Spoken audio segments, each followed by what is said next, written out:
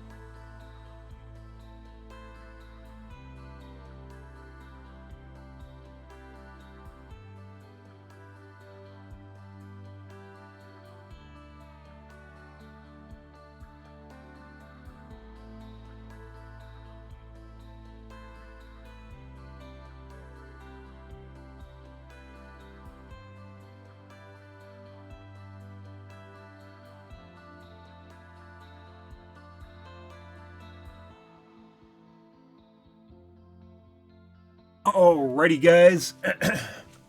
Hope you guys are having a wonderful evening so far. Okay. Yep, yesterday, guys, we had some very cheat-heavy games. It was pretty ridiculous, actually. Yeah. Running into cheat lobbies pretty regularly until the end of the night. And even then, still got cheaters in our games. It's pretty absurd. Watching other people, some of the big streamers are definitely in their streamer MMR. Like Hexy literally just ends up 4K'ing people at 4 gens, even though he just walks around hitting people randomly. Yeah. You can totally tell. You can absolutely totally tell that he's not playing against normal survivors. Well, he's not playing against high MMR survivors. Like, they have almost no fucking idea what they're doing. Best leaf blower? Just in time for fall, guys. Alrighty, let's take a look at what's going on in the Reddits here, excuse me, the tubes here first.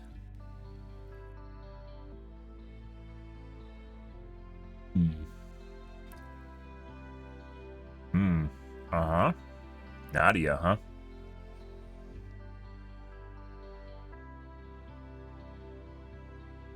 We watched her cheating videos yesterday. And basically, the anti-cheat thing surrounding, or the cheating thing surrounding Nadia right now, isn't that she got found, like, banned for cheating. She got banned for she was manually banned for her stats being so fucking weird in a real life tournament compared to online. They didn't actually catch her cheating. Like, they didn't catch the actual cheat itself, which is kind of telling in of itself. Rather, they just subjectively banned her because they watched her in real life and they're like, hey, this guy's nothing like they are online. And then they're like, maybe we shouldn't, maybe we should ban her because it's fucking weird when she drops 30 bombs online and then in real life she barely can get kills and maintain a positive KD.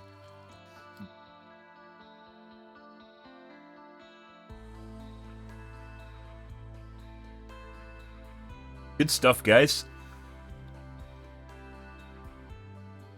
This guy's going to keep popping up.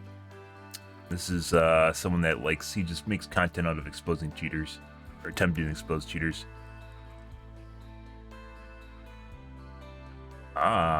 Delitting, I do want to take a look at this. The Bauer, apparently there's actually really good net positive benefit from delitting. Like 20 Celsius, so.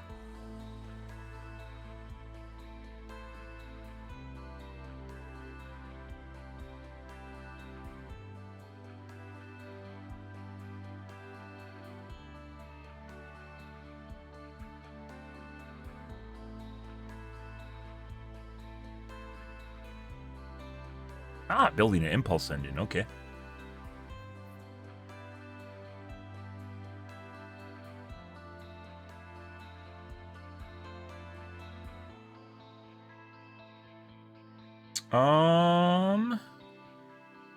Honored to tank with you. Everyone's moving to Overwatch 2, guys. It's so sad. We'll have to play a slightly different game now. Darn. Well, mine does your graphics card? No. What happens if you have an electronics failure? You have a defective video card because it couldn't handle the load. There's nothing to do with mining.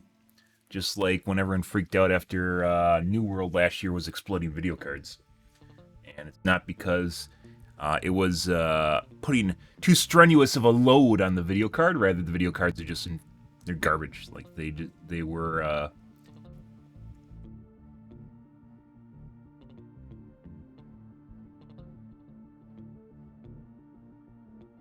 defective from the factory.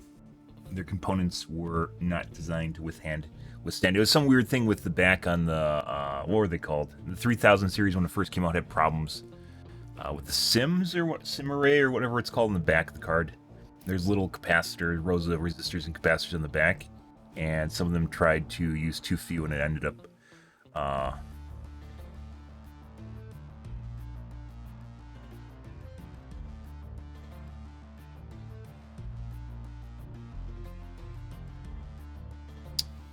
leading to failures. Simulator 3. But now she plays Call of Duty. She's apparently one of the best female Call of Duty players in the world. Not only according to her, but according to her stats. And if you watch her play, which I did a couple months ago before this whole thing popped up, you could tell that she's not legit. She does all sorts of stupid things. She doesn't even care. Like, she doesn't take the game remotely seriously either.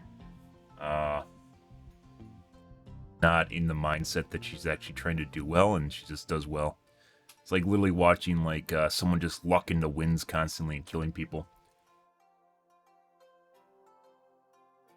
Staring at people through walls. So apparently, one of the videos that we watched, a cheater spectated her with a wall hack, and then you could actually see that she was like staring at people through walls. But yeah, she's a big Call of Duty streamer. And she's still on Twitch, by the way. Still on Twitch, even after this allegation, even if she got banned in Modern Warfare 2, still on Twitch. We're going to take a look at Product Farm first. I have a sweet spot for product reviews, so. Is that $80 leaf blower just as good as the one that costs $329? We have a bunch of different brands to test today, so let's get the testing underway and see which brand is the best. In the first test, we'll see which air blower makes the most airspeed and airflow. Then we'll compare performance moving leaves and then wood chips. Finally, we'll fasten 10 leaf blowers to a bicycle and take it for a ride. At a price of only $80 for just the blower and not the battery and charger is this Atlas brand, which is sold at Harbor Freight. You needed an 80-volt battery for the leaf Atlas. blower should be banned. I wasn't able to find a kit with the battery and charger included. With the battery and charger, the total cost is around $240. That's pretty interesting assertion there, but you know, I guess. Extended runtime, 605 CFM and 150 miles per hour. Sure. We're going to test that. Automatic speed control as well as a turbo button. I'll be using an 80-volt, 2.5 amp hour battery for the testing. And the Atlas is a little slow to get up to speed at 0.8 seconds. The Atlas is made in China. The air tube diameter on the Atlas is very close to 3.4 inches. With the battery, the Atlas weighs 7.67 pounds. At very close to 2 feet from the sound meter, the Atlas is pretty loud at 101.9 decibels. Let's compare performance using this air blower dyno. The pipe that's attached to the weight scale is 1 foot long with a 6-inch diameter. I'll place the air blower pipe parallel to the top of the conduit and run the blowers at the highest speed setting. And the Atlas performed very well at 6.3 He definitely needs pounds. something there to align it. At a price of only $99 for the blower, the battery and charger is this N-Hulk brand. It includes a 20-volt, 4 amp hour battery. It claims to produce 400 CFM and has a brushless motor. 90 miles per hour maximum airspeed. On-off button and a speed adjustment switch. The blower tube end is right at 3 inches in diameter. And the Hulk has a much faster switch reaction speed at 1.1 seconds to get up to speed. The Hulk is made in China. With the battery, 7.87 pounds for the Hulk. 95.6 decibels for the Hulk. And the Hulk made 3.85 pounds of power on the dyno. At a price of $159 for just the blower and not the battery and charger is this DeWalt brand. Includes a 20-volt brushless motor. Air volume with standard nozzle is supposed to be up to 450 CFM or with the concentrator 338. With standard nozzle up to 106 miles per hour or with the concentrator 125. Concentrator. The DeWalt is made in Mexico. Includes a trigger switch as well as a speed lock lever. And the DeWalt is a little slow to react to the trigger and slow to get up to speed at 1.2 seconds. The tube end of the DeWalt is very close to 3.25 inches. With a 9 amp hour battery, 8.7 pounds for the DeWalt, 94.5 decibels for the DeWalt, and the DeWalt actually made less power than the Hulk at 3.78 pounds. At a price of $200 for just the tool and not the battery and charger is this Milwaukee brand. Tends to be the best brand, guys. CFM or in general, for a lot of different things, mainly power tools. But sometimes it ventures over into other things like screws, screwdrivers, rulers, stuff like that. Which is kind of weird. The air tube on the Milwaukee is right at 3 inches. And the Milwaukee weighs 7.3 pounds with an 8 amp hour battery. 99.7 decibels for the Milwaukee. And the Milwaukee performed about the same as the Hulk at 3.84 pounds.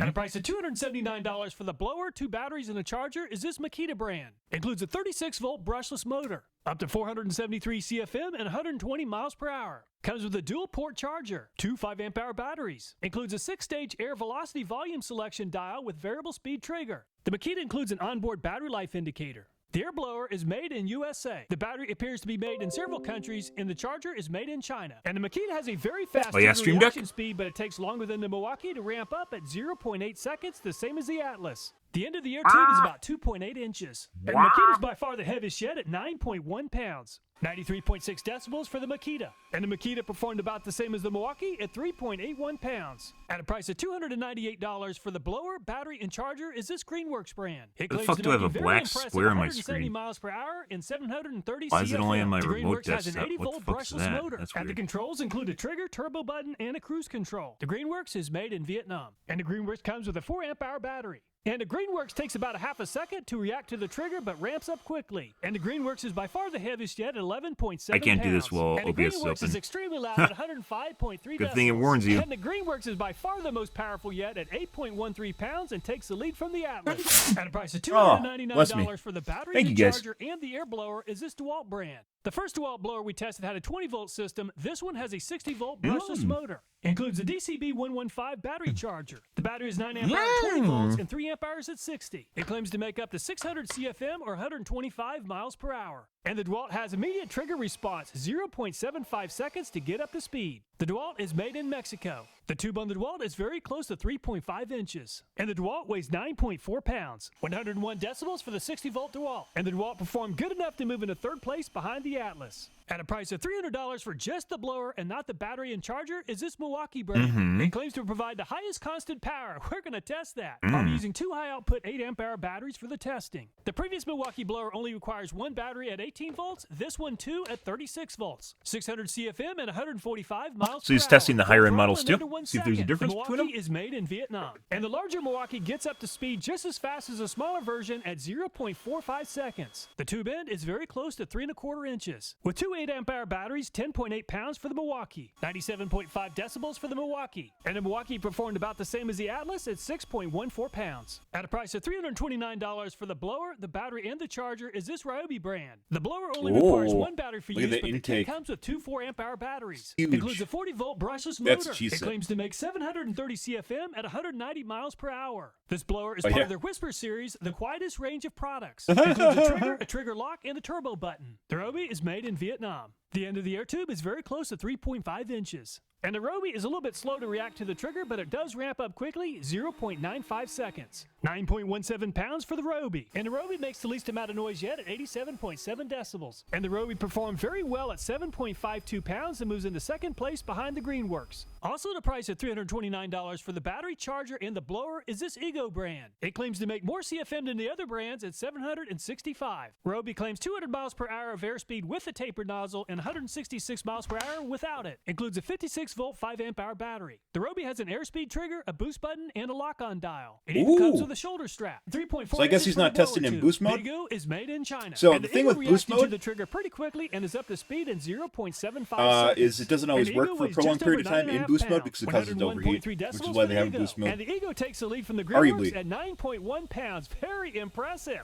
So the Ego did the best on the dyno at 9.1 pounds. Greenworks finished in second at 8.13 pounds, Ryobi 7.52, Atlas 6.31, and Milwaukee 36 volt 6.14 pounds. These air blowers are way too powerful for this air meter, so I bought a much better air meter that'll give us some very precise measurements. The air meter that I bought measures both airspeed as well as CFM using a pitot tube instead of a fan blade. While the tester does measure volume for round air ducts, unfortunately it rounds to the nearest inch and that won't give us very accurate information. So I'll go ahead and measure the air velocity during the testing and then I'll calculate the CFM. Tapered nozzles are supposed to That's help what they use on an airspeed. airplane, So by the way, guys. Airspeed for all the blowers next. All what the is it, batteries pitot? are fully charged. The Atlas advertises 150 miles per hour. With the turbo activated, the Atlas made it to 1,118 feet per minute or 125.2 miles per hour. And the Hulk claims to make 90 miles per hour, but actually did better than advertised at 93.9. I'll go ahead and use a 9-amp-hour battery for the DeWalt. With the air concentrator in place, the DeWalt is supposed to make 125 miles per hour, but only made it up to 102.5. With a fully charged high-output 8-amp-hour battery, the Milwaukee only made it to 99.4 miles per hour, or about 20 less than advertised. And the Makita claims 120 miles per hour, and it came very close to its rating at 119.1. The Greenworks claims 170 miles per hour. So if you guys don't know, on jets and in aircraft in general, they have these guys. And they're really expensive, by the way.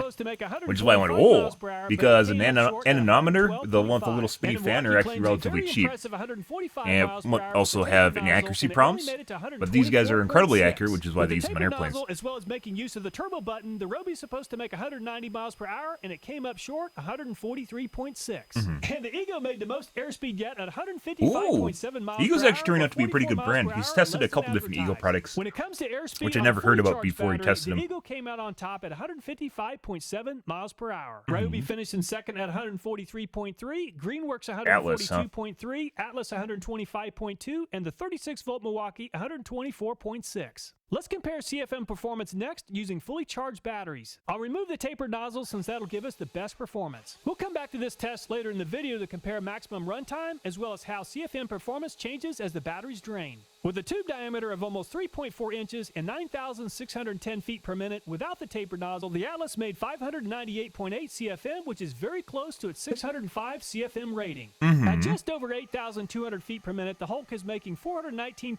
CFM, which is about 10 CFM less than You could convert this to work units. Has a larger blower tube and how many makes cubic less feet airspeed per than the minute Hulk per at battery, guys? 7,446. And the DeWalt makes How many total cubic feet of blow is 431.5 per CFM, battery? 20 less than advertised. And the Milwaukee is supposed I'm not to sure make how useful that'd be, because 450 obviously your pressure is going to determine 748 feet per whether or not minute you is can very move close stuff, to and then you might actually have to take more 446.8. work to At move stuff. So 10,525, not directly the Makita comparable. is at 450 CFM or 23 less than advertised. But And then the arguably it Greenworks might be claims a too very much, though, impressive right? 730 CFM. You might have At too much blowing, and as such you're using more 9,967 battery than you need feet to. per minute, and a blower tube You're at 3.6 inches. overblowing. The Greenworks did by far the best yet at 704. That's actually The DeWalt's unrelated, but when it comes to ballistics, so for guns, there's a thing of over-penetration, for instance, where you penetrate the target and it causes collateral damage because you hit stuff behind it. So over-penetration is actually a problem. You wouldn't think it's like, doing something too well is a bad deal, but it can actually be a bad deal, not just specifically in ballistics, but in our case of how many cubic feet can we move with a single battery. there's a point where you're overblowing as well as underblowing. Blower You gotta blow just the right amount, guys, to move those leaves. At 9,041 feet per minute. 590 CFM is about 10 less than advertised. And the Milwaukee's blower tube is a little bit Which smaller later on than he's the going to test some of that, It does make more airspeed at 10,450 not feet quite in per the same minute. way. And the Milwaukee actually did better than its 600 CFM rating at 606. And the Roby's blower tube is the second largest in the lineup at 3.5 inches. At just over 10,300 feet per minute, the Roby made almost as much CFM as the Greenworks at 689. And the Isn't Eagle claims CFM to directly make the most related CFM in the to, lineup at 765. actually wouldn't be. 11,795 Wind speed feet could be per minute, different because the it Eagle doesn't moves have into the lead over the include Greenworks the at 743.5 volume of CFM. air that it's moving. CFM production has a huge impact on performance, and the Eagle did the best at 743.5. Still. The Greenworks also did Atlas very is well doing at pretty good for an $80 leaf 704.1, blower. Roby 689.1, Milwaukee 606, and Atlas 598.8. Before we test the air blowers moving some leaves, let's see how quickly the air blowers can move about 50 pounds of wood chips made by a chainsaw. The test area is 5 feet wide, and the blowers will have to move the wood chips about 10 feet. I'll use the airflow concentrators on the air blowers during the test. I feel as though wood chips pretty quickly in only 26.3 seconds. he's losing And a lot of them makes here. about 200 CFM less than the Atlas, and the airspeed is about 35 miles per hour slower. And the Hulk takes more than twice as long as the Atlas at 54 seconds. And the airflow concentrator helped the DeWalt with airspeed, but it also hurt with CFM production. And the DeWalt took even longer than the Hulk at 61 seconds. And the Milwaukee doesn't have an airflow concentrator and is making more CFMs than the DeWalt and the Hulk at 446.8. And the Milwaukee finished the job in 50 seconds to move into second place behind the Atlas. Definitely feels like he's losing some stuff there. And the Makita makes great airspeed at 119 miles per hour, and it's even faster than the Milwaukee at 41 seconds, but the Atlas holds on to the lead. At 142 miles per hour, the Greenworks makes a lot more airspeed in CFM than the Atlas. And the Greenworks takes the lead from the Atlas in only 20.5 seconds. And the DeWalt makes 590 CFM at 112.5 miles per hour. And the DeWalt is almost as fast as the Atlas at 30.3 seconds. And the Milwaukee is faster than the DeWalt but slower than the Atlas at 28.2 seconds. And the Roby makes a lot of airspeed at 143.3 miles per hour and is almost as fast as the Greenworks at 21.5 seconds.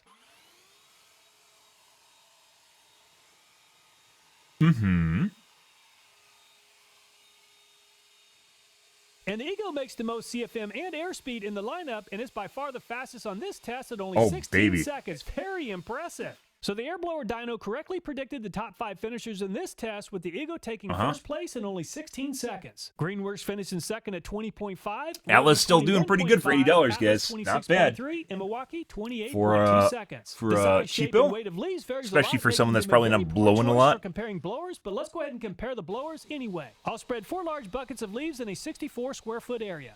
And the airspeed and the CFM output on the Atlas did a great job of moving So you the got some leaves. shit on his And camera. the Atlas blew the 4 buckets of leaves across the finish line in only 22 seconds. At only 90 miles per hour, the Hulk just doesn't make enough airspeed to work efficiently. And the Hulk took half again longer than the Atlas at 33 seconds. With the air concentrator installed, the DeWalt makes a lot more airspeed than the Hulk, but it does make less CFM. Once again, the DeWalt finished behind the Hulk in 36.7 seconds.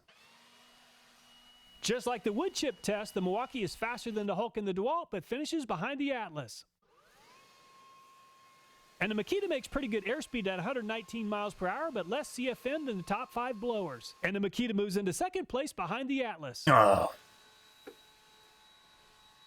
When we can see the Eagle, guys. And the Greenworks makes a lot more airspeed at 142.3 miles per hour and over 700 CFM. And the Greenworks is by far the fastest yet in only 14.5 seconds. And the DeWalt makes almost as much CFM as the Atlas, and the DeWalt is almost as fast at 20.2 seconds. And the Milwaukee makes even more CFM than the Atlas, and the Milwaukee barely edges out the Atlas in 20.2 seconds. In the previous test, the Roby performs very close to the same as the Greenworks. And the Roby actually finished ahead of the Greenworks on this test by 1 second at 13.3 seconds total. I mean, obviously there's a lot of there's a lot of slop here in terms of how accurate the test is, but But still. And the Ego makes the most airspeed and CFM, but finishes. This is one of the things I really like about Project Farm, guys, is it generally so it's probably the operator. So the Roby did the best at moving leaves in only 13.3 seconds. The Greenworks and Ego performed very close to the as a test real life scenarios, even if they aren't easy to test, because you still have to test it, right? It's like when we do we look at CPU benchmarks, right, for the 7000 series, and no one tests multiplayer games. Right? Because it's hard to test multiplayer games. It's perfectly understandable that it's very difficult to test multiplayer games. However, because they don't test multiplayer games, they completely remove the subset of testing data that they really need to have.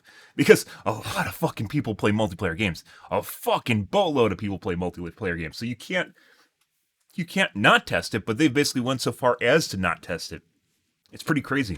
When I was a teenager, I saved up money to buy this skateboard. So let's put it to use and see which air blower You used to run on a skateboard. That's hilarious. And the Atlas is extremely light and powerful at 2.07 seconds. The Hulk is heavier than the Atlas and less powerful, 2.98 seconds, almost half again longer. And the DeWalt is even heavier than the Hulk, and it's the slowest yet at 3.23 seconds. The Milwaukee is heavier than the DeWalt and more powerful and moves into second place at 2.83 seconds. And the Makita, I guess this is for the kids. At 2.77 seconds. And the Greenworks is very heavy and powerful, 2.07 seconds, the same as the Atlas. To be fair, it's still actually putting a workload on the blower, right? And slower, 2.22 seconds. The Milwaukee is over a pound heavier than the DeWalt, and it's slower at 2.3 seconds. The Roby is heavy at 9.2 pounds and very powerful, 2.07 seconds, the same as the Atlas and the Greenworks. Even though the Ego is a little bit heavier than the Roby, it's also very powerful, 1.97 seconds, the best yet. While this test has very little practical application, it'll help us figure out the best configuration for placing 10 leaf blowers on the back of this bicycle.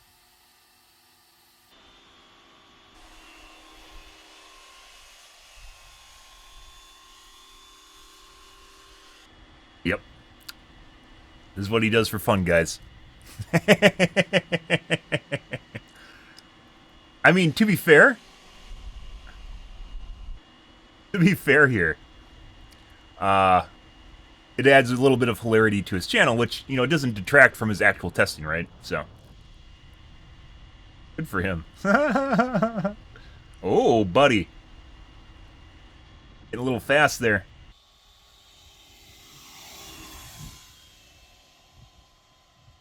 Can you imagine driving past that? Just seeing someone with like 10 leaf blowers attached to a bike? I mean, obviously you could get an electric bike conversion kit, which would be, you know, basically the price of a leaf blower, or you could just attach 10 leaf blowers to the back of a bike.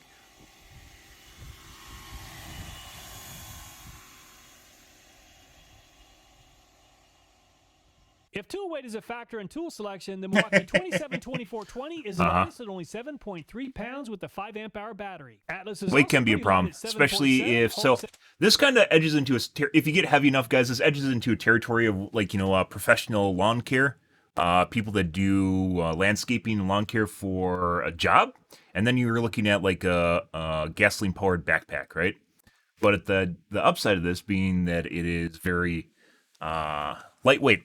Battery-powered stuff is incredibly lightweight, generally speaking, and if the heavier you get for, you know, more oomph, generally takes away from the fact that it was lightweight to begin with, right?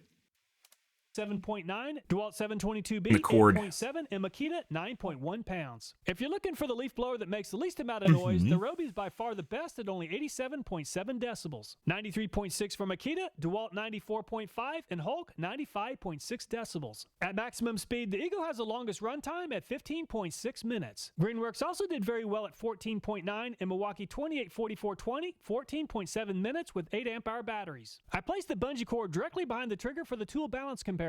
So tool balance can definitely impact user comfort, and the Atlas is very well designed with the blower tube at a 25-degree angle. And basically where you want it. That's pretty good. Downward when in use, since it's actually too heavy in the back. With a 5 amp hour battery, the DeWalt and the Milwaukee are very well balanced. This is actually a really good and the test. Makita is pretty heavy with its 2 5 amp hour This is going to batteries. determine arm fatigue, because obviously if you have to tip it up or tip it down, that's going to create fatigue on your wrist, right?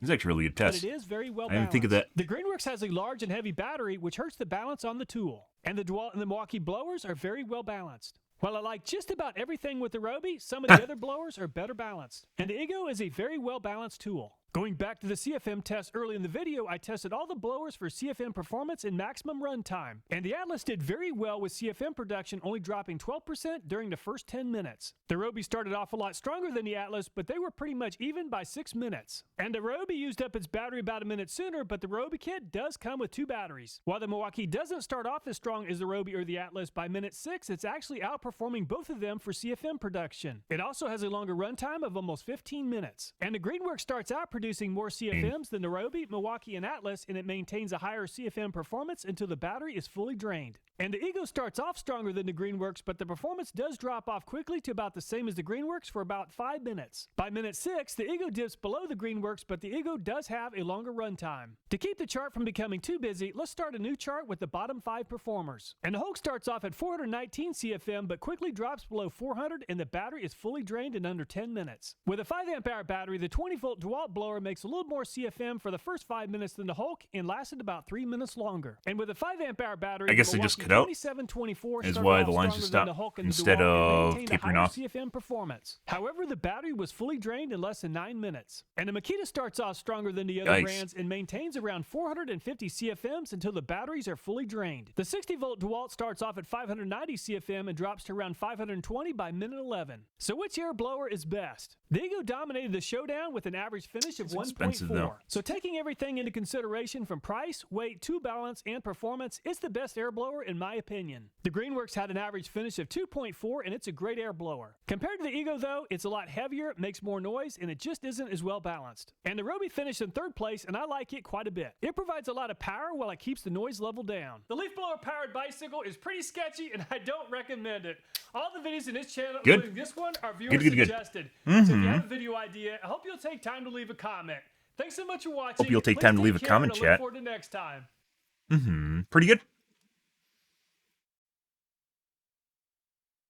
The leaf blower bicycle literally made my whole day turn around.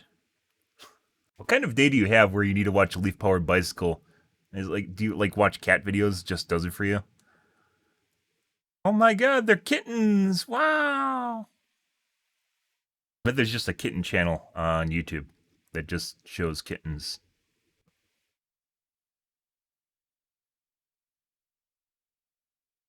Never really given it a second chance, second glance at the Harbor Freight Atlas series, but I'm pretty impressed with the performance for its price. Yeah, once again, we've talked about it before, but like stuff at Harbor Freight does not always mean it's going to have the same level of quality. They sometimes tweak stuff and they won't change the name. So you'll buy an Atlas 40V blower and then find out later on that they changed it. And it's not the same model that he purchased, even though it has the same name. Yeah, which really sucks. Unfortunately, their quality control is all over the place there. We call the lawyer to save the diesel. Oh, I do like rich rebuilds. We're going to take a look at the DeBauer delidding. I'm curious about this.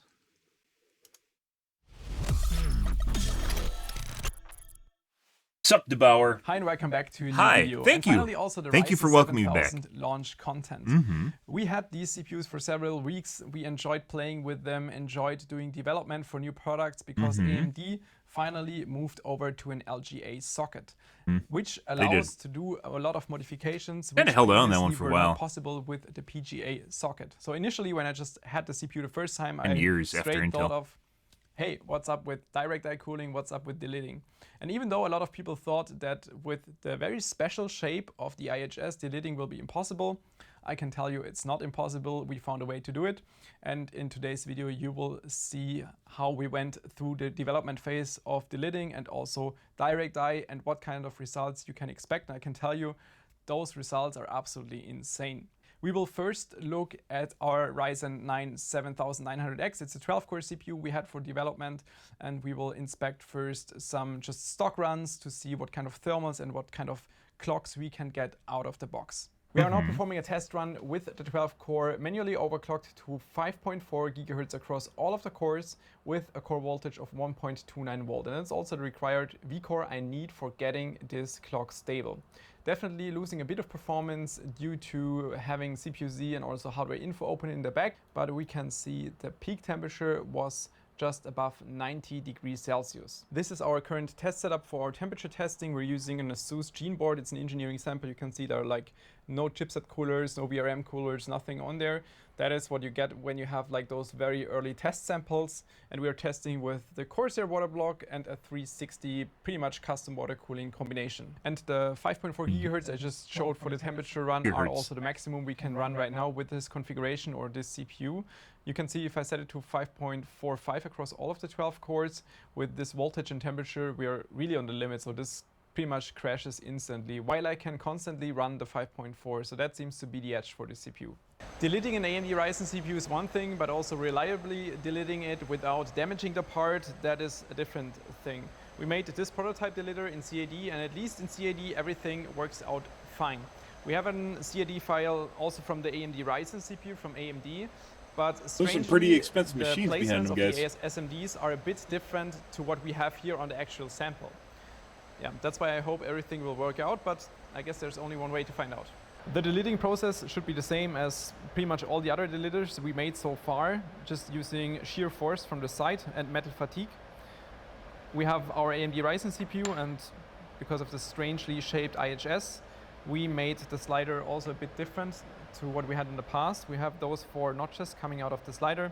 Don't worry, like all those are prototype parts. The like serial production parts will be a bit different, but this should work just fine for testing if this even works. The plan is that basically the slider fits onto the AMD Ryzen CPU, and then we will use the slider to push the IHS slightly back and forth, like left and right. Because if you just check here, there is a space of about, or like clearance of about 1.8 to maybe 2 millimeters, and that should be sufficient to just move it a little bit to left and right, and after maybe 10, 15, 20 movements, we will find out. The IHS hopefully comes loose without damaging any of the other parts. This means we start with the CPU first. Obviously pay attention to I guess if you have a the laser orientation cutter. of the CPU. That I guess they have a very CNC important, machine, so. because they are differently shaped. Put in the slider. Now fix the slider with these screws so it cannot like go up to the top. Now we have 2 ball bearings, left and right, because the plan is now that I will tighten this screw. It will pull the slider about 1 millimeter to the left. Then I will remove this one and tighten the screw on the right, and then pull it a bit to the right. At least that's the theory. But again, this is a prototype, so the bearings would be different in the final one.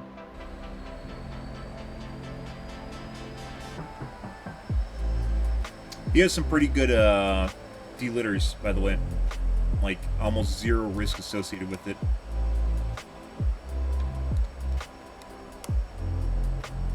After the second pull, we can already see that the IHS moved slightly to the bottom, and there's still enough clearance to these like SMD parts next to it. So that looks already nice.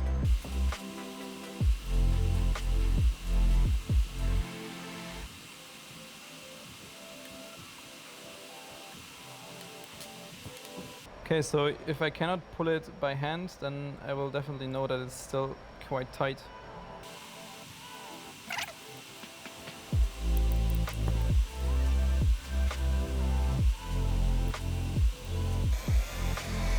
Hey! I'm actually thinking that if he used a heat gun on the top through the plate, he probably could actually speed this up too. First look, I'm very satisfied. At least from what I can tell right now, like just inspecting all the SMDs and like the edges of the die and everything. And we talked about this before, guys. Like those open things, they did it so they had more room on the chip. Those open spaces are just going to get absolutely fucking caked with thermal grease. And you can already see it on his sample, which probably has taken on a computer maybe like 6 times or something throughout testing.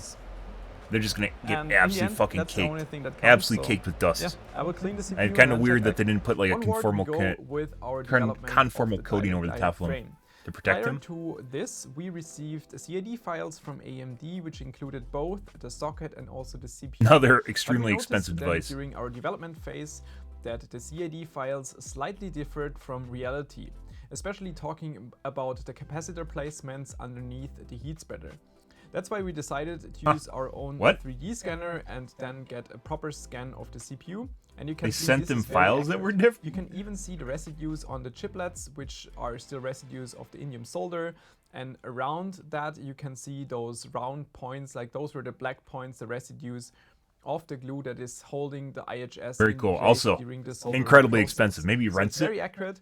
And based It would on make that, a lot of again, sense, a few right? days But later, I guess, we I don't have know. the first I assume draft he's not of a our big enough direct tech die tuber like he frame. does Then we almost only had to do specifically the overclocking simulation, content, so that's completely pretty much overclocking writing the content. program for the CNC mill, and we can I continue. don't know, he with makes money. I production. guess he sells The the CNC mill is delitters. now equipped with a 6mm aluminum plate to make the direct Maybe he die rents frame, them. at least the first prototype. If we would do If this is mass someone production, else's we would shop, it'd probably make more switch to a sense, right? 4mm plate simply because we wouldn't have to thin it out. But yeah, that's just for the first try.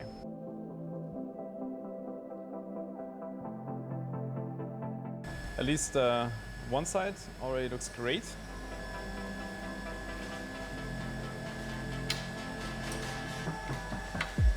So now the only remaining thing we have to do is manufacture the top side, and I mean, just looking at how this is clamped into the vise, not quite happy with it. Would be much easier if we would have any kind of like mounting mechanism where we could mount it over those 4 screws or like 4 holes, but I hope it will just work out.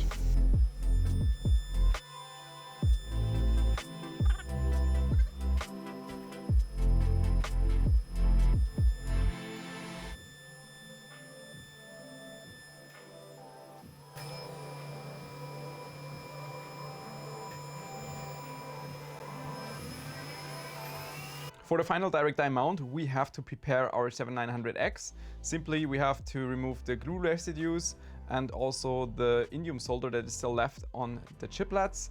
We could use some liquid metal to do so. You could use any liquid metal to do this. Just the gallium inside the liquid metal, if there's plenty inside and you have plenty of material, leave it on there for like 5 minutes, should be enough to solve the indium. As alternative, you can always use a sharp object like a razor blade to scratch it off. Making good use of my deleted 12900K, but before people freak out again, the 12900K is dead anyway, so. That's interesting. It's like super thin razor blade meant for like this. I've never seen those before. And that's the result you should expect with the cleaned dies and also with the removed glue around it. Next up, we will have to remove the AMD SAM. So the thing which originally keeps the CPU inside the socket. He knows my name, AMD guys. decided to kind of fix the screws inside the SAM, which means that we cannot reuse them for our direct die frame, which is what we typically did with Intel, because they have UNC thread, and then you want to just use the same kind of screws to still keep the original backplate. But that's something we cannot do. We will still keep the original backplate, that's all fine, but it means we will have to get our own screws made. So now, CPU into the socket, and now you would place the direct die frame on top. Since this is still a prototype and it's not anodized, it means that I will have to cover the contacts that I have underneath on the board. For the retail unit, like for the retail direct die frame, it will be anodized, which means that it will not be electrically conductive, and It's like some of them are a little bit closer on the sides. Like tape those tiny contacts. I simply put some Teflon tape on top to protect these SMD pads, and that should be fine. And now we will put our frame on top. Those are not the screws we will use for the final product, because the height of the screw head would be too much. So I had to grind them down a tiny bit. It's important to now check if the cores are actually the highest position. And that's right, because left and right you can see a tiny bit of shadow underneath this metal plate. It is really important to check that on the first attempt, because otherwise, if the cooler sits on the frame and not on the drops cores, temperature. It's this is in the can borderline extreme overclocking. Going back to my case, the direct not really, die because you can mount. still do I this could at home. mount It's the not CPU super block expensive. from Corsair, simply because But then it ruins the resale die value of your is now chips sitting too. so Or much maybe it lower increases, I than don't know. previously with the then it turns original into a niche product. IHS. So I couldn't use the original backplate anymore. Decided to make my own one. So that's made out of aluminum, anodized, and it's basically following AMD's spec, and it's just shorter. So I call it the AM5 short backplate. Very creative, I know. But this should allow compatibility to other coolers, maybe also to the EKL cooler, not quite sure, but also for extreme overclocking if you want to use your liquid nitrogen container.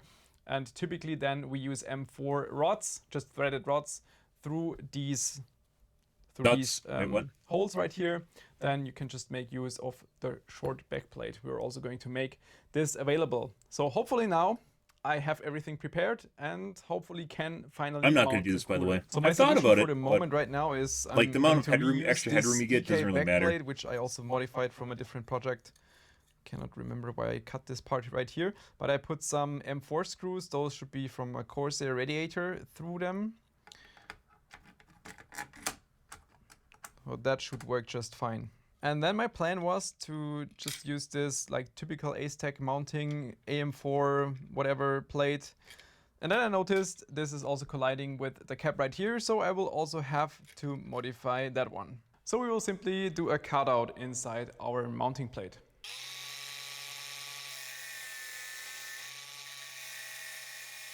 It's also not the best solution because it will definitely lose a bit of like stability, but that's how it goes. Again, a few days later, because I wanted to mount my Corsair water block on the DirectEye CPU.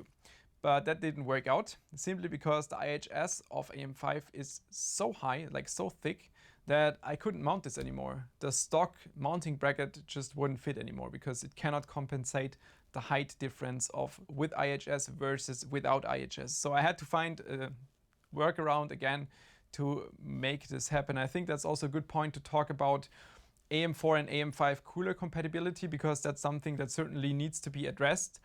Just because AMD says that the C height, like the height of your AM5 CPU versus your AM4 CPU is still the same, doesn't mean that all the coolers are automatically compatible, because the mounting mechanism is simply different. For AM4, if you wanted to remove the backplate, you simply had to remove those plastic parts around the socket and then take off the backplate, because some coolers are coming with their own backplate.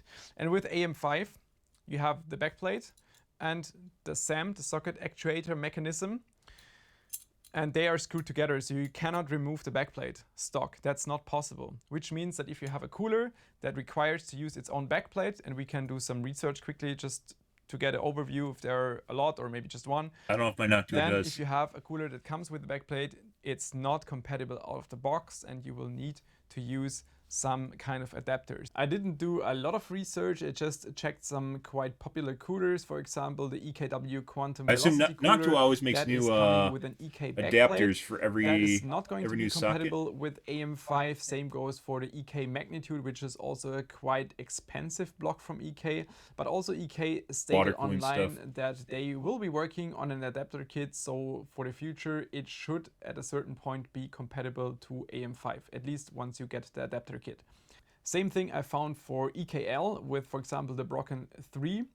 That is also coming with its own backplate, but I could not find any kind of information about an upcoming adapter kit or not. Cooler Master is also listing several coolers online that out of the box will not be compatible with AM5, and you will need an adapter kit. But just looking at today, which is not even 1 week away from launch, I could not find any adapter kit for AM5 online for purchase. This means that if you want to get AM5 right at launch and you have one of the affected coolers, you might have to wait for getting an adapter kit, or you might have to switch to a different cooler. And that's one thing you can debate if that was necessary or not, but generally speaking, AMD had to use a much thicker IHS to maintain compatibility. And that is something I'm not quite sure if that was a correct or like an intelligent move. Simply because it's now so thick that your thermals will suffer from this.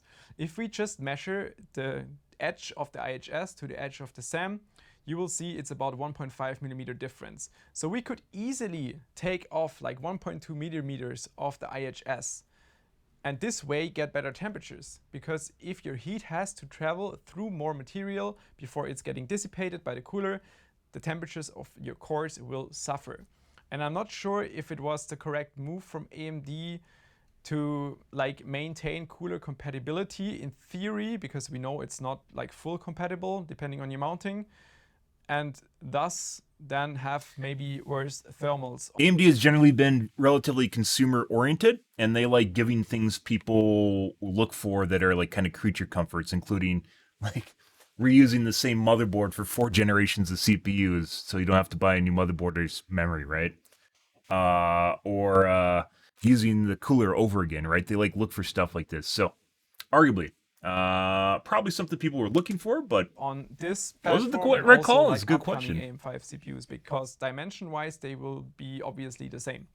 Not quite sure, but I think maybe let's just check some random coolers if they're compatible or not. Now we are going to apply some liquid metal both on the I/O die and also on the other chiplets that are containing the cores. Ah, the music. Ah. Never use liquid metal. And on the CPU block we also pre-applied liquid metal. To get rid. I don't know offhand. I thought it was permanent, but apparently you can remove the coolers. That's why I never Now used it. moment of truth, let's It's also see expensive. if it powers up. And it's not that much better than normal normal good, thermal paste. Getting in the right direction. And also the idle temperatures so far look promising, even though it's 35 degrees Celsius, but you also have to consider that I'm running a rather high voltage. Moment of truth now, because that's the first time running load with DirectEye for me. I have no idea what kind of temperatures we will see. First the initial contact is good reaction, or guys. not. Initial reaction. Bear with me. Okay, Oh! right now I'm not sure what to say. Like, the temperatures improved by more than 20 degrees Celsius. Like, is this real? It's like 70 load. I'm just rerunning the third time now. And you can see those temps are real. They're increasing now slightly because definitely we're putting more heat inside the radiator, but it's in line. And also package power is a bit lower.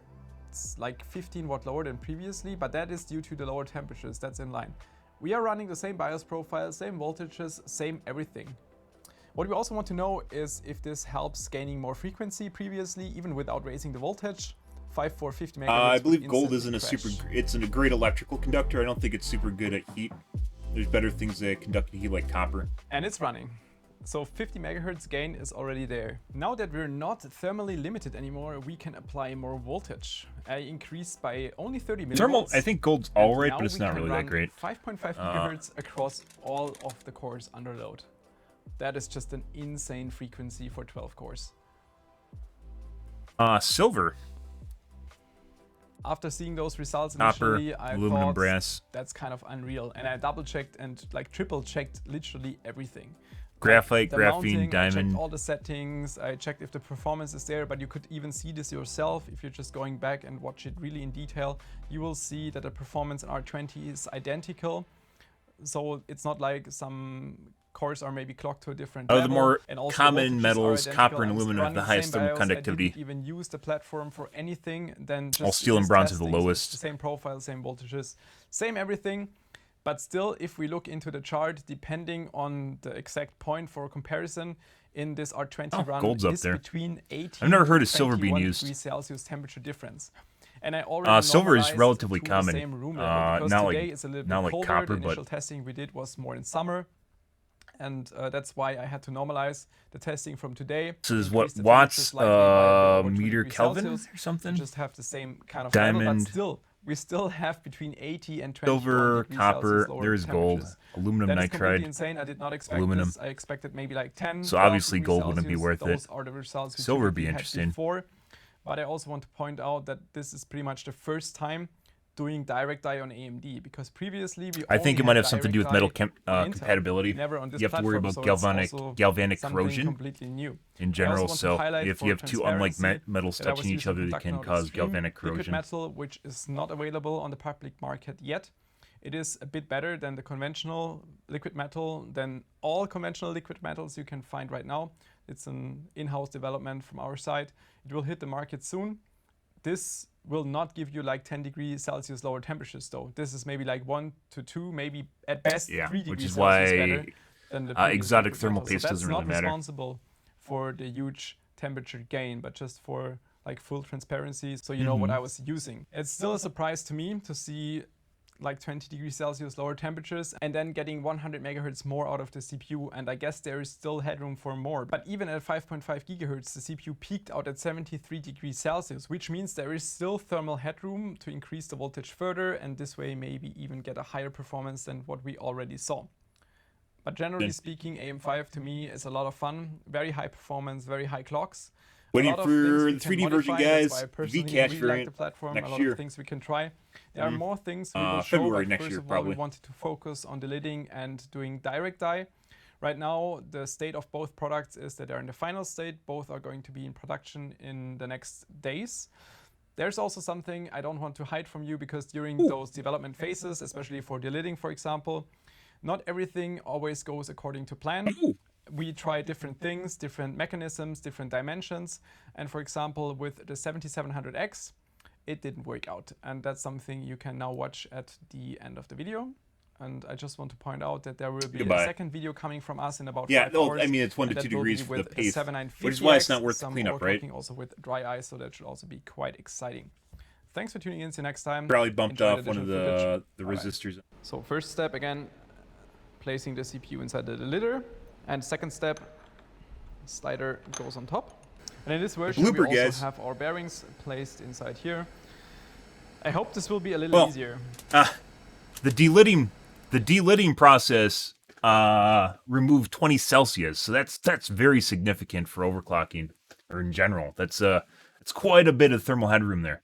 But the thermal grease, definitely not worth it. Like I said, I use MX2, which is very cheap and very good for the price. And save like 1 or 2 degrees Celsius if I go to like a Cryonaut or something, which isn't worth it.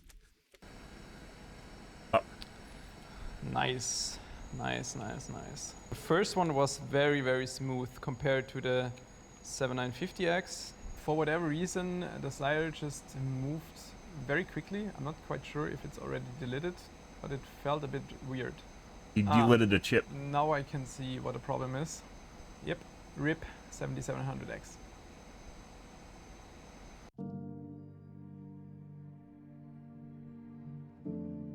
Scratched it or something?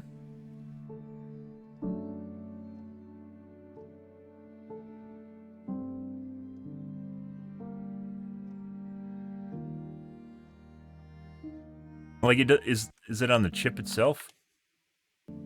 Just on the wafer. Yep, RIP 7700X. I guess. Didn't look like it's cracked though. Now I can see what the problem is. Yep, RIP 7700X. Wait, you had like something abrasive in there or something it's sitting on? You probably tested it though, so. Assume he tested it. Oh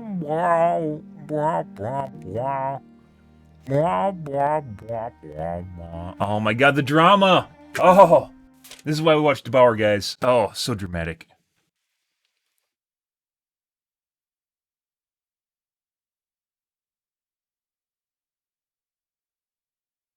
Mm-hmm.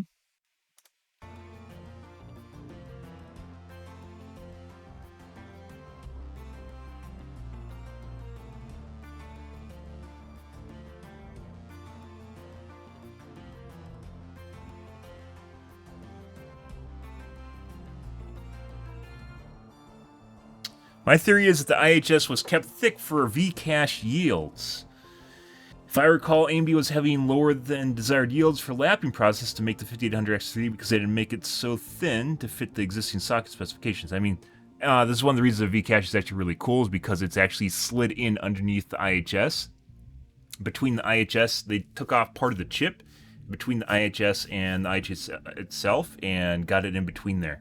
Yeah, with a piece of memory on top of your chip.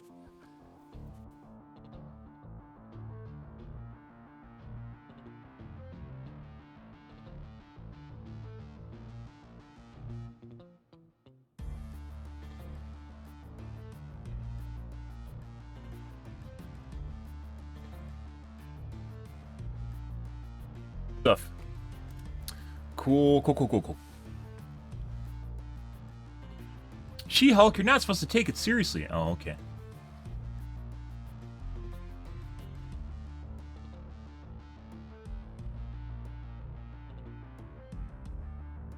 Oh no! Don't ruin Clone Wars. Too late. Disney did it.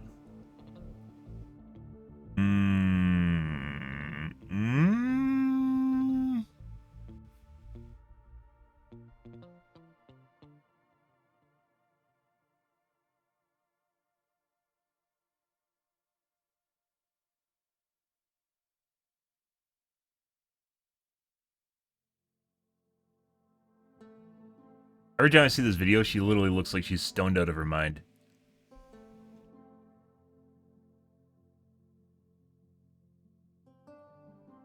Okay. Let's get into games earlier, guys. So we're going to do our uploads. Upload our video from yesterday. Let's see.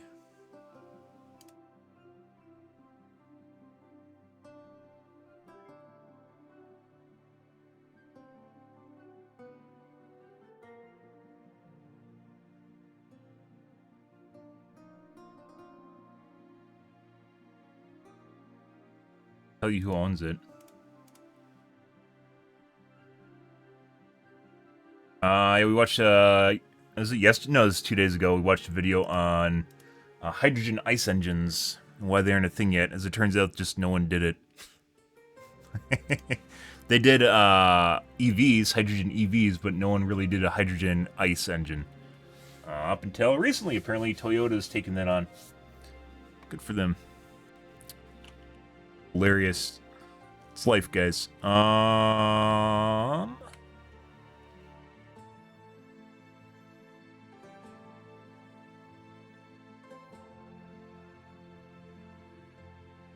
October 1st, guys.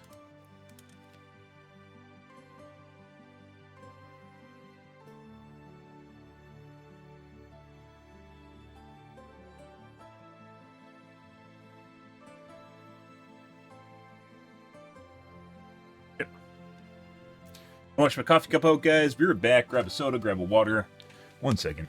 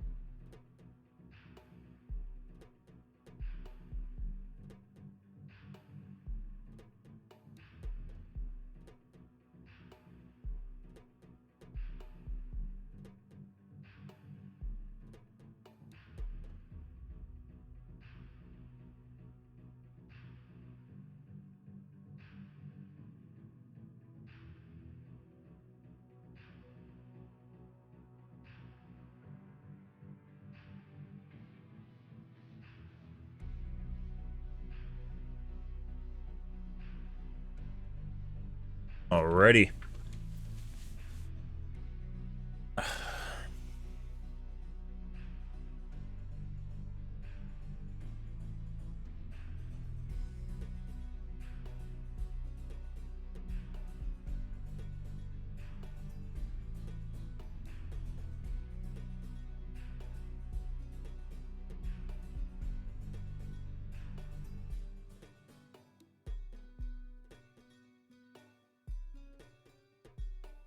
Mm-hmm.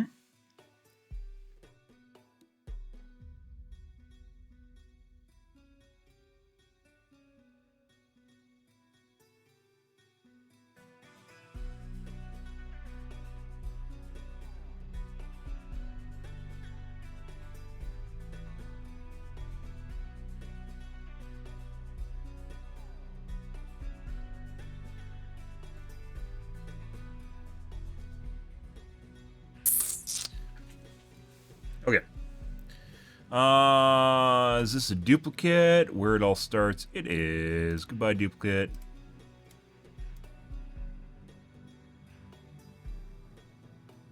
Here's my upload.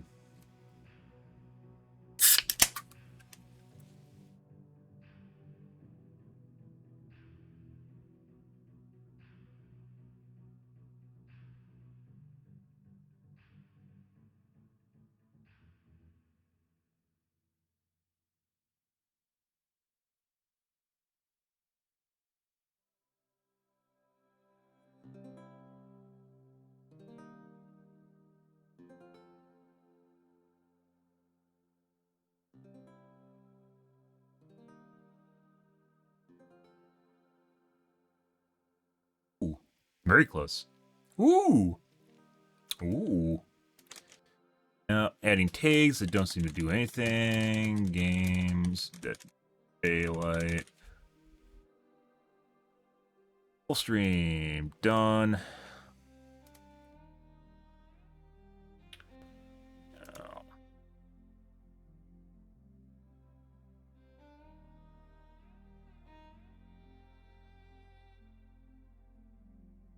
Publish to feeds. Alrighty. Done. Publicize. Done. It happens. Okay. Let's move on, guys, to the Reddits and then get into the dibs. Yeah, people QQing about Doomfist. Not Doomfist, Overwatch 1 ending.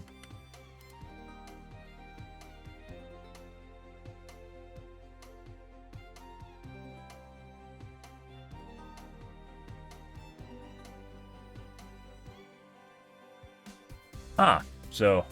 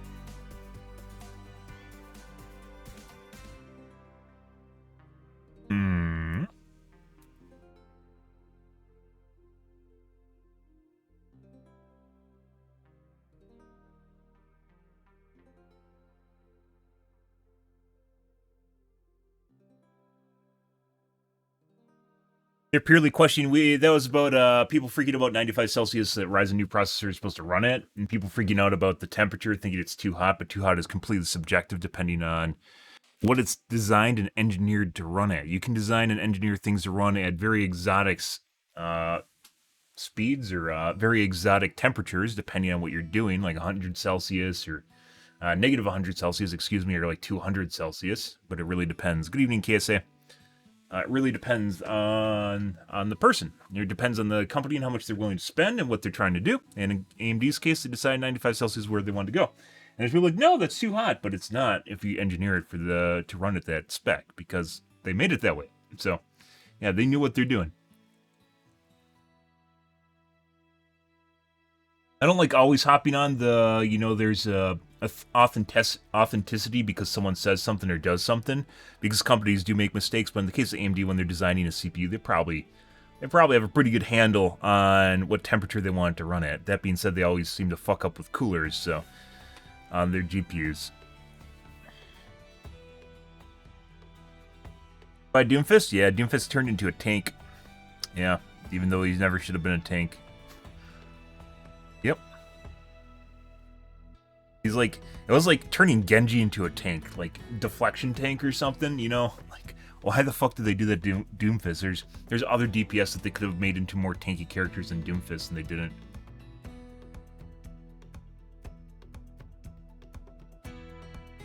Fucking weird, because he's like a hyperextend character too. Like, he goes in super deep. That's why I referred to Genji as like a flanker. Referred to Genji in the same way. Tracer. Imagine Tracer being a tank too.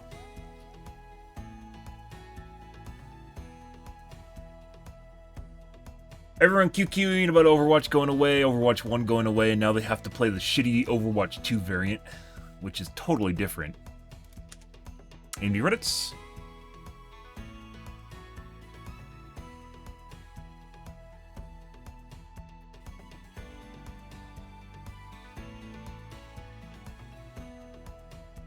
Core builds, don't care. Not until the Vcache variant comes out, guys. Uh-huh.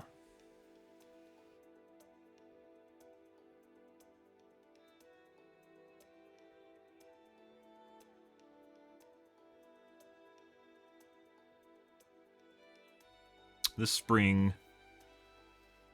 Crypto's not being very kind right now, though, so I might not be able to afford a new CPU this spring.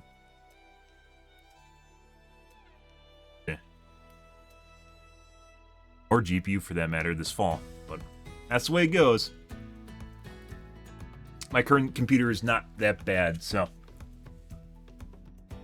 I don't expect if I don't have an extra two. I'm still sitting in the same fucking chair too. That's seen that just rubbed me the wrong way multiple times. Yeah, they're taking Overwatch 1 offline for Overwatch 2. The end result was everything was supposed to transition to Overwatch 2, so I don't know why anyone's freaking out about that. You could just play Overwatch 2 with Overwatch 1 if you owned it, so. And you carries over all your shit too.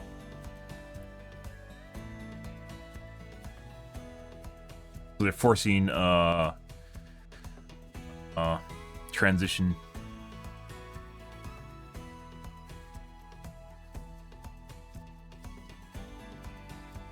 Duty Reddits. Miserable game bonus. No, you don't deserve it.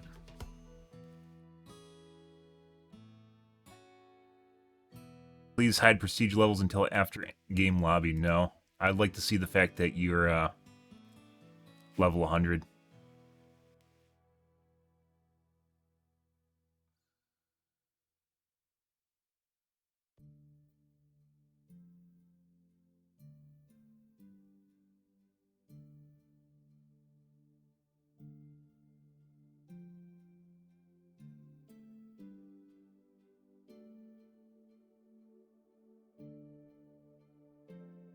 Prestige level. I spelled it right.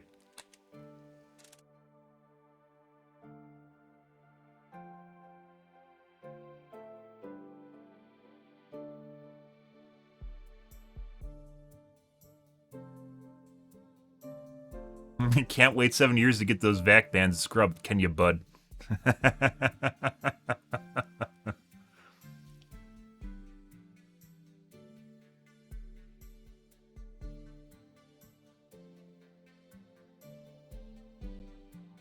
The only time I've dodged prestige is like when we have like, yesterday I dodged one prestige lobby, which was with 2 level 100 prestiges and a level 30, and I wasn't fucking playing that shit. There's no fucking way I was gonna play that. That just sounds fucking horrible.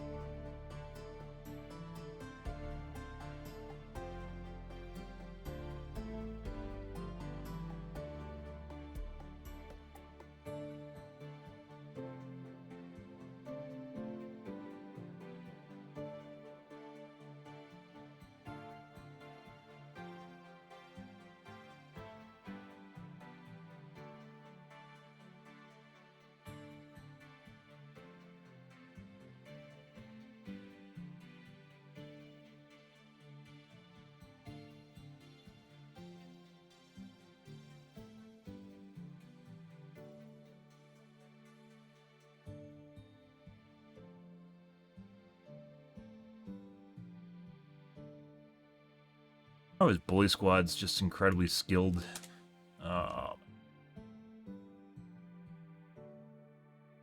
More than likely, incredibly skilled. Or just cheaters or something weird going on there. You don't want to be a part of. Like, I don't dodge people that are like level 50 or whatever. I look at profiles first. Get downvoted, good.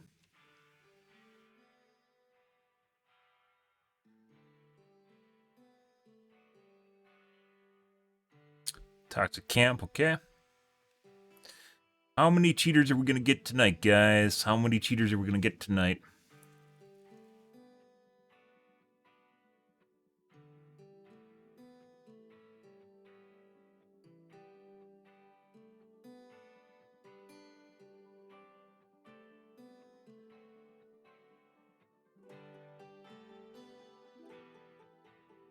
Boosted teammates go down in 2 seconds versus a Hague. Yes. Okay. I'm gonna use the bathroom real quick here, guys, before we get into game. Did the do's? We did the doodly do's. I will be right back.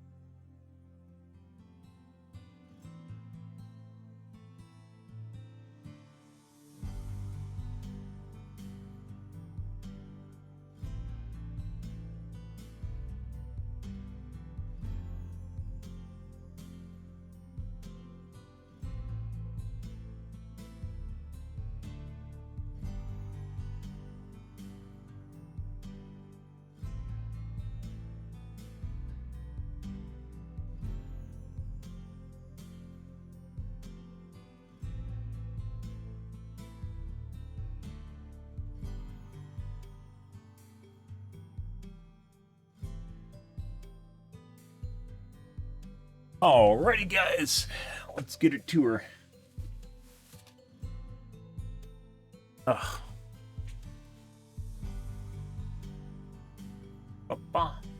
Ba-ba-ba-ba-ba-ba-ba-ba-ba.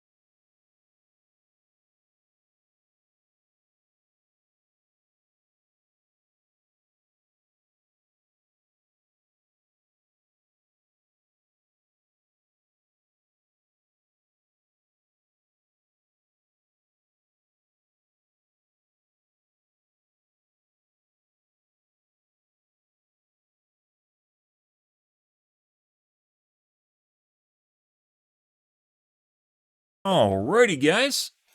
Let's change categories. Get to doing the doing.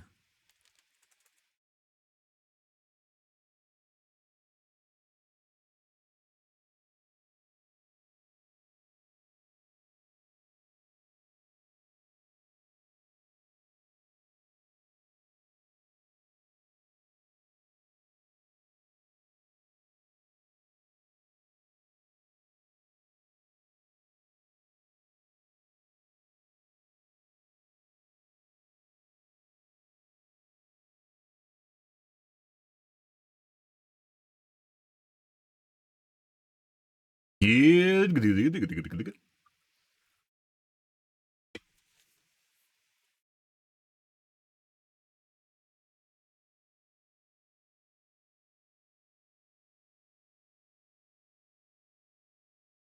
kind of games are we going to get tonight, guys? How many cheaters are we going to get tonight? How many cheaters are we going to get tonight early in the morning?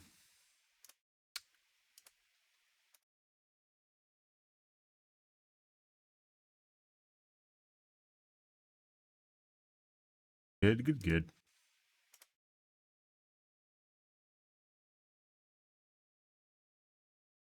Ah. How's it going, chat? Happy Sun Mun, guys. Hope you guys are having a wonderful evening so far. Sun Mun is usually a transitional period to the work week in which we get degenerate hour early, although we're on kind of late anyways. We will see.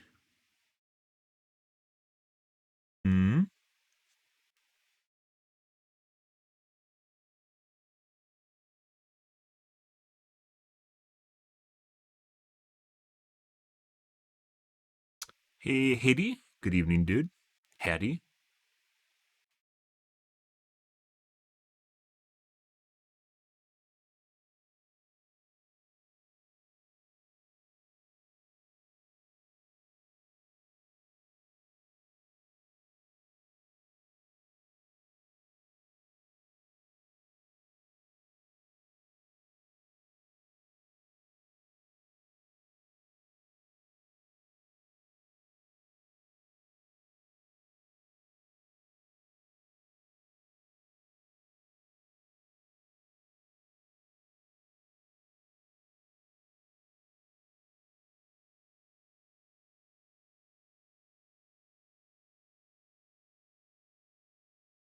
Private profile, furry.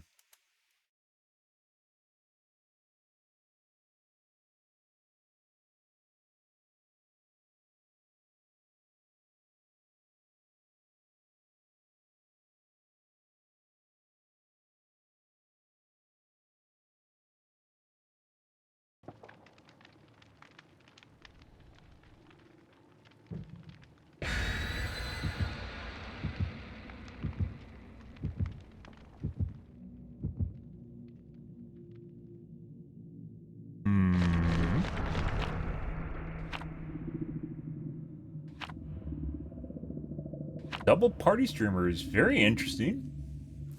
It's like they knew I had flan. No way. No way our first lobby is going to be a cheat game. No way, guys. No way. No way.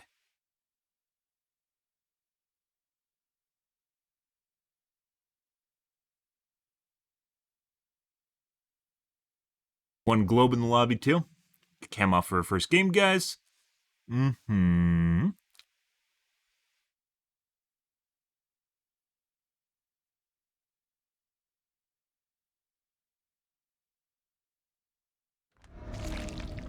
And cowshed.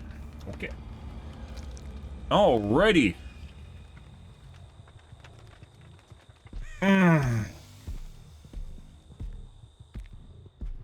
Breaker cuck doors.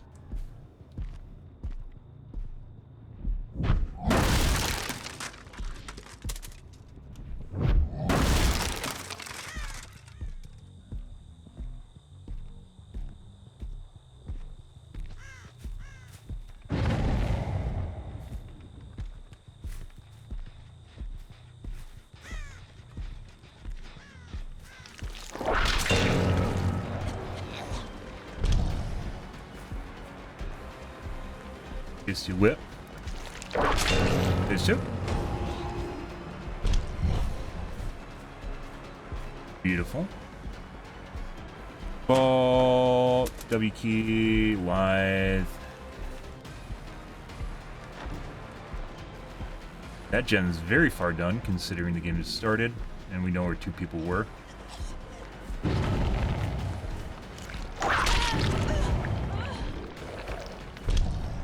What's going on over there? And we knew one guy was sitting at the top of the thing too. So someone's probably cheating top of the combine. We heard him earlier in the match when the chase first started.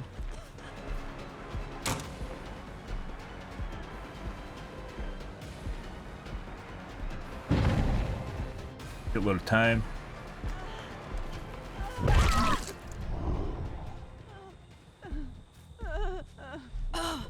Good. Sure, just heard someone. See. Here. Flip flop power struggle. Thank you. TYVM. Wow. How are you gonna just stop me from getting that? I was like, that sucks.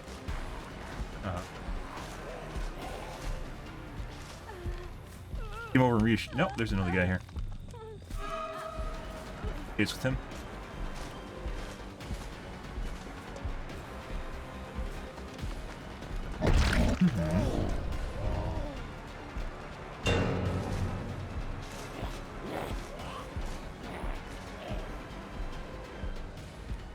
Going for unhook right now.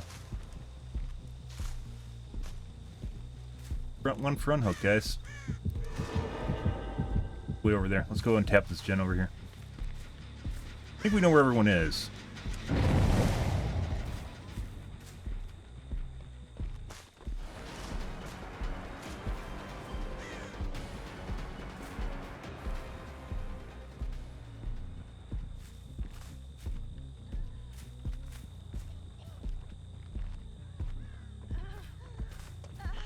GT's obviously up. So added benefit of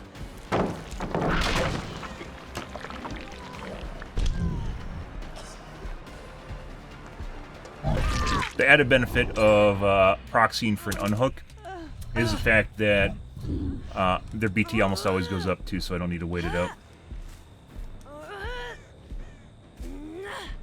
Guess we'll just go right here. We're in the cornfield, makes it more difficult to actually see people. We're gonna go reset our zombie up top.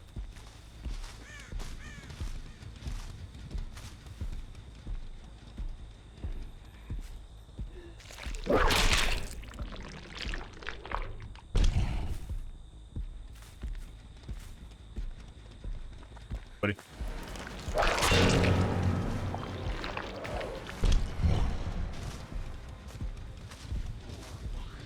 More. There it is.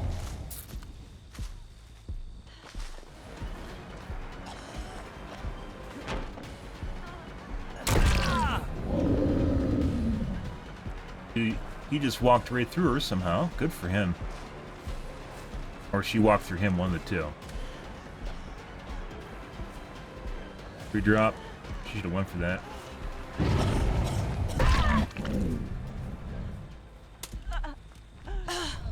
Down position.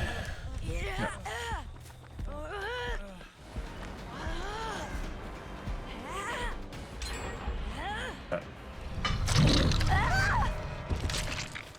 Bye.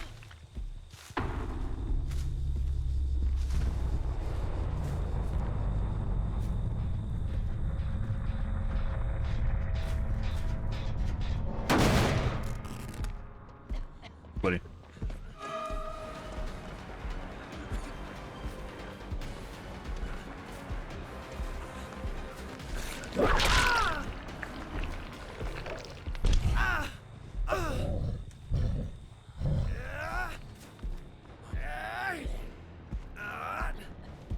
Gonna fuck with me? Yeah. We're gonna put her in the kitty then. We'll like to have gotten a better hook, but we aren't gonna fuck around with that. So.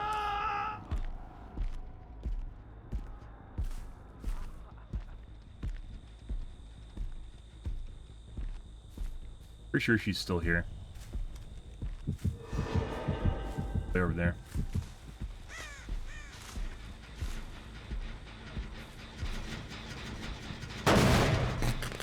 Going for rescue now. Mm-hmm.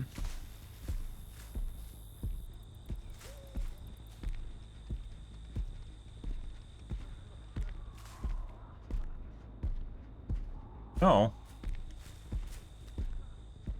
Check to see if she had reassurance.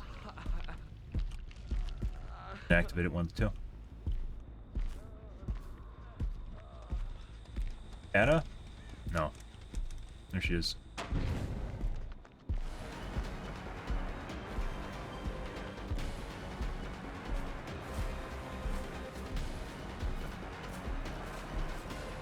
Yeah.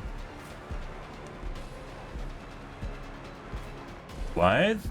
Not sure what that is.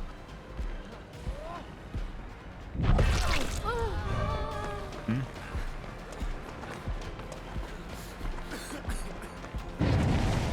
Intentionally going slow.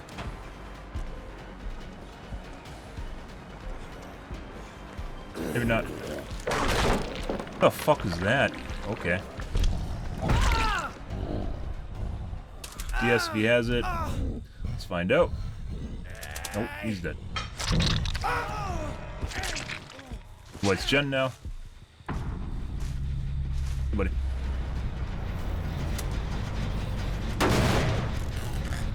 Alright.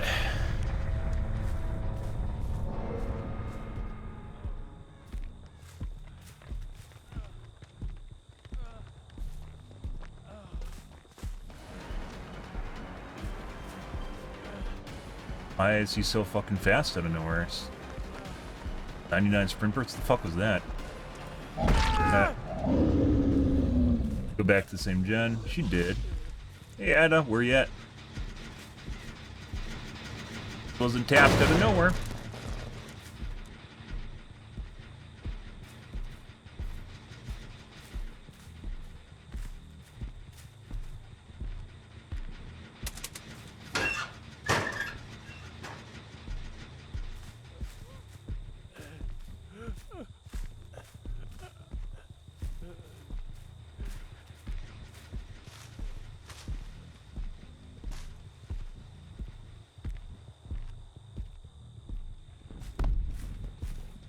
Mm-hmm.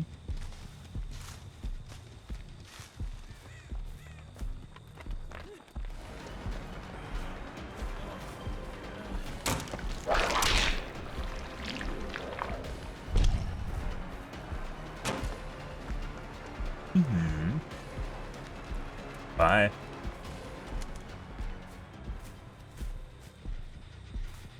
She knew immediately. Definitely a pre-made. Oh.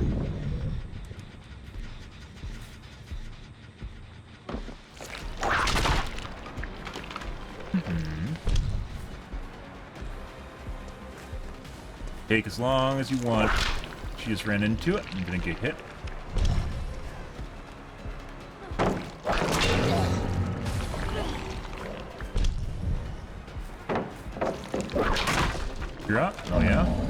you faster now? Yeah, you're kind of looking like you're getting faster, chum. What's going on? Uh-huh. She has what looks like a line of sight boost. Does, and then she just didn't make any sound while vaulting that. Unless you hit it back here. She did. Still looks like she has line of sight boost though, guys. Oh yeah? Okay, you're dumb shit.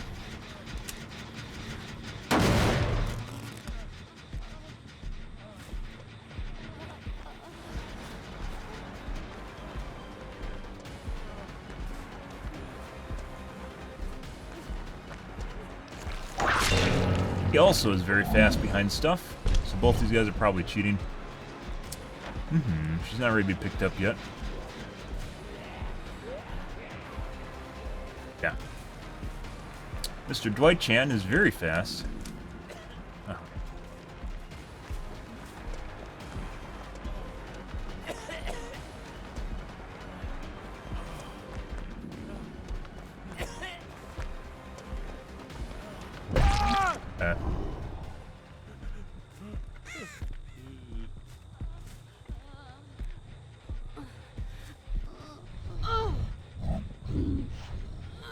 For them. Good.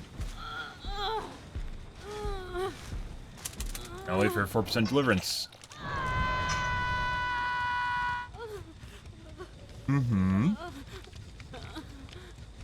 Yeah, Ada for sure definitely has line of sight boost.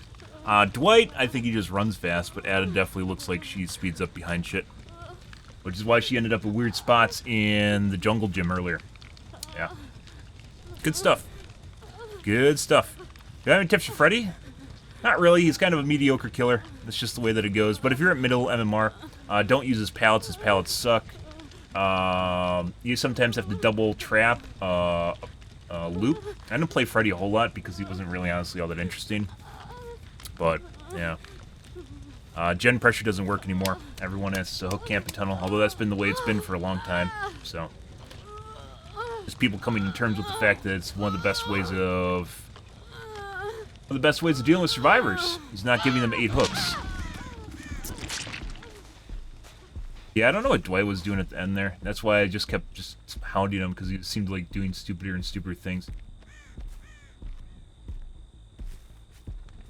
He might have crawled to... Oh, no, he's still here. Hey, buddy. We're gonna wait for the Ada to die before hooking you, so you don't 4% of deliverance. But yeah, Freddy is just kind of when I played him. I remember just being kind of boring. Gen pressure doesn't really work anymore, so even his teleport where you go across the map has kind of relatively little meaning.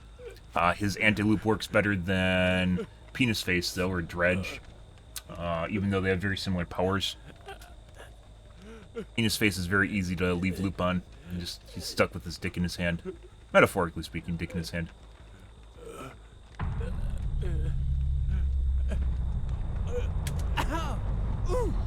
Hook right here. Yes, we do.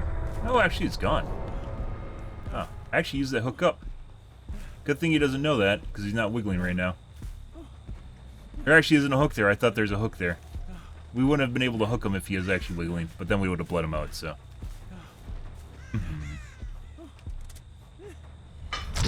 It is a dead corner.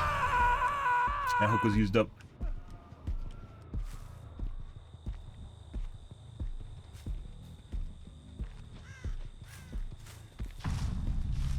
Good.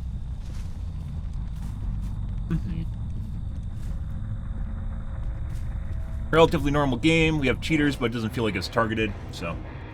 Heh.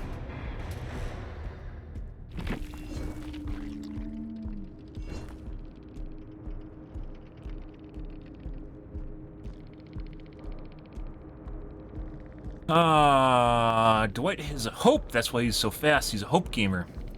That's why he's so fast, guys. Ada also has Lucky Break, which didn't seem to make any difference at all. I'd believe it if they're split up, but you look like they're knowers. and they get a blood pact, and you never ever run blood pact alone, ever. You have to run it with a swift because you can't be tethered to someone.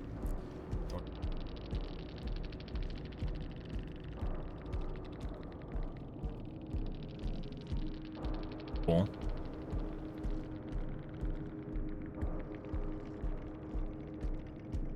Let's see.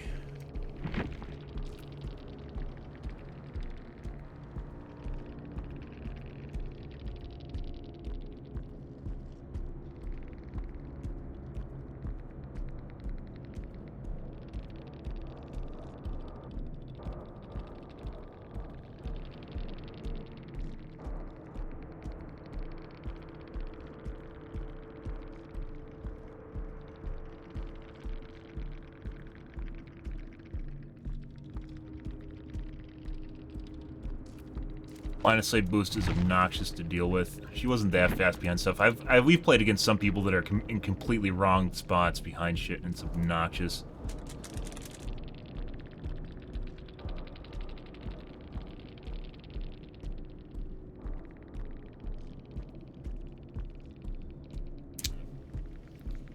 There wasn't much in the way of walls there, it was just vaulting. Okay. Good for them. Two heals, that is. Next game, guys.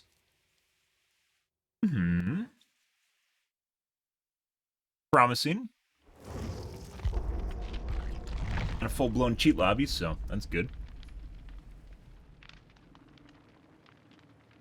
Good. Yeah, sadly this game, there's just killers that just don't work. It's like a RPG in that respect. There's just some killers that just aren't good, and there isn't really a whole lot of anything you can do to make them better. Their toolkit they're stuck with just sucks. For instance, Trickster really needs to be a 115 killer for the cases where you get people that literally just sit on top of stuff, and you need to be able to chase them down for mouse 1, because you can't get blades on him. But he's a 110. He's very vulnerable to subtle speed hackers. Play smart. They play line of sight well. Not much you can do about it. Executioner, for instance, his anti-loop ability really sucks. We played him. I finally took the time to play him, and he's not good. He's an antiquated killer. Survivors that are good can either round out at the beginning or the end of the loop. If they're at a window vault, they round out before you. You fling your right click, or after you fling it. And then, of course, there's all sorts of weird shit they can do just to avoid getting tormented by walking into your goo. They instead crouch walk through it and it doesn't set it off, which is obnoxious. A lot of really big downsides to playing Executioner. He just sucks. Sit there all you want trying to make a clutch hit, but survivors have more than enough time to dodge it when it goes off. 4-man, we have someone in here with Chinese characters for name.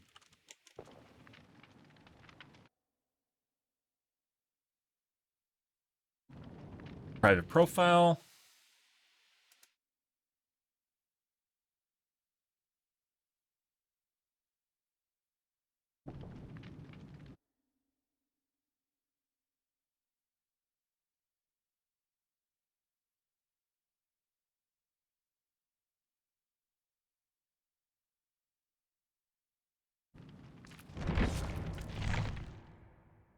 Next game.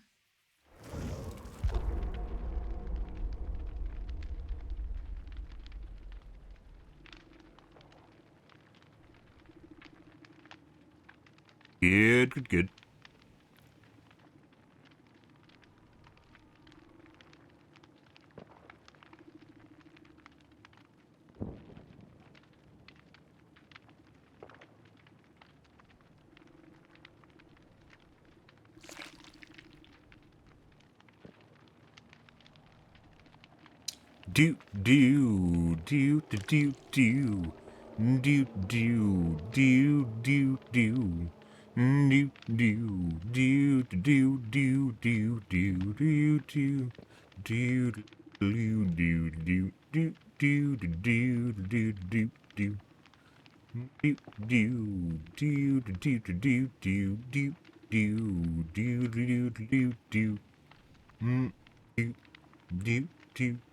Do. Good. That was Doots by bensamTech. Doot.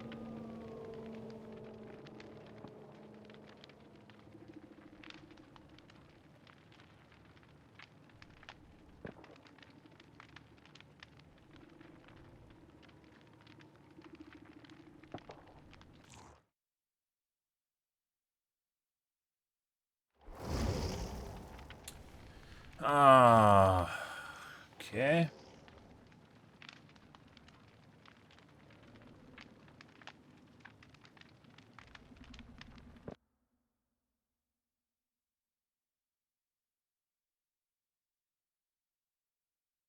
TTV, next game.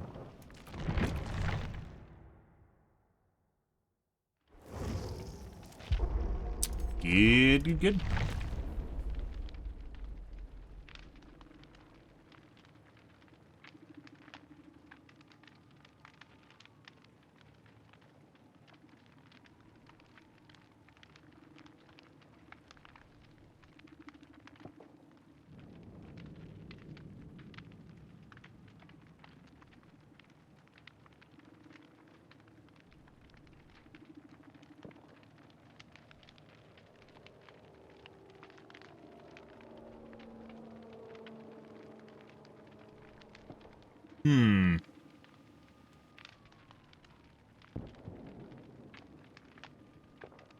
Hope you guys are all having a wonderful night, though.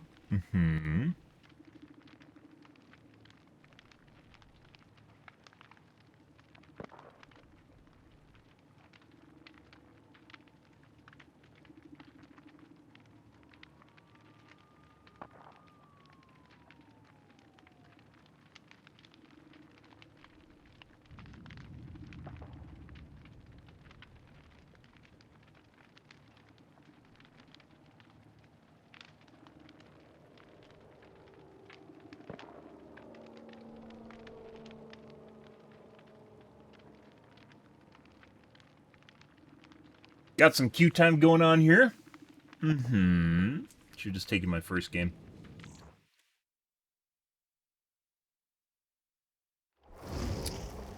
That's the way it is, though.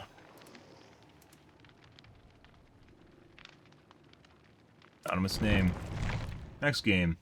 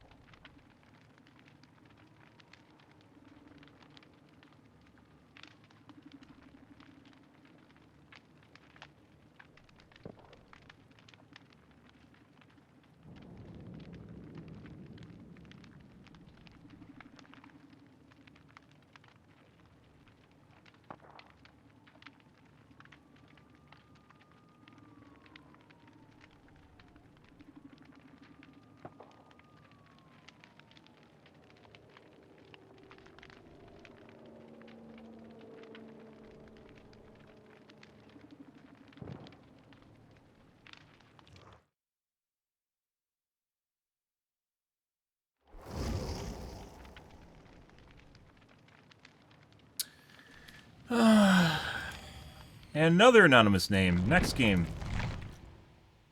Don't play anonymous, guys.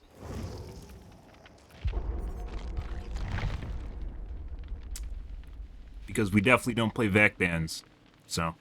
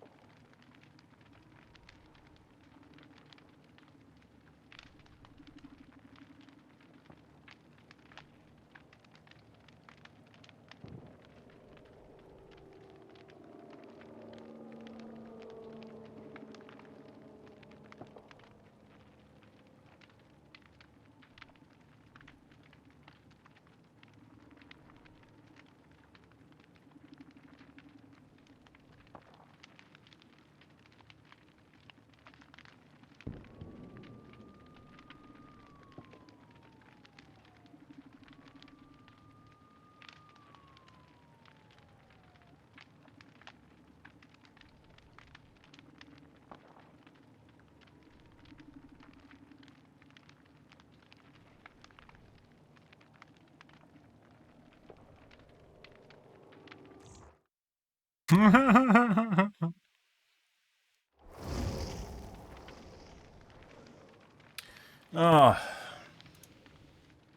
Or globes. We also do not play these. Oh, God. Should have taken the first lobby. Should have taken the first lobby, guys.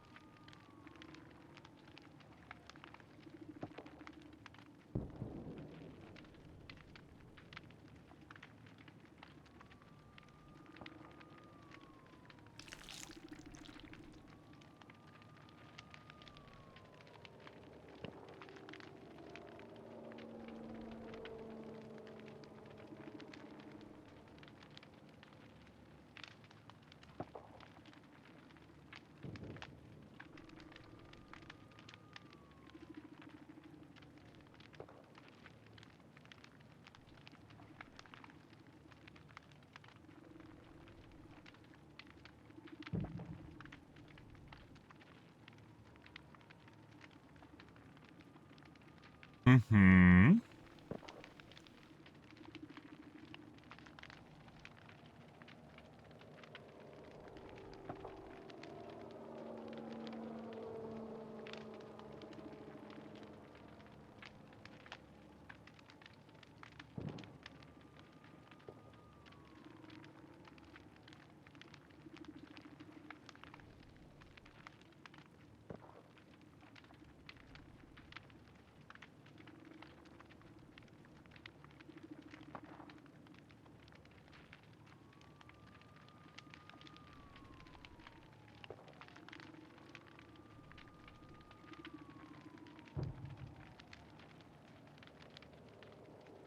Q simulator.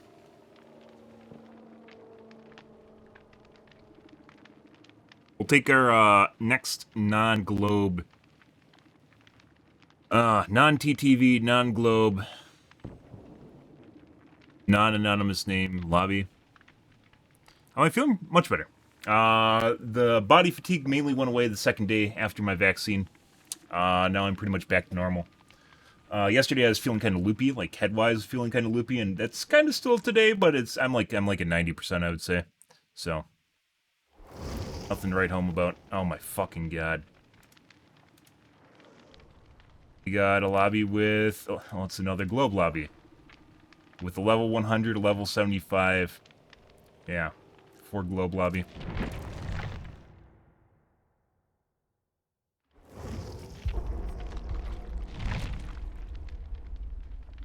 Christ. But thanks for asking. How are you feeling, Casey? How are you feeling, Chad? Are you having a wonderful day? No? Okay, you should have a better day anyways. Just envision that you're having a great day. Makes everything better. Not really, but it's a start.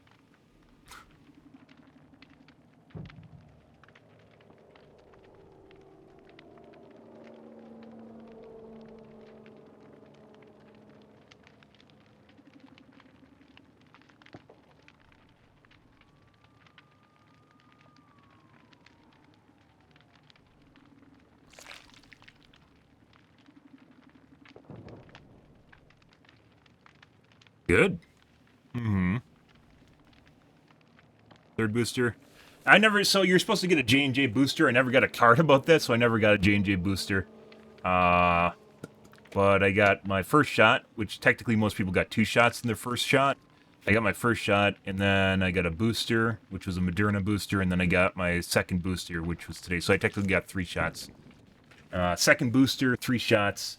But I should technically have had 4 shots, but I didn't get 4 shots because I didn't know about it. I didn't know that there was a booster or a second. You're supposed to get like a second dose like 2 months later for the J&J that I never got. This one had a different reaction though than my first booster because this one's made for, it's ambivalent. It's made for Omicron and as well as the normal vaccine. I got a Moderna again. However, I was considering just, I was going to swap to Pfizer if they had the same one, but they didn't. So just kind of get a little bit of everything. This one was for Omicron and COVID, but the reaction from it was definitely different than my first booster that I got for just COVID was the booster, that is not the initial shot. was pretty lackluster. Just my arm hurt for like a week, and almost nothing changed. In this one, my arm hurt for like 2 days, maybe. I can sleep on it now, so not nearly as long. However, I was very fatigued the first day after. So after about 12 hours, I got really fatigued. I felt like I was under the weather / sick with the flu, and that went away in a day. And then I got a little bit of a head thing going on. Head foggy, brain foggy, you could call it, but not really. It's not like long COVID. Not a foreglobe. Oh my god.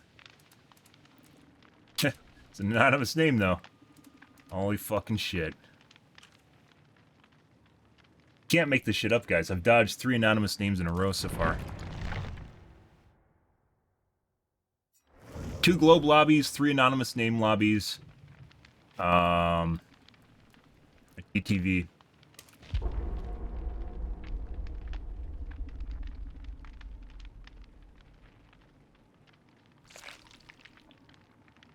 Should have taken my first game.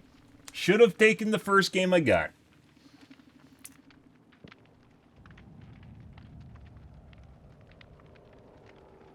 But, live and learn, guys.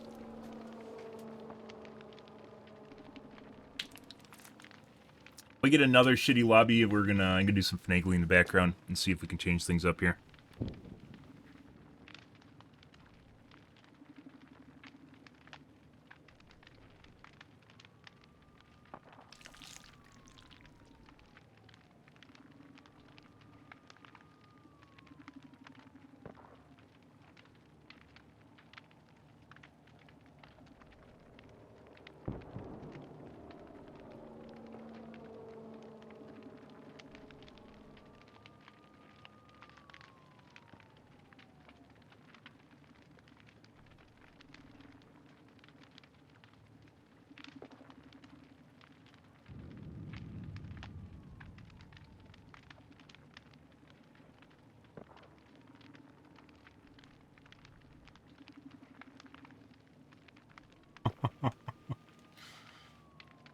But otherwise, doing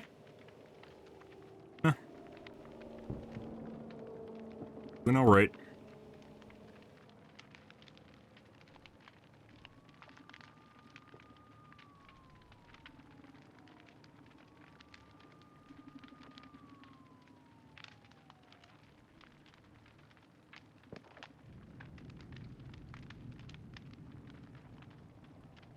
Mm-hmm.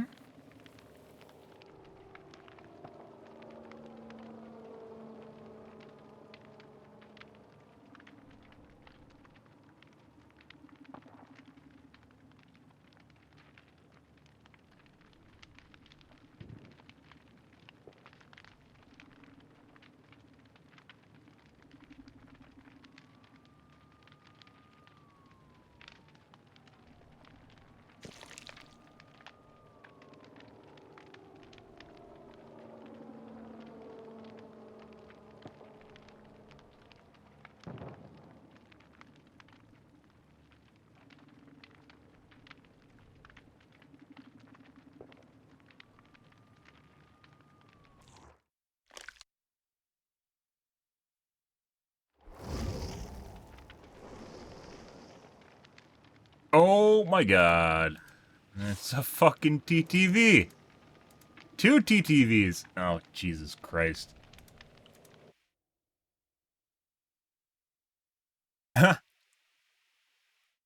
On an account with 1 game, hasn't been around for a year.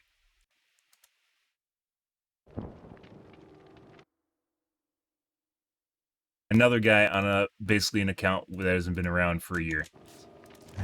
Fucking Jesus Christ, guys. What the fuck?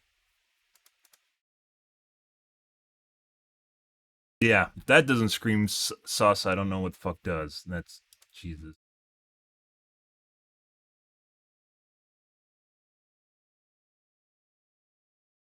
Yeah, by the way, TTVs always have fresh Steam accounts for sure. Totes, man. Totes. Totes my goats.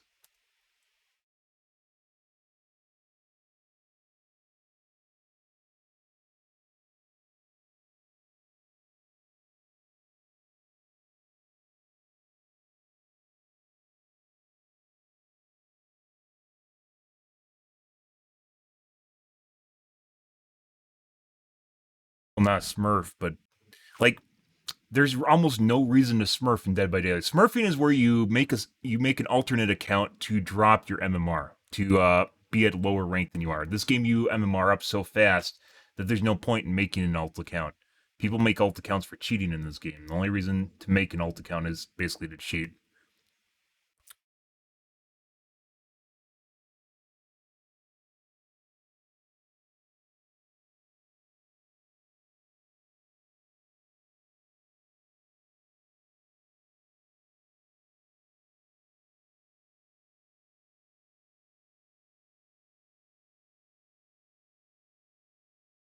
Smurfing doesn't even make sense in Dead by Daylight. Like in Overwatch, it makes sense. You know, comp Smurfing, Overwatch, Apex, Fortnite, whatever. In Fortnite, I don't know if it makes sense because they don't have like a normal ladder.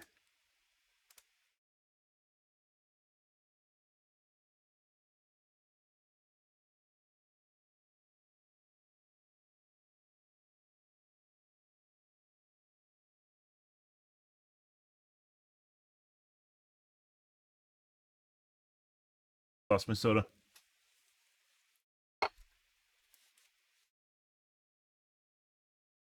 Yeah. So it's two TTVs. I didn't even look up the names. There's two TTV names in there. And both of them had one had a level 0 account, not prestige, level 0 Steam account with no awards on it. And another one had a 1 game award on a level 1 account. Neither of them were a year old.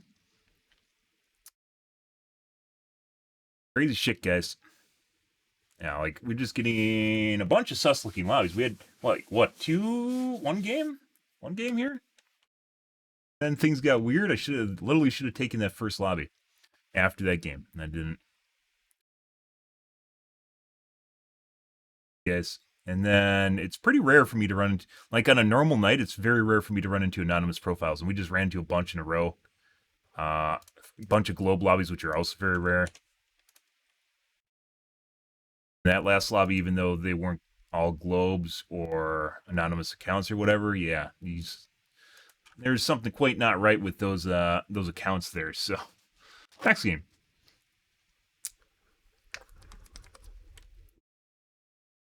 And then we had a lobby with one of the 4 globe lobbies had a level 100 in it, and a level 75 in it, and then a 10 and 11. Yeah.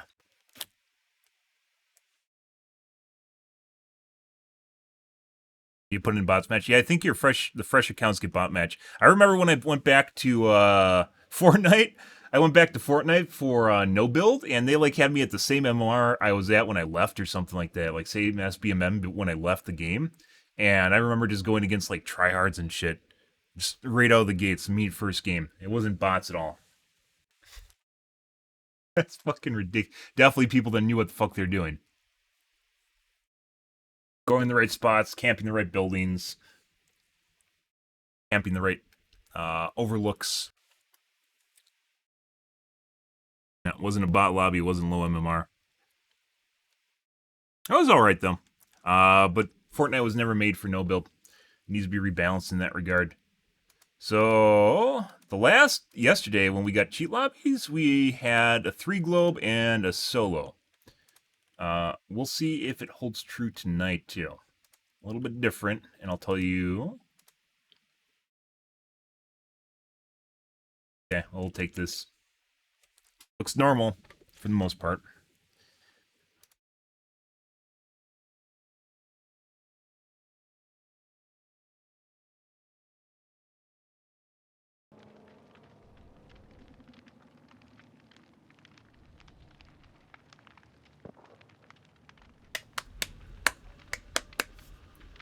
Also, I'm looking kind of ragged.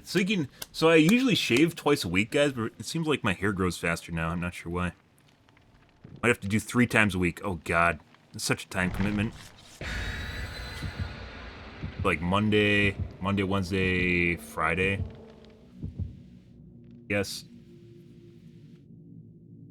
Normally now I do Monday. Yamako Estate. Monday, Thursday. I've been using flan after I ran out of puddings because we're still running out. We're still fucking running out of ink ribbons. So, yeah. not getting better, as it turns out.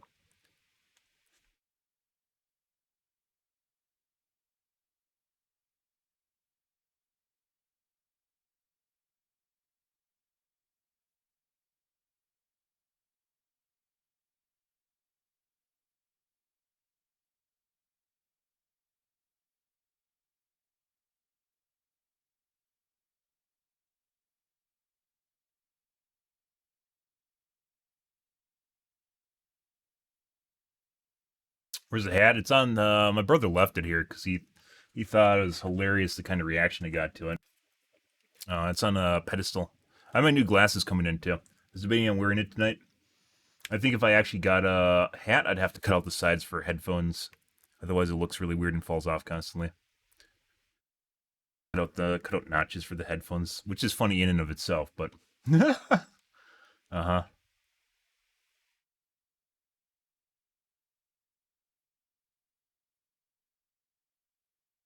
Apparently, it wasn't a $40 hat. It was actually an authentic German hat, like it's made by a German company. The Alpine hat, is it called Alpine or what's the other name?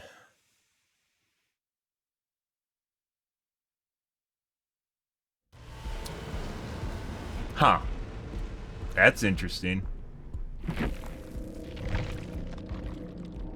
Huh. Nia.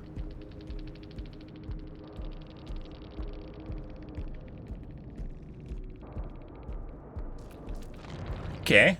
Are we going to get interesting games now again? Or interesting lobbies again?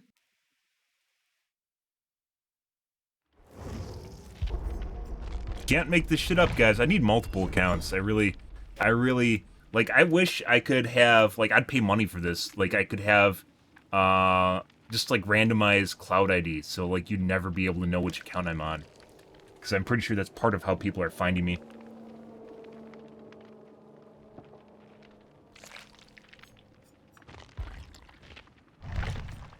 We got a Dodger. Right out of the gates. Good.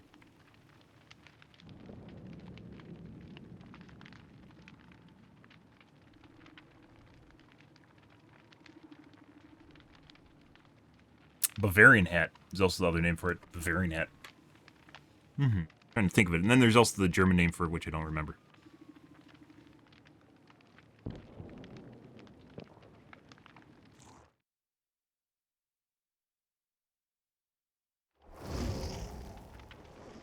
Ah! Now we got a level 52 immediately. Duplicate skins. Ah, another level 53. All globes. Next game. Okay.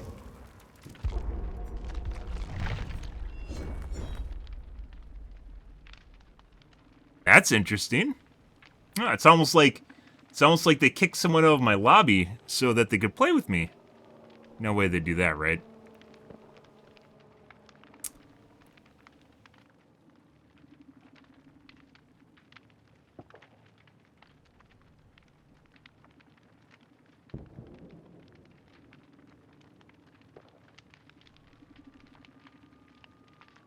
Can't make this shit up, guys.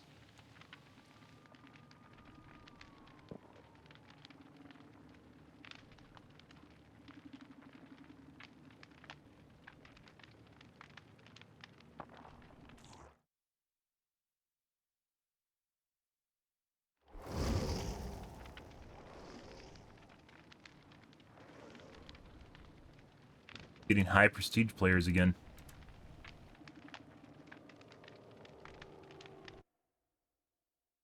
Private profile. Clan tags. Grass name.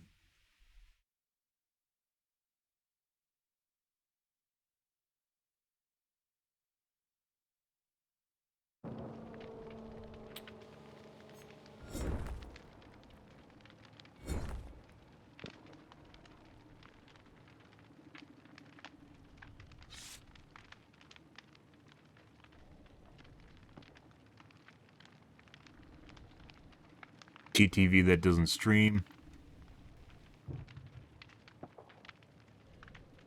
Wait, guys, and see if we get a cheat lobby.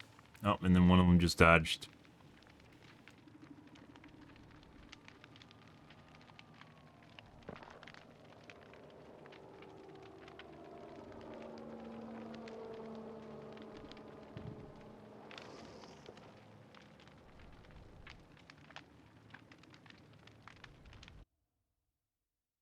Private profile.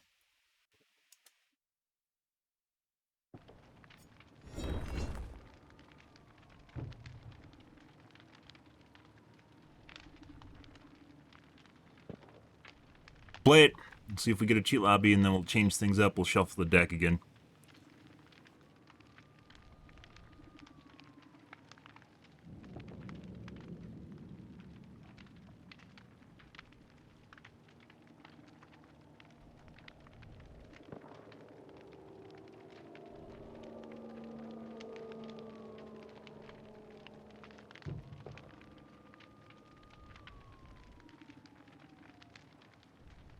Yeah, you can see a VAC-Ben if they're private. That's not an issue.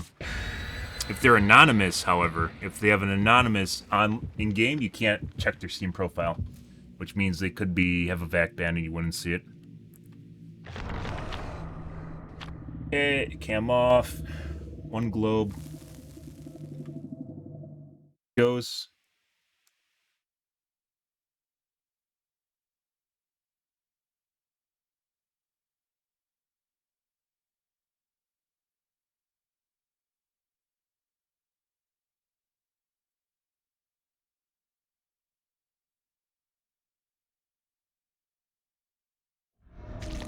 Midwich. Christ, it took us like a half an hour to get a game. And I understand I could have played any of those games, but I've had more than my fair share of cheaters, and I'm not interested. Cuckdoor? Not interested in playing against them if I can avoid them. Correlative behavior. Go to our Cuckdoors. Gonna go to the opposite side now.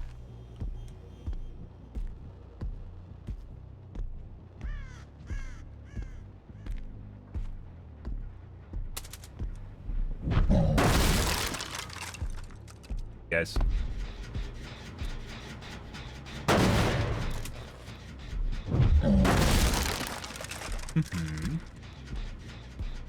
There's two people here. There's scratch marks coming down. The agenda progress means this person was already here. Yeah? People here. And she just got hurt. After Fang.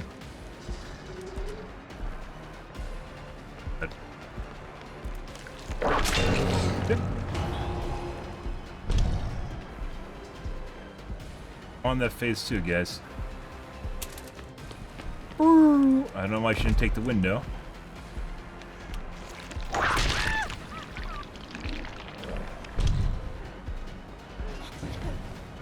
Nice head on. Killed that zombie good.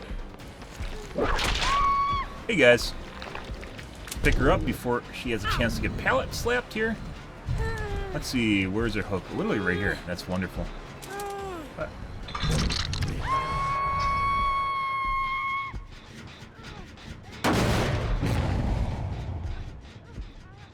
Beautiful strategic gen and hook, guys.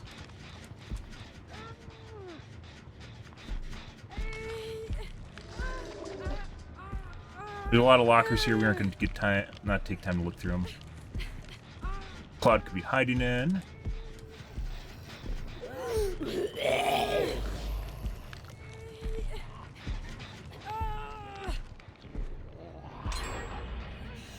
Hi.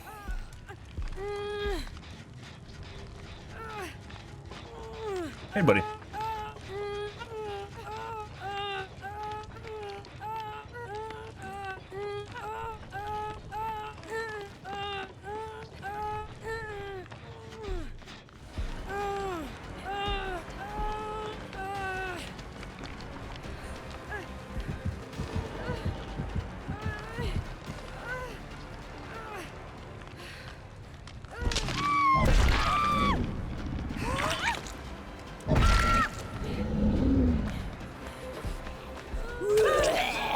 Immediately being picked up.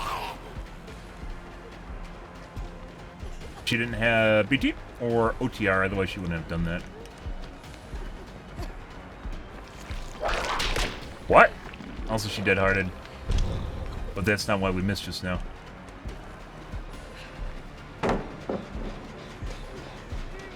Oh.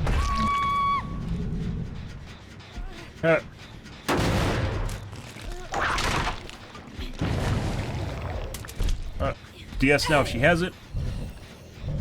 Oh. We aren't gonna do that. Yeah. Good. Alright. Bye, Kate Denson. Bye-bye! Bye-bye! That's pretty good. They fucked up big time. Oh, that guy might be fucked. Blew up the wrong zombie, guys. Actually come back here.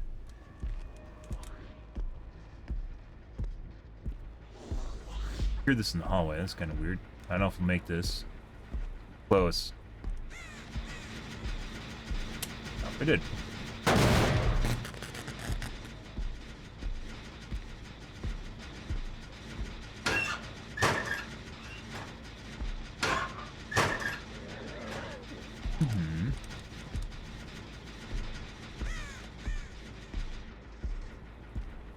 Hey, buddy.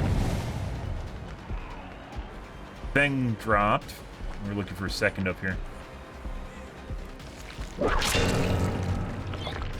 Ah.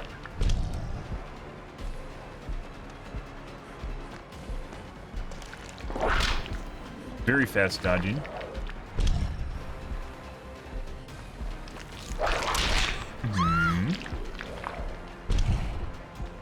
Vault. Nope. Thing just got back.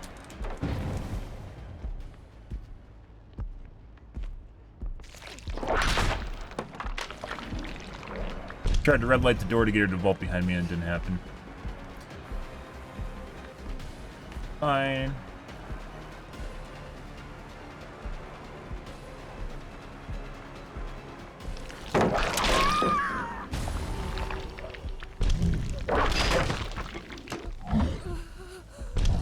Ran out.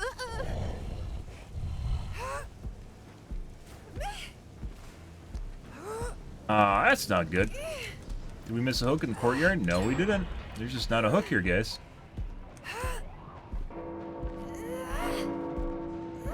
Holy fuck.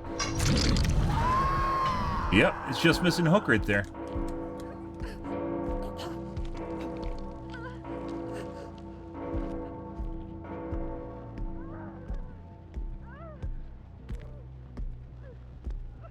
Back through this stuff.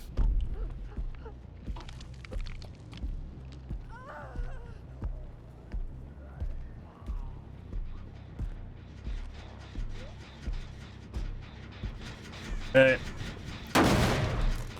Tap and back for the unhook. I don't know why that zombie's broken standing in the open right there. That's kind of weird. Hey, buddy.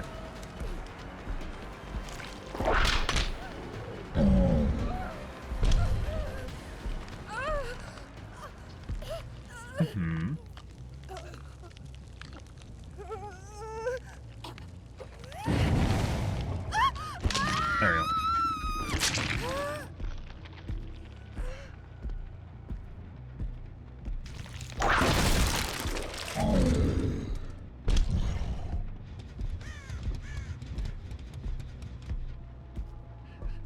We're gonna wait for her to die because she 4%ed.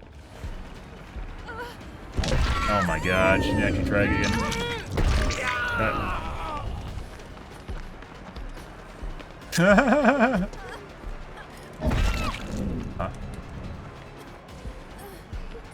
Do they know who's actually gonna die? I don't know, that's kind of weird. Good. I guess they didn't know that, that Claudette was Death Hook. You know, good for them.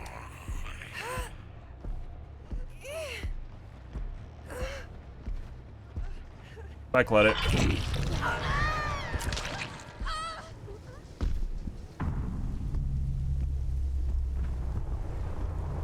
Pick up. Put it. I love normal players, guys. It's so much better going against non-cheaters compared to cheaters. Second guess your... Oh my god. Oh, the miss.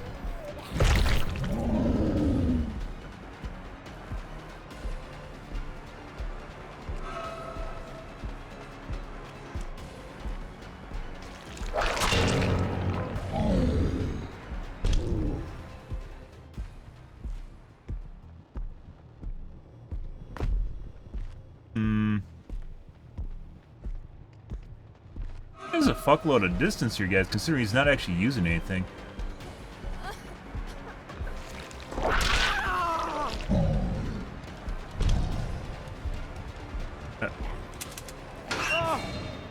That's fucking weird. Considering all I did was whip him. You know.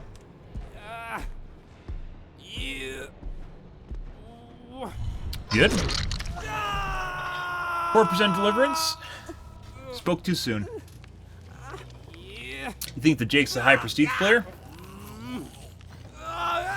Once again, I guess the more time you spend in this game, guys, the faster you get. It's just built in. It's built into the game. Every 1,000 hours of Survivor gets you 1% speed, if you guys didn't know that. It's a prestige bonus. I'll wait for him to die, so she doesn't 4% of deliverance.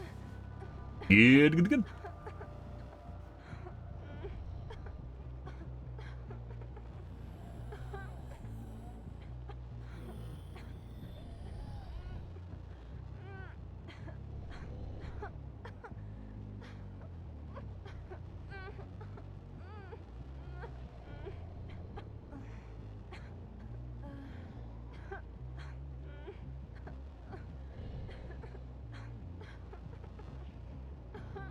Not sure what Jake's hanging on for. It's not going to change the outcome here.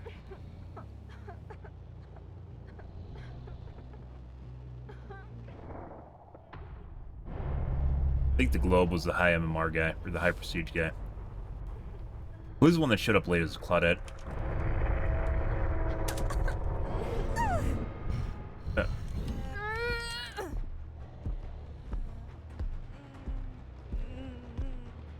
Bye-bye.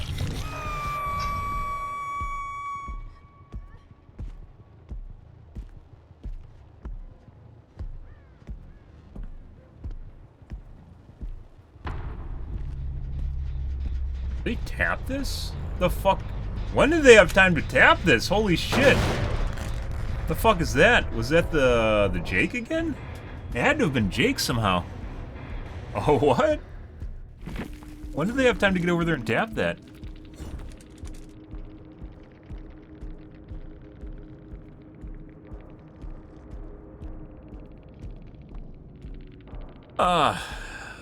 Who was the high prestige? I think it was Kate.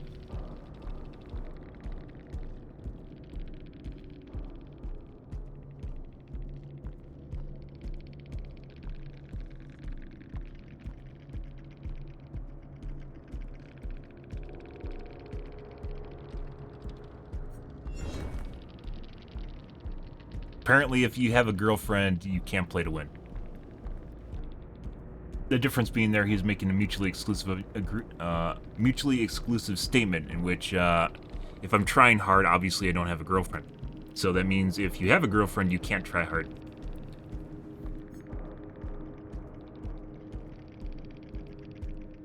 Lucky break on Jake didn't seem to matter at all.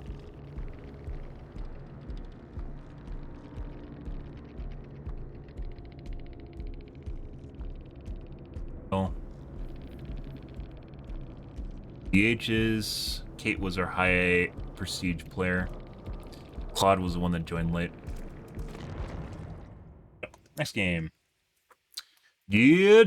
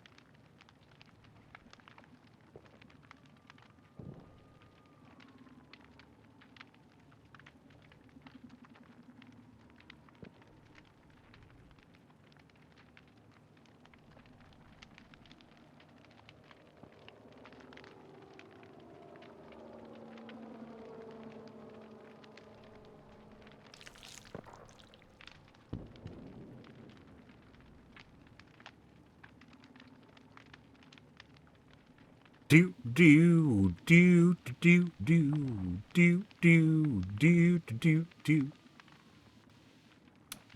do do do do do do.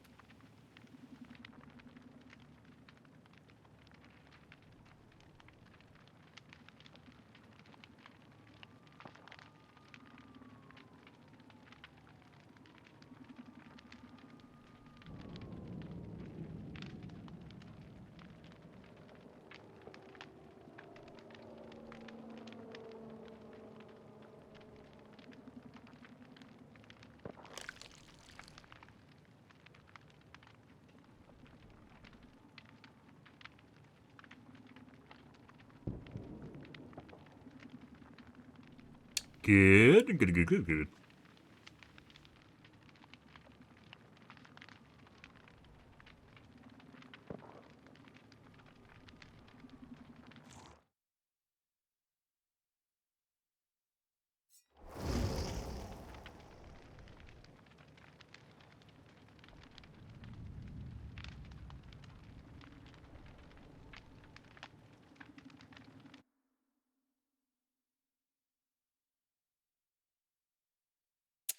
We've played against this guy before. Huh.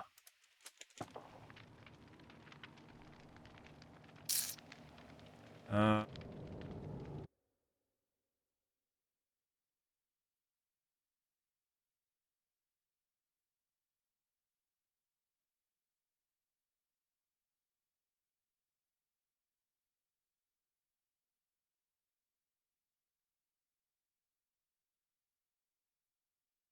Yes.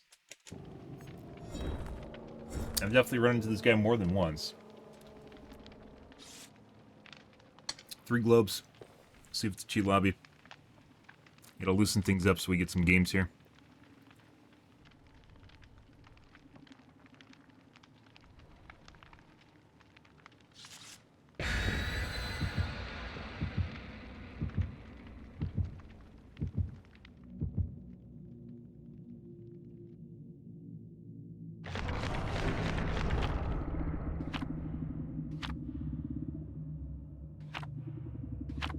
Sealed envelopes. Not party streamers, sealed envelopes. Sealed envelopes don't give BP to the killer. Think it's the 3-man that did that?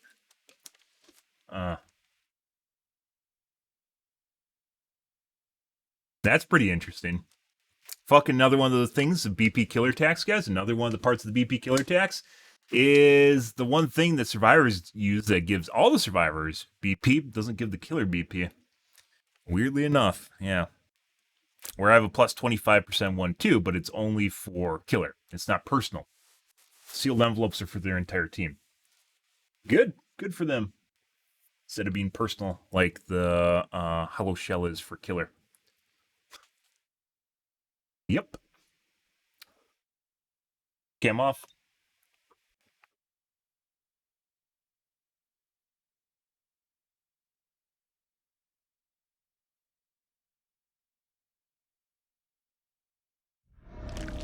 Yamako Estate. Mm-hmm. Alright.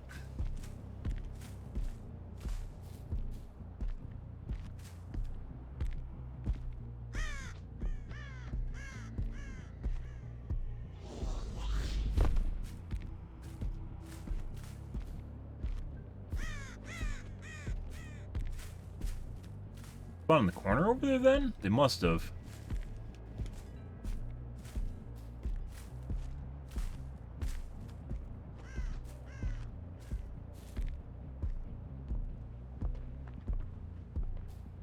W key, they're just gonna go back and forth. There's actually 2 people here. I saw Claude. That wasn't a Claude, it had to have been him. Okay. How you play the kill shack.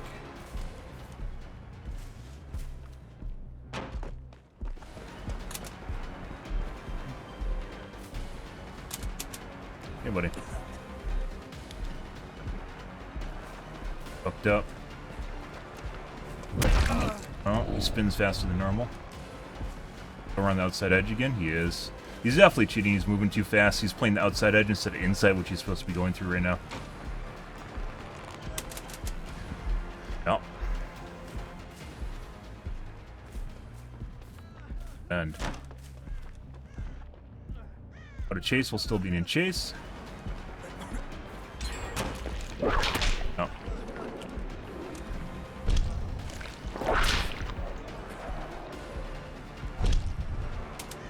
Hey, buddy.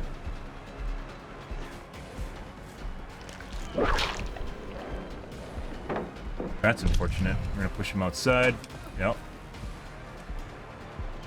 You gotta break the pallet, guys. This is definitely a cheat lobby again. Yeah. That's hilarious. What a dumb shit. He could have outran that. This guy's 100% cheating, guys, so. Yeah. This is gonna take some issue. There's a guy right on my side. So this is a teleport. Who is it? It's Ash. So that's a teleport cheat right there. I guarantee you he is literally not over here for this save. There's no way, shape, or form he should have been over here. There's no generators over here. So Ash definitely teleported to try and save him in some way, shape, or form. Yeah.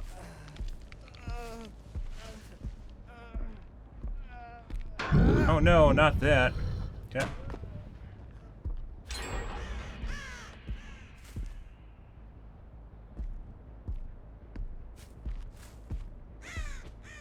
Cheat lobby, guys, as I mentioned before.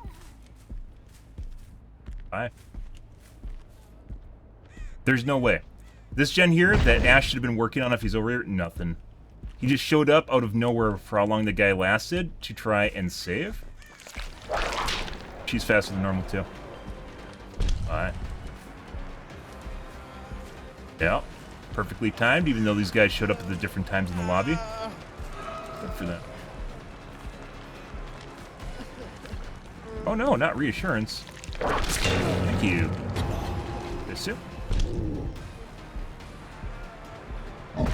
Not remotely good. Other way now. No.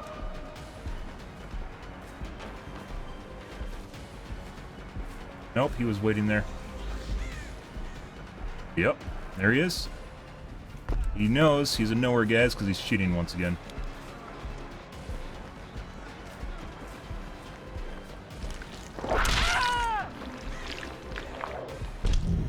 Pick, he can't get in position in time. DS if he has it. No DS.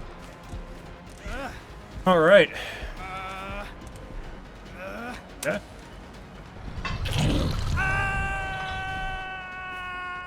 We might have to try and bait an unhook here so we can go right into a chase again. That? No, he didn't go for it. No. No, there we go. Well, now. Nope.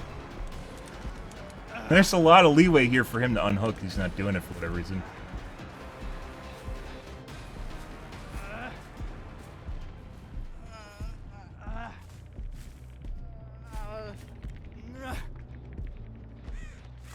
Yeah, there's definitely someone here. Oh no, I better go after the clicky guys.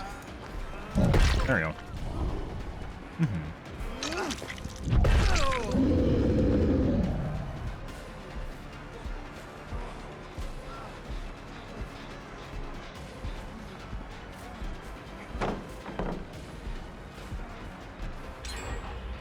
What's going on here? He's not making sound all the time. No, that's not what I want to do.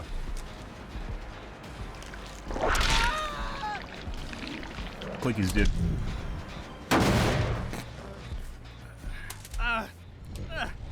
DS now. No DS. He's dead. I did. So the Menji Quentin's definitely cheating. Looks like a bunch of people in here are cheating. Oh. Side of the map.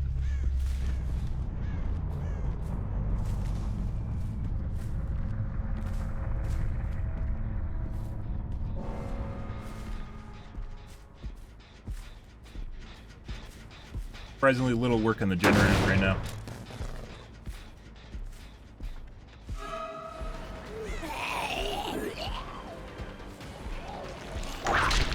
She's very fast. Sprint burst, I guess? She's saved?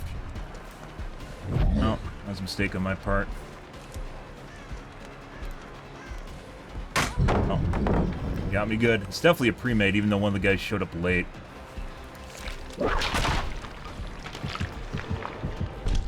He's very fast. Hey, buddy. Push her into the zombie. Yeah, she is very, very fast. She shouldn't be at these spots in the loop. Yeah. He's cheating as well. Speed hack. Sure. And line of sight boost from the looks of it. Huh? Huh. Good job, Butch.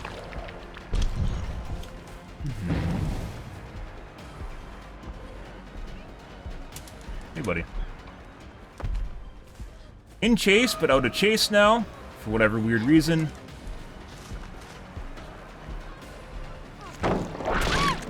You're dumb shit. Set.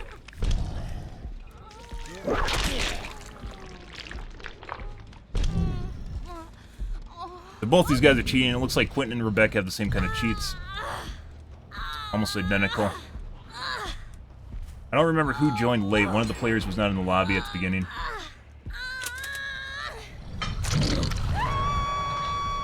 Like almost done Jen, literally right next to us. Broke the zombie.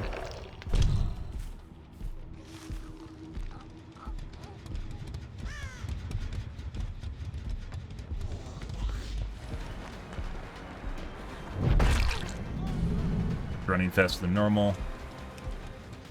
Ash should be showing up. There he is. Oh, that was ambitious. It felt like she ran further than she should have with sprint burst. Lots of mistakes here on my part, but also prone to speed hacks, so screws up your aim and your timing.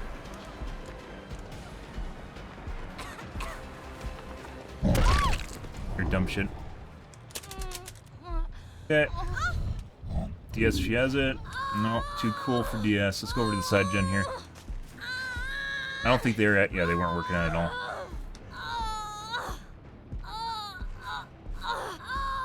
All the way on the opposite side of the map, so it'll take longer to get over here. In a corner, which means they're probably going to commit to a gen instead of show up here.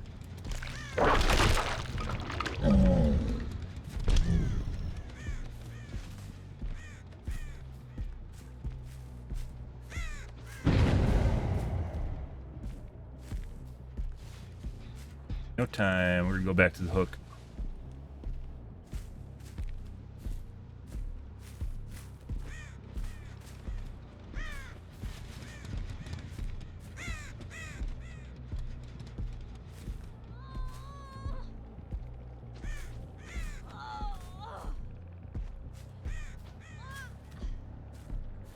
Wait for Rebecca to die. They shouldn't have enough time to finish that gen based on the price. Is that like, what, 10%? 15%?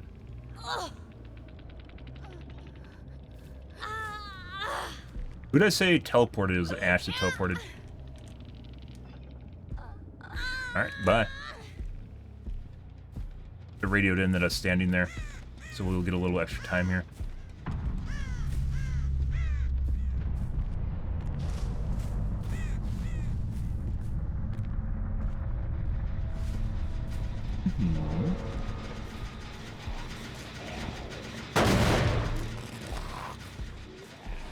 Ash is over there too.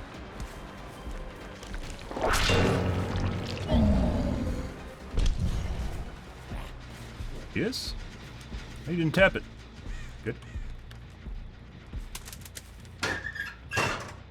Dink in a locker for a locker save, guys. Oh, he's another one. Oh no, he got me good. Okay. Didn't make any sound while running away behind me.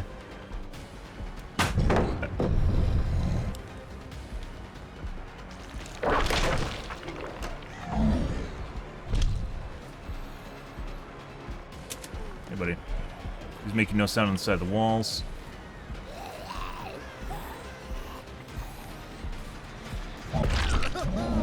She went to the other side of the map to do a different gen, by the way.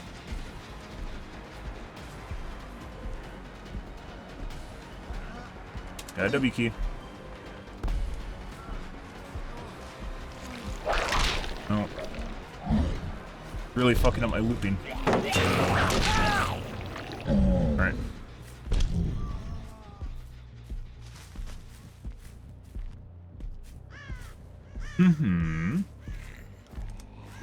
Should have a little bit of time here. I don't know if he has adrenaline or not. We're about to find out. If they're cheating, they can change out their perks, so. We had time. Good. Nice sprint burst. We might have Unbreakable, too. We'll wait and see.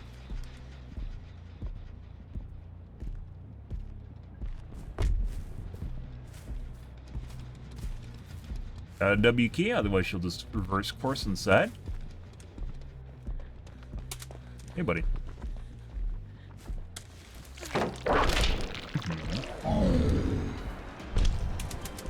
Hey, buddy. Oh. What the fuck is that?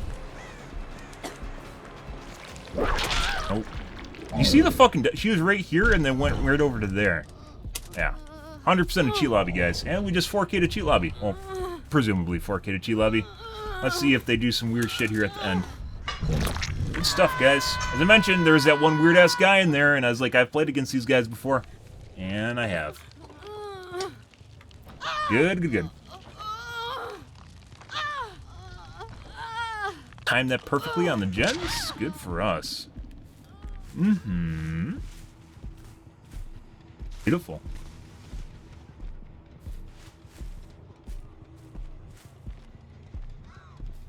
Buddy.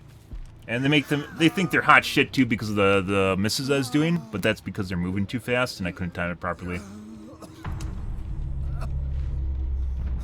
Uh-huh.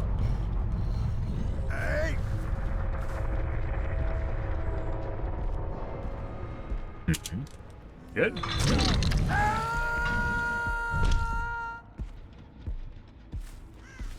Uh-huh. Strategies and tactics, guys. I know, right? Good strategy tactics. Good stuff. Yeah, some of those hits are definitely really lackluster, but that's because we're in the wrong spots and I wasn't... They're very, very fast. All these guys were extremely fast. The Quentin and the Ada definitely had, was it? No, Rebecca had,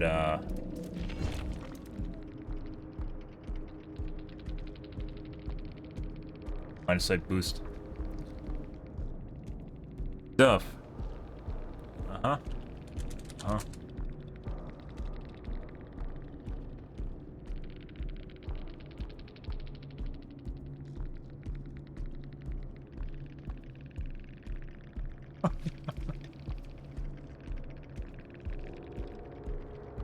They definitely didn't try hard to win this at all, any way, shape, or form.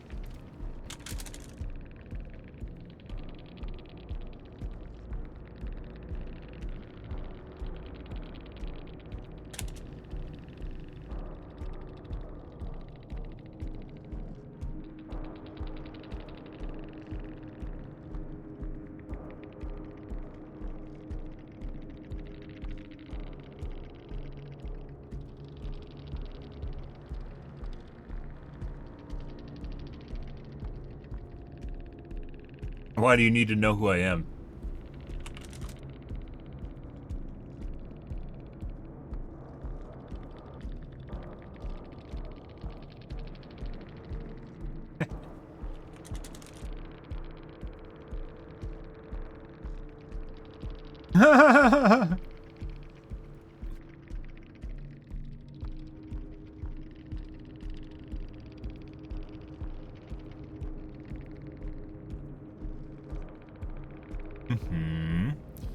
The three-banger ran the envelopes, and the Quentin ran a cake.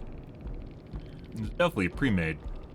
Those guys all fucking showed up at the same time. Ash definitely teleported in. How the fuck did these guys get 26,000 points in a hook camping match, guys? Is completely beyond me. Yeah.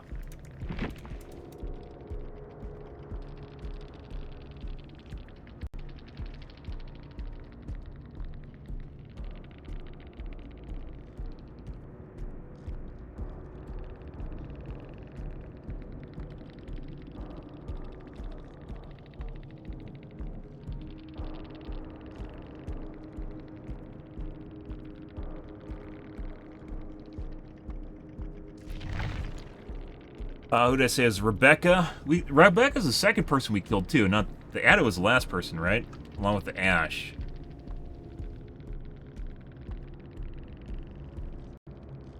So basically everyone in this lobby is getting reported. That's good shit.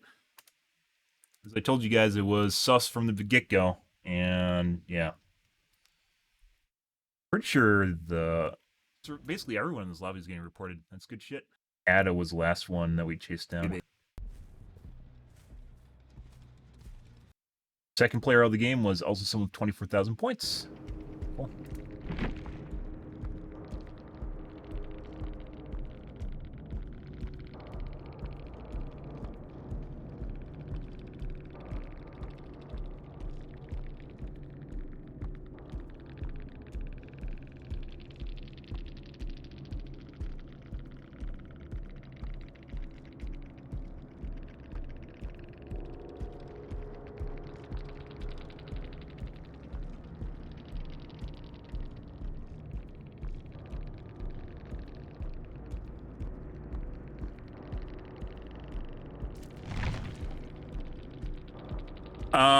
Escape from the Cycle? Is that the Battle Royale one that failed?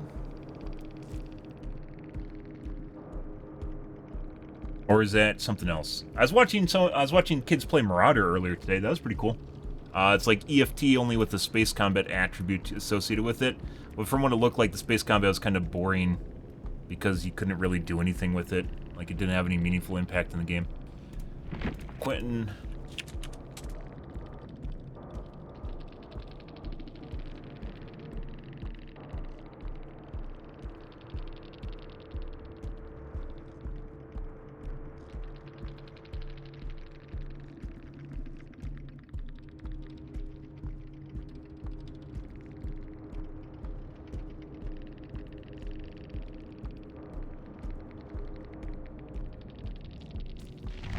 Fucking corner, the line of sight boost, guys, is obnoxious as fuck to deal with. Adam might not have been cheating. We didn't really... The chases that we had with her kind of made sense on everything that she was doing. I think the Ada was legit. Ash was definitely not legit. Ash showing up at the beginning, guys, for the kill shack was not legit in any way, shape, or form. We were in a chase with this Quentin at the beginning because he's running a line of sight boost. We were in a chase with the Quentin for an extremely long period of time. And the gen there's a gen just like in the middle of nowhere. That gen had like it didn't have any progress. And he wasn't working on it, he wasn't doing anything. And we ran all over the top of that kill shack in the jungle gym area. And then, out of nowhere, he just shows up. Just shows up after we down the Quentin, he just shows up out of nowhere. For a pallet save, presumably. He wanted to slap me on the pallet, he showed up on the outside of the kill shack for a slap. Yeah, it's 100% cheating.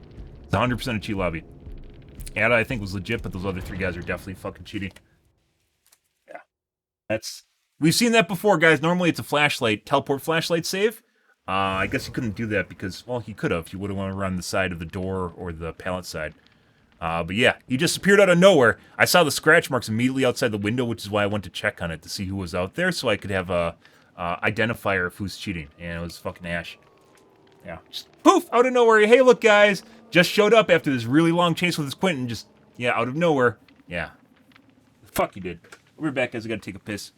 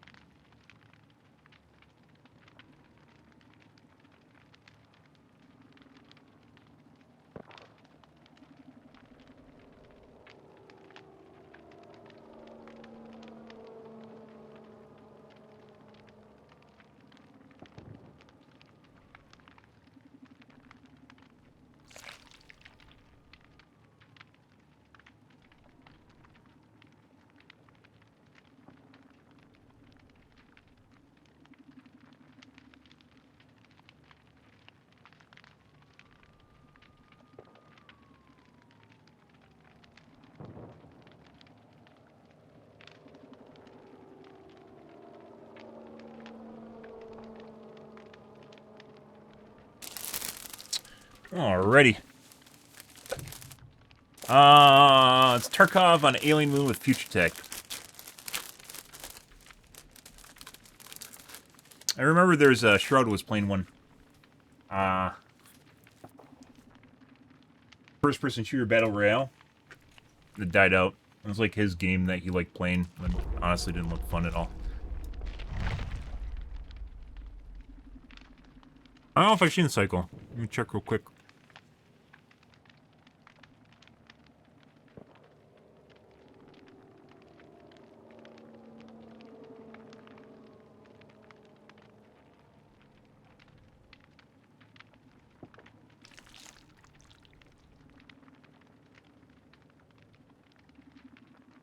Oh yeah, I've seen this.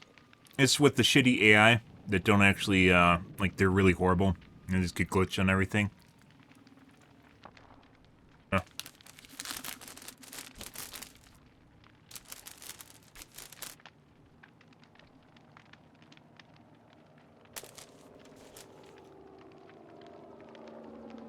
Yeah. It was pretty, It was just a couple months ago.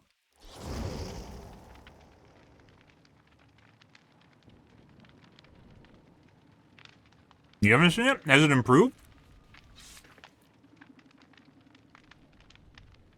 Because from what I saw, the AI was fucking bad.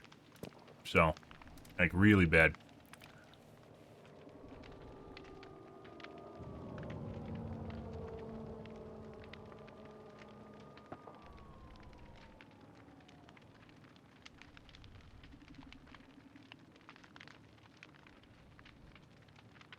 TV, next game.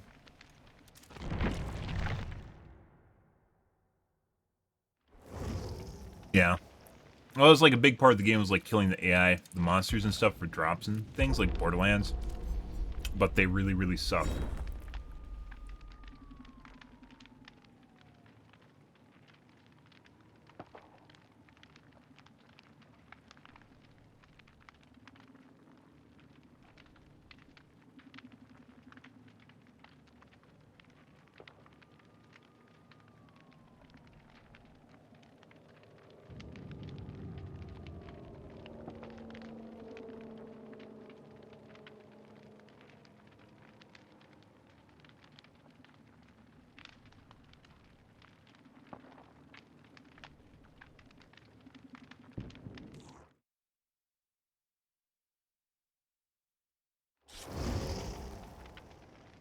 Same lobby?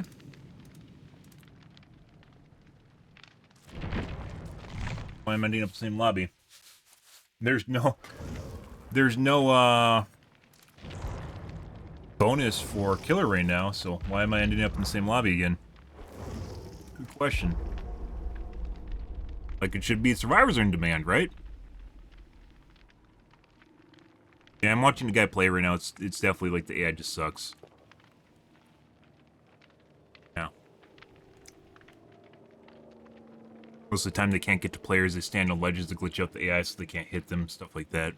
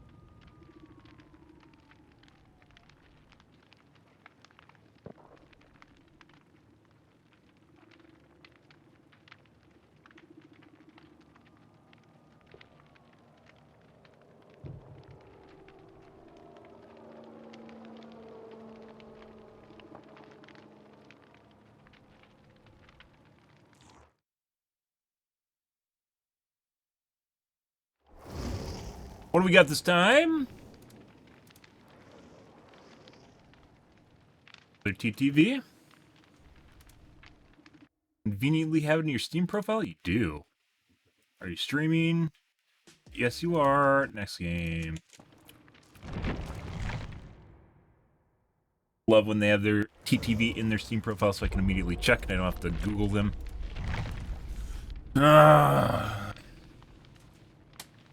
These are like people that, like, almost exclusively, guys, people that have TTV in their name have 20 or less viewers. Not even joking. It's like people stop being TTVs at 20 viewers. It's fucking weird. Yeah, it's like there's a cutoff. It's not like there's a uniform distribution of TTVs. It's just like people stop advertising their TTV after they reach like 20 viewers. That one that I just saw had 9.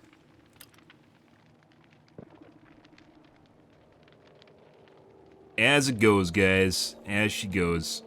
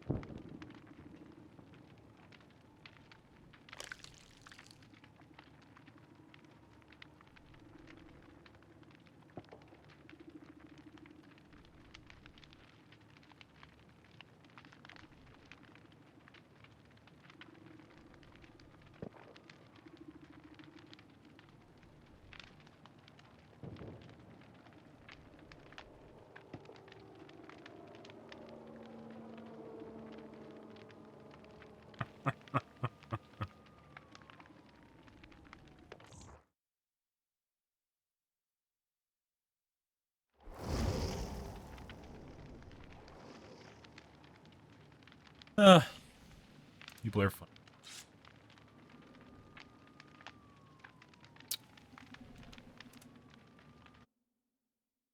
Private profile.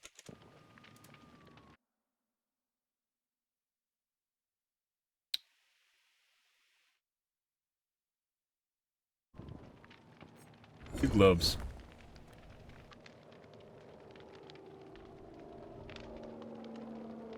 Browse 20 view butts. No, there's no way that someone like that's actually like meaningful numbers at that point when you get like to 10 people.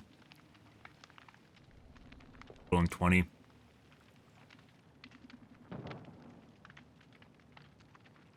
But I mean, that wouldn't be related to TTV. TTV is like a personality thing. It's not a not like a milestone.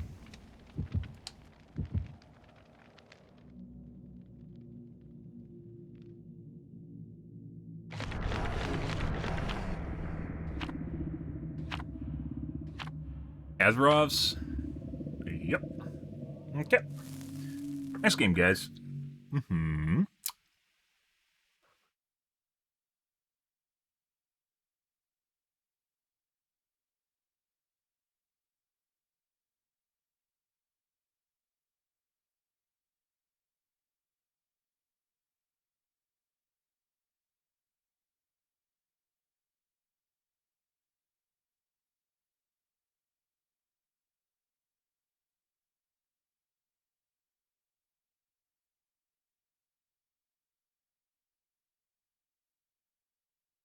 Alright, let's see what we got this game, guys.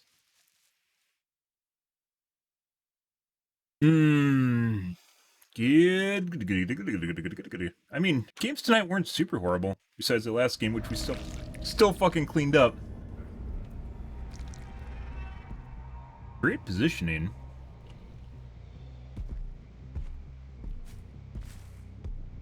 Might have spawned bus. We're not gonna go over there. Looper? Possible. Accident. There has to be multiple people here. Hey, buddy. Mine zombie! Hit her. Hit her. Not. What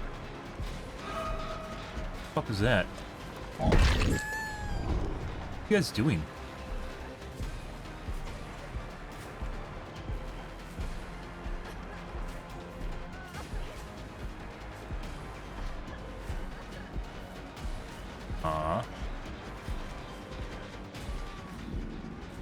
There's a lot of distance you just got right there for going through the side. Hey, buddy. Oh, she's down now.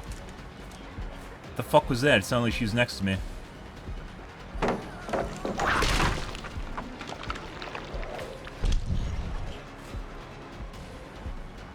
I thought she windowed me and she didn't.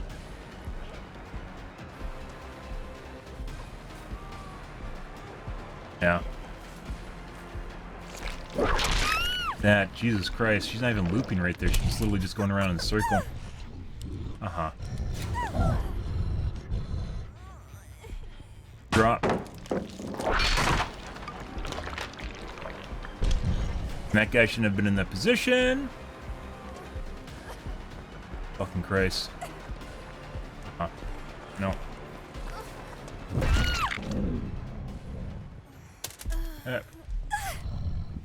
Wall again. Yeah. It hides hooks from you too, huh? Let's see. Oh, right there.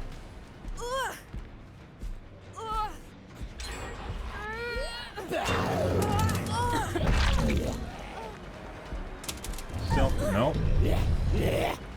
That's fucking weird. Looking weird, guys.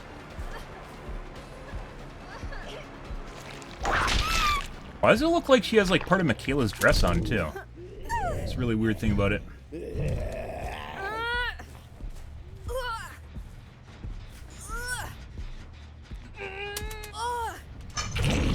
Hey White, good evening dude. We're gonna cam off for this game, guys.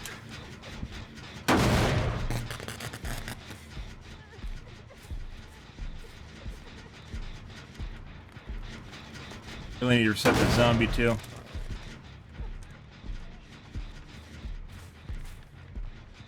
Probably when she's gonna get unhooked here.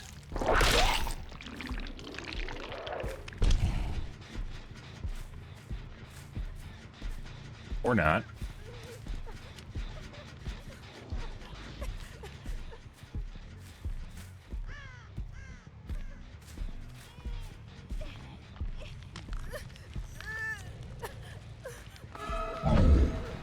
Okay. Why is my distance perception off tonight? Good question.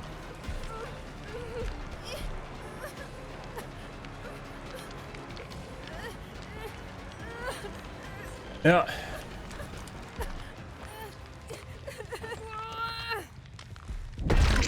That was a no pull. That's Ada's the one that was saving earlier too. She's definitely cheating. Free drop. Okay. Very weird.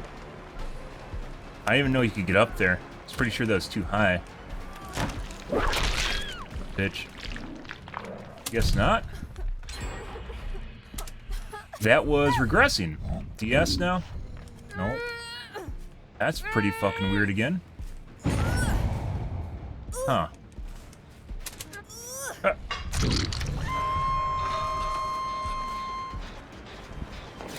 Oh no, not a blast mine. We're doing this beta, I'm not gonna leave. We're just gonna tap it again.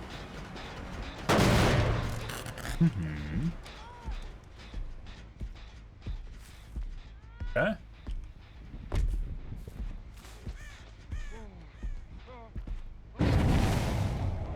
And WQ.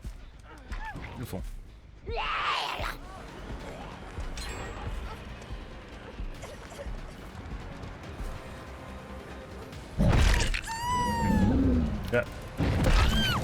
Yeah, that would pull on the Ada was perfectly timed.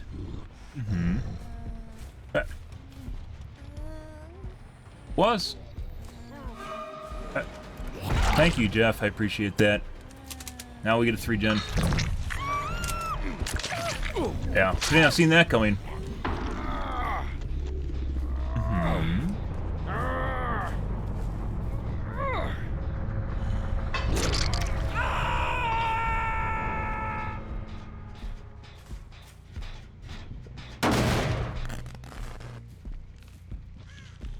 They're gonna be on just 2 gens right now. Probably on bus. We don't care about bus though. On hook. No. Oh. Okay. Fortunately, the hook is on the opposite side, so it doesn't really matter. Oh, no. Okay.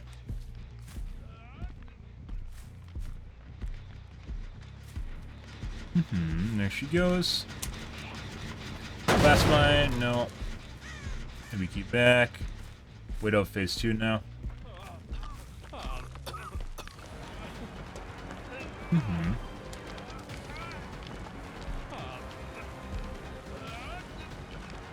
See if we can get him in the corner.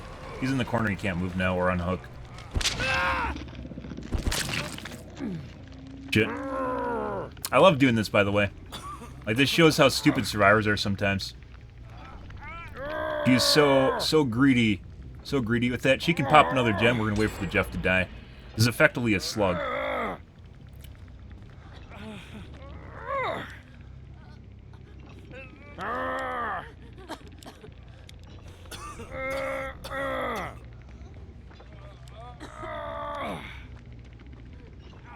Yeah. This Leon basically killed her.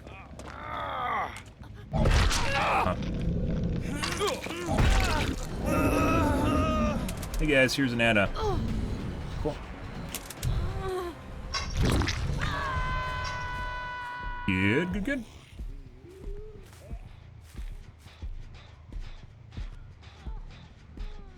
Come back. You just wanted to do the gen? Oh, where he went. We heard the Jeff in here, though.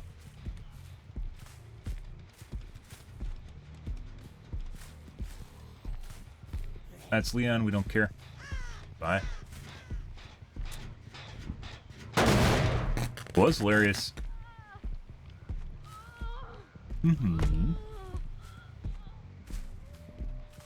How that is progress. Not much, though.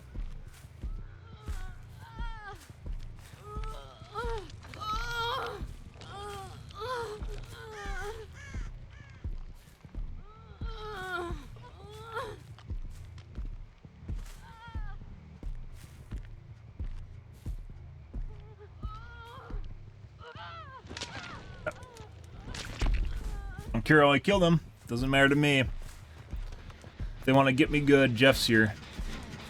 Yeah.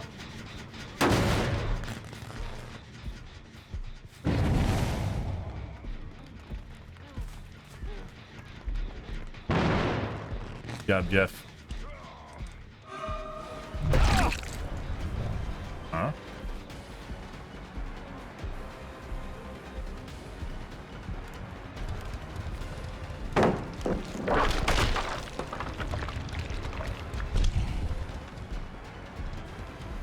It's a fucking distance.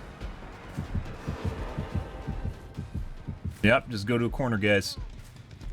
Pretty sure he's cheating. Dumb shit. Is that a styptic? Yeah, I've been a styptic. He's dead now.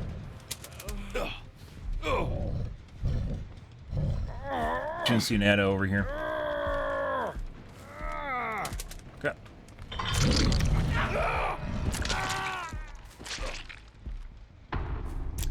Go over there as fast as we can. We don't have time for that zombie. I'd like to spend time there, but we don't have time to reset the zombie. It's broken right now.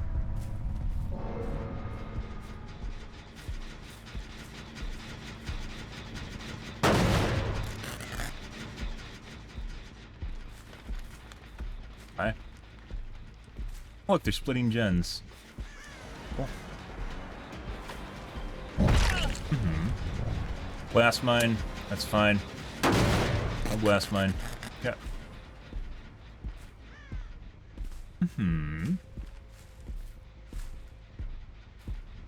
Yeah.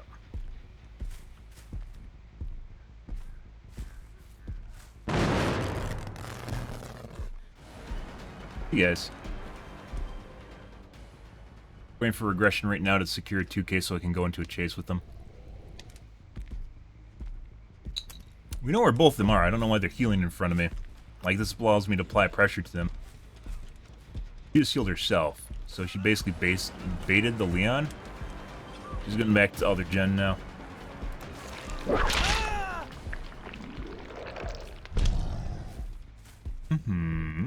Oh, yeah, the teabag got me good. Good teabag. By the way, they almost came back from what they fucked up at the hook there. They almost came back from that. Yeah. Marker on her. Gens are still regressing because she didn't have time to go over there.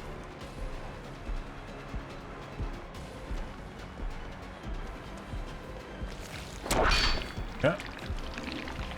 Tried to get a cheeky whip drag over the top there. Very fast. She's not even running straight lines because she doesn't need to. Yeah, she's definitely cheating. But we got that earlier. She was the one with the flashlight that she swapped off earlier.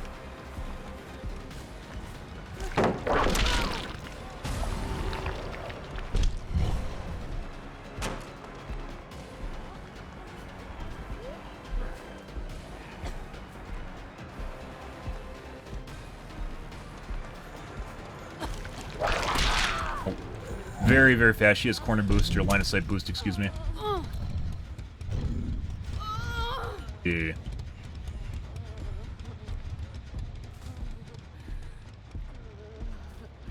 Doesn't matter, level 3. We've had people that, when cheaters are, you're playing against people that have, like, corner boost or line of sight boost, like, it doesn't even fucking matter. Because they'll move so fast behind stuff that you don't even get a chance to line stuff up. Like that corner right there, I have a chance to actually round to get on her.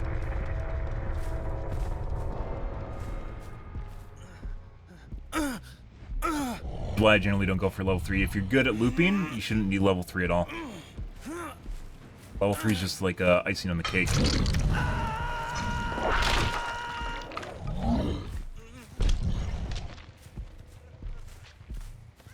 The Edda had we had double no pulls on her. We had guaranteed pulls in both times. Like, we perfectly timed it. Both times were immediately rejected, which no pull's a cheat, so. She has corner boost, or excuse me, line of sight boost. She teleport flashlights. That was her.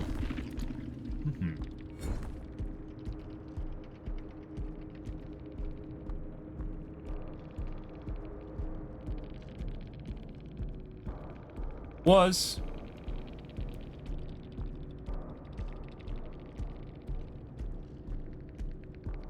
Ah, jeez.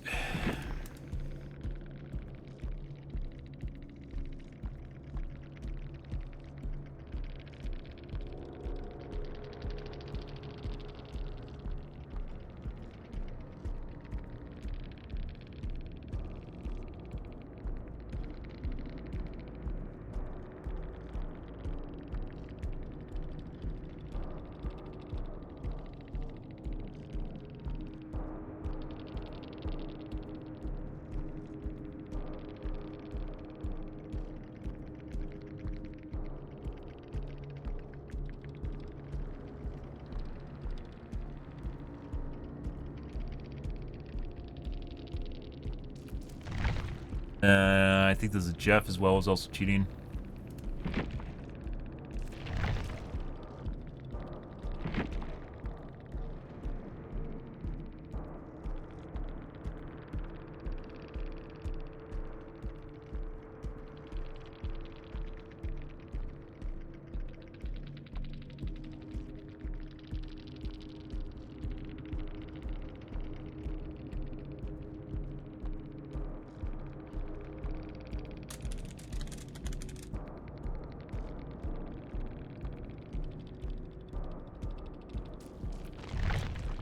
Wasn't until the end there when he was definitely trying to cruise out.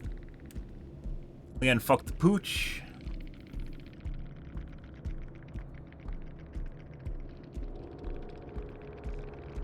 Yeah.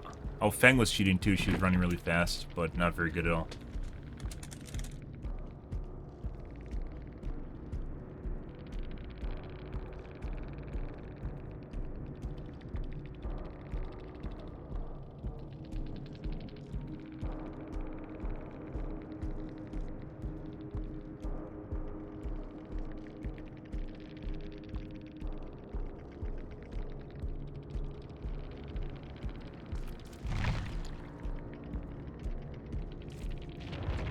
Last game.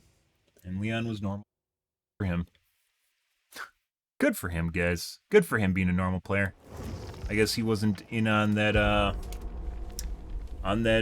globe lobby. Shame on him.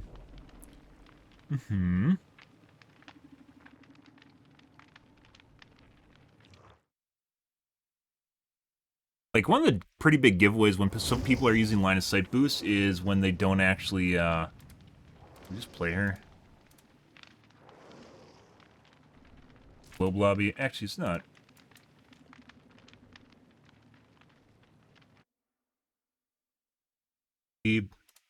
Private profile.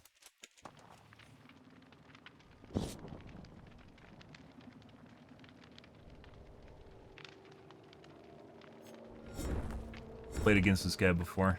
It's a globe. I can kind of, like, I remember who people are, even when they're globes, because they're prestige. Like, they wear similar skins. It's the same character, very close to the same prestige. Because there aren't many people that are 50 plus, as it turns out. Weird, huh?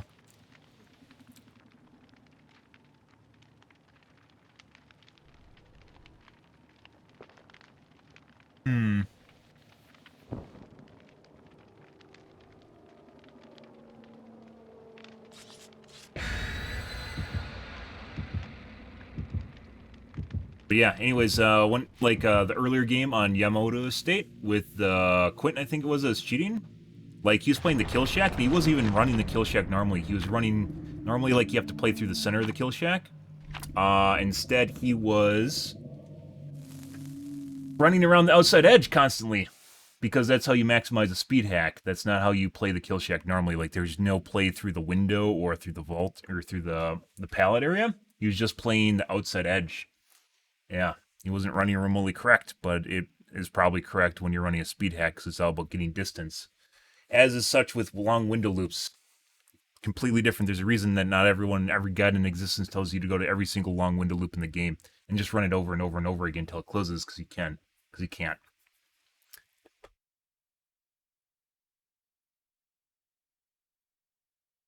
More advanced cheaters know that. They always go for that long window loop. The new corner boost, that's the corner boost thing, or not corner boost, line of sight boost is something that's definitely relatively new, like maybe 2 months, basically about the same time the the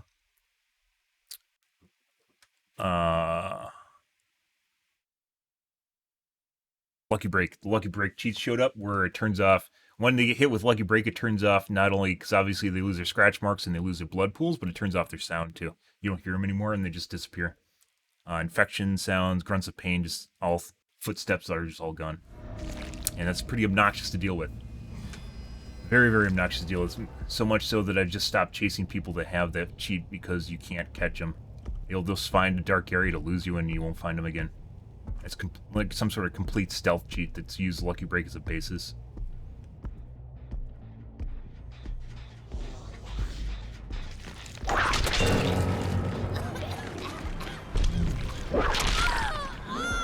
Good, Rebecca. I think there's another guy in there, but we already got an advantage, so we're going to go after her. Free drop. Okay.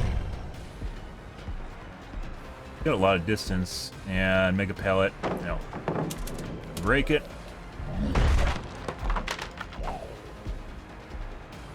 The pre-drop here. No, a lot of distance again. Shit player, but cheating possibly? Yeah.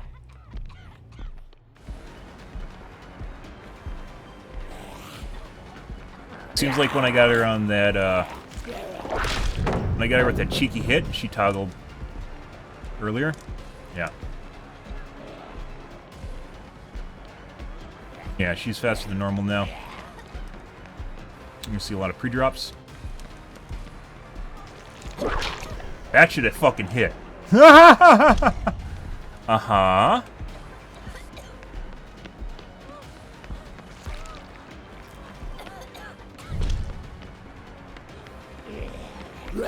Yeah, you're a dumb bitch. Played that way too much and she's too stupid to notice the zombie until it was right on top of her. Good. Good, guys. Good. And there's a guy that keeps running around me right now, too. So Rebecca's cheating. We're going to cam off here, guys. We had a guy shadowing us the entire game, too. Aw.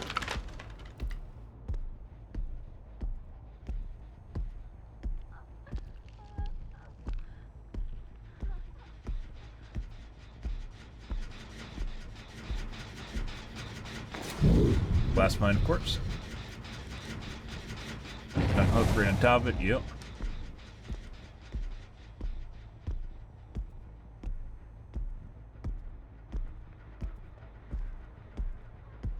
Cheat lobby, we really need to get another person for whip. This is going to take a lot of time. Thank you.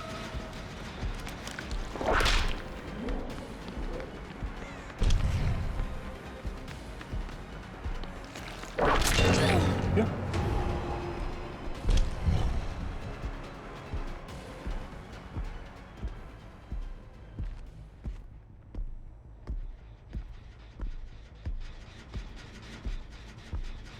Oh, there she is. So it's probably going to be a 1 to 2K, guys. Once again, it's a cheat lobby. Yeah, they're just going to run long window loops once again. We just talked about this. So Rebecca's definitely cheating. Toggled on her cheats after the cheeky hit at the beginning where she completely fucked the pooch. And she realized she couldn't actually play against me. Yeah.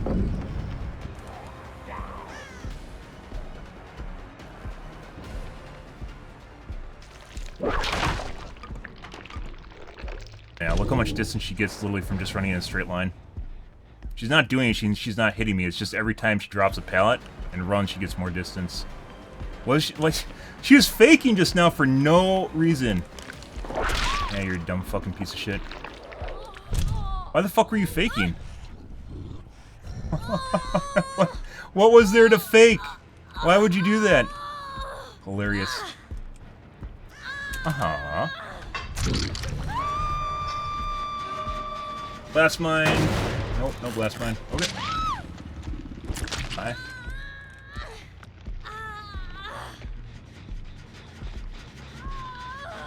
Eh, well, we're gonna wait it out.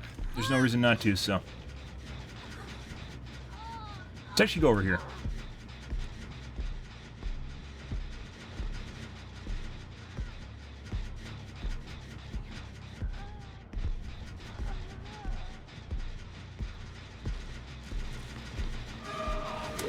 Yep. That one coming, and there's unhooked literally right on top of us, guys. Oh. Escort already. Wow, look how big she is. Guess to escort me now, that's what we want.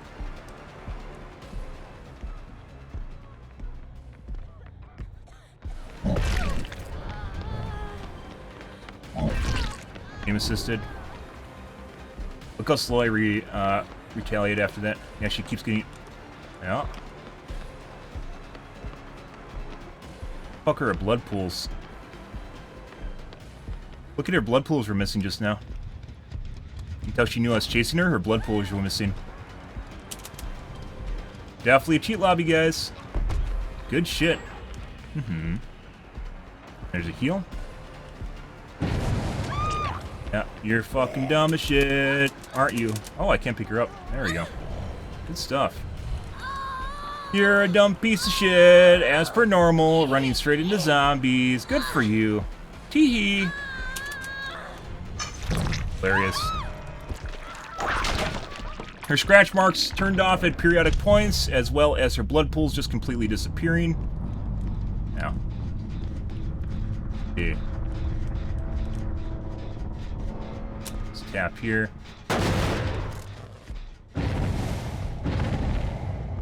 Oh, we aren't going over there. That's intentional.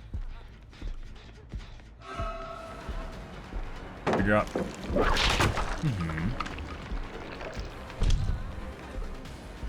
Nice cheats, Rebecca. Even while cheating, you still couldn't fucking get me. There we go. That's normal. But it looks like we found someone that isn't cheating. Cool. We'll see. Maybe she'll toggle like her friend did after getting pissy. Like to take a protection hit? No. Must be leg? Yeah. Definitely leg. We unhook behind us. Yep, immediate. We're gonna force her to escort if we can. She's running at the same speed as Zarina is, by the way. She's running into the back of Zarina, who has BBT right now. Nice cheats, guys. Good stuff. To know her, she knows exactly where I am in the loop. Yeah. So she might have toggled too. Look at this. This is a speed hack again, guys. So Zarina knows she was getting focused. She knew she was getting focused, so then she toggled on. Good shit.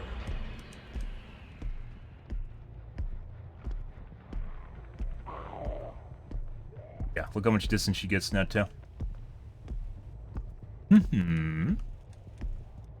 Same shit. They just run long loops, and this game basically has a lot of long window loops, which are the pallets. Because you have to break a lot of these pallets because they're god pallets, right? Jen has a lot of progress too. Yep. Look how much distance she gets. It's like she gets distance for dropping pallets and vaulting, but it's not lithe, obviously. She's gonna go to the same pallet from before. I make it though. Yeah, see, you shouldn't be able to do this if she's legit. Yeah. Yeah, you're a stupid piece of shit. Yeah, if this is a normal player, you wouldn't be able to round that at all. Like, there's no way that they can actually do that. She's trying to go to a dead corner right now. That's a BHVR bug, by the way. Let's see. Do we have a chance at the top gen? Doesn't look like it. We gotta go to the basement.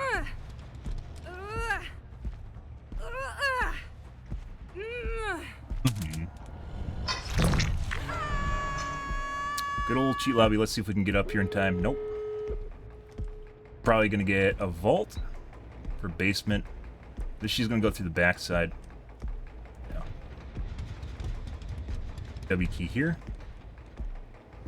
Unless these guys are dumb. Might be. Yeah. I overthought it. They're too stupid. Fortunately. So, it's probably gonna be a 2K.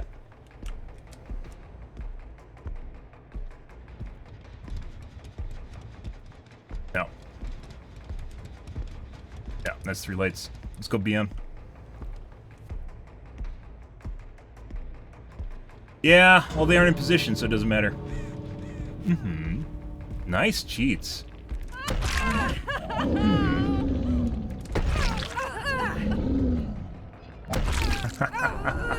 Oh, I love me a cheat lobby. You can see when their ego gets butthurt and they toggle on. Yeah, both happened to the Zarina and also the Rebecca. Exactly the same time. It was 100% a full cheat lobby too. So, that's the way it goes. And they're too stupid to actually perform a safe rescue. Because they aren't actually good players.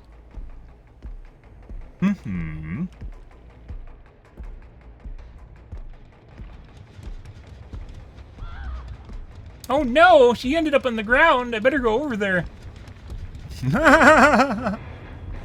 I'll take a time.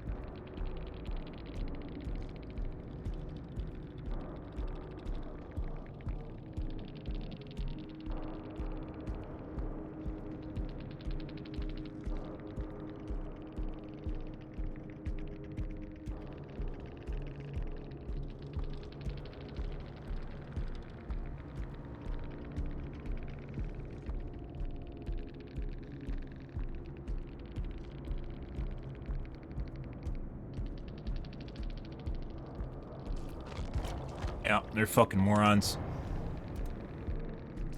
Good stuff, guys.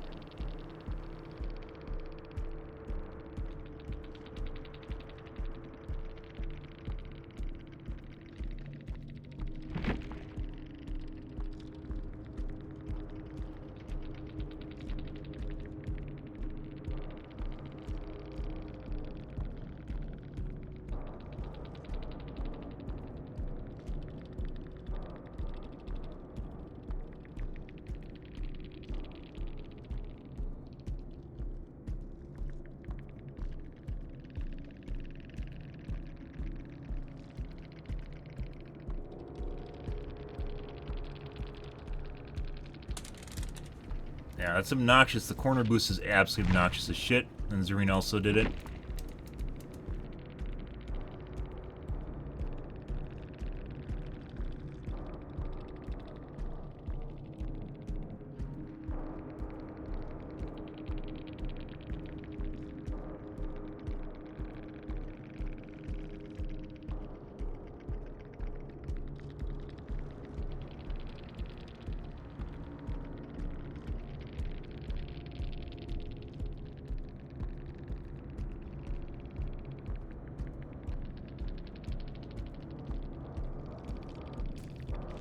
Very, very fast. And then with the Ada with the blast mine, but we didn't really go into chase with her at all. Bad matters is to make them do stupid shit. Or just to fuck around with them. It doesn't really matter at the end of the game. No. That was a complete pre-made, by the way. Those guys all showed up at exactly the same moment Oh, who was running just as fast as the other guy? That was a report, too. I think it was one of the Adas. Let's see if we can figure out who it was. I was running just... Was it Rebecca or the Zarina?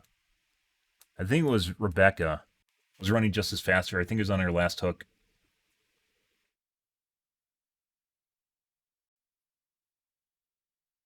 What?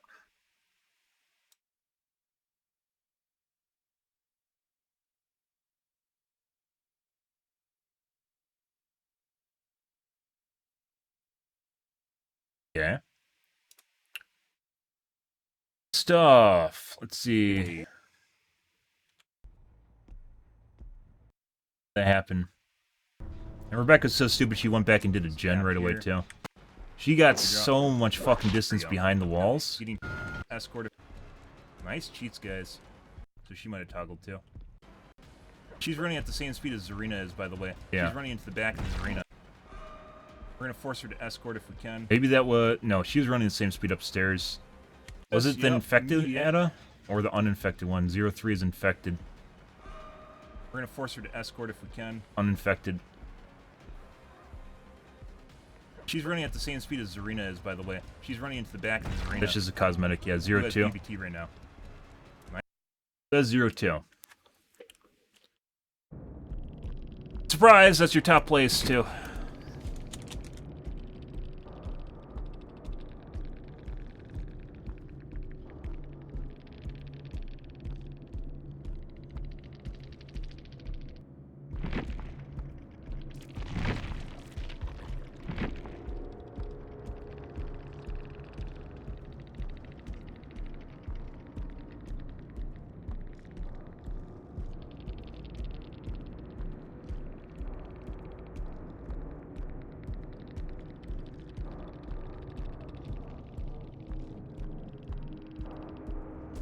Yep. And 03, I don't know. Like, we didn't get into a chase with all these guys because we spent so much time on the Rebecca. 2K still a tie, I'll take it, guys, with the cheat lobby. So, it works for me. Those guys played things right. The guy upstairs should have dropped for the dungeon to unhook behind me. But they didn't. As oftentimes, guys, with cheaters, they aren't necessarily good at the game. They just run cheats, so. That's the way she goes.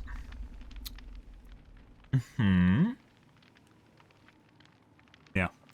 That giveaway there is the Ada running at the same speed as the Zarina after unhook. That's a pretty good one. That's a pretty good one. That's just one of my favorite ways of figuring out if people are speed hacking, by the way, is two different things. One, if they're running faster you after an unhook, that means that they are Their speed hack does not cap their speed, and as such, they're running faster than 115%. It's very easy to notice when a survivor is running faster than you or just as fast as you, because the distance doesn't change, or the distance increases compared to closing the distance, which is variable, right? Depends on how fast you're closing it. The only exception being, I believe, is Guardian, which gives an additional 7% speed when people unhook, but almost no one, that's an incredibly rare perk, almost no one runs Guardian. So if they're running faster than you after an unhook, that means they're cheating, and they are using a bad speed hack, so yeah. But in order to judge that, you have to be relatively close to them and have line of sight. And usually I don't for the first 10 seconds, especially if I'm proxy camping. The other one is when you see a survivor running just as fast as the guy with BBT. And that Zarina just got unhooked behind us after we got popped when we were sitting on the gen with Blast Mine. Got unhooked right behind us, and she was running the same exact speed as the Zarina was. Yeah. Good for her. Good for her. And then when she dropped, she was running, I don't know if she had balance landing, she was running into the back of Zarina. So she was actually running faster than Zarina was after her speed hack wore off, or after her BBT wore off. Which you could immediately tell in the doorway where she was running into the back of her. Yeah. You can't make this shit up, guys. Like, you can actually make up rules and mechanics that happen in the game because your game knowledge is so good, and then use it as a basis for figuring out if people are cheating or not. That's pretty incredible.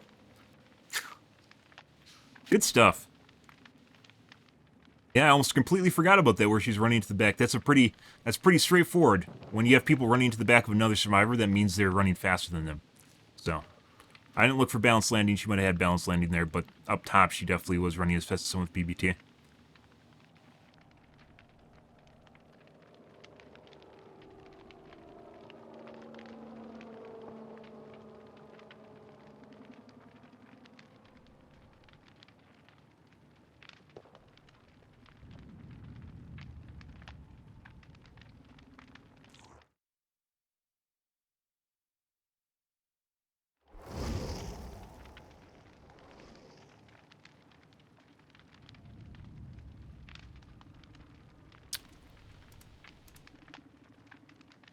Globes.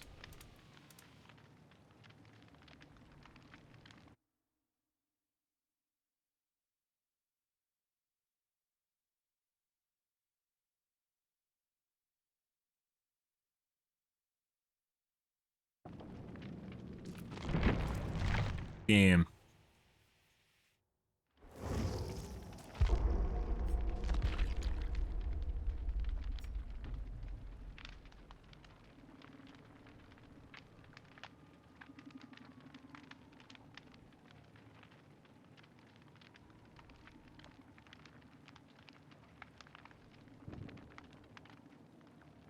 Yeah, it is, if you didn't know. I didn't know right away first, but every 1,000 hours in the game gives you 1% speed as a survivor. It's a true story. So when you're at 10,000 hours, you have an additional 10% speed. Yeah, it's in the wiki. Just look it up, guys.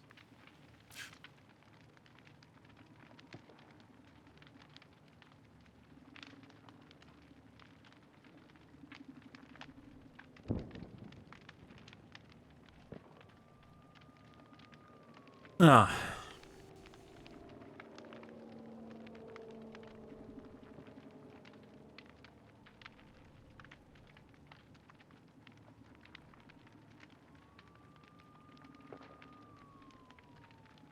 Ah, the wishing stuff. It's like Mario Kart, where you drive behind a cart for long enough and you get a speed boost from the tailing. It's true. It happens in Dead by Daylight too. That's what happened with the Ada just now. You guys saw it. You literally saw it where she ran into the back of the Zarina. So, you can't make this shit up, right?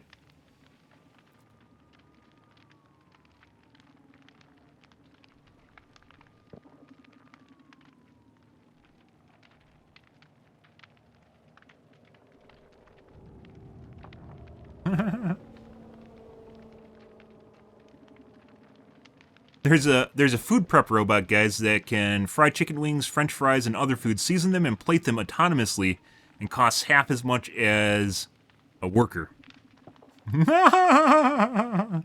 Yep.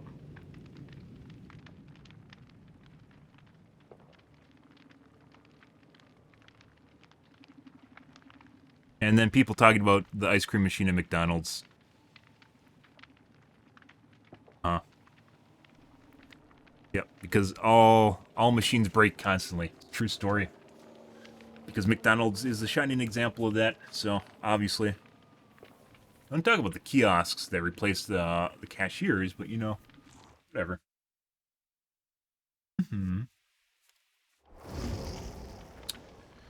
Alrighty, guys. What do we got here in our late games? Okay. 3 globes again? It's almost like they know that I dodge 4 globe lobbies now.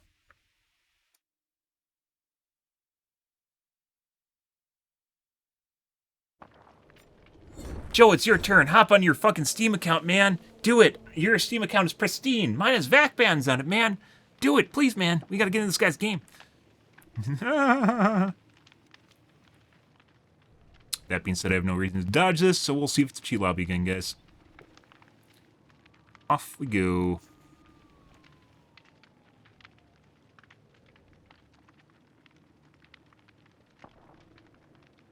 I don't know what I want for dinner. I don't know what I have for dinner, actually.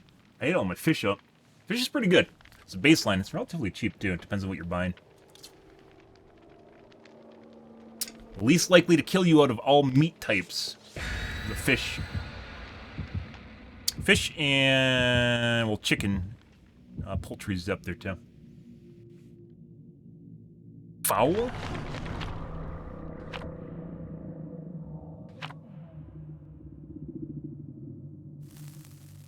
Dude, you can't live off instant noodles. Instant noodles have so much sodium in it. I remember back when I was in college and I ate them a lot.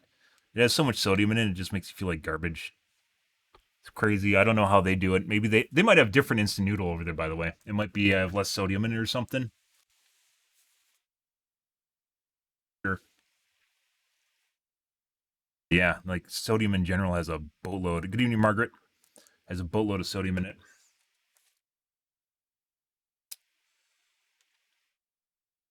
I like noodles, by the way. I love ramen. I love instant noodles, but it's just, especially Nongshim Black. Ooh, it has just the right amount of spice just to tickle your taste buds and just like set your mouth on fire, but it's like a warm fire at the same time. Good stuff. Quicksilver rich fish. What? No. It's just like I think it's not anything fancy. It's not cod. It might be cod. Name for it. It tastes alright too. And I put it in the air fryer. It's pretty good. Grown in storehouse. Only in U.S. I mean, there's a lot of places where they use a lot of salt. It's not just the U.S. Breaker cuck door.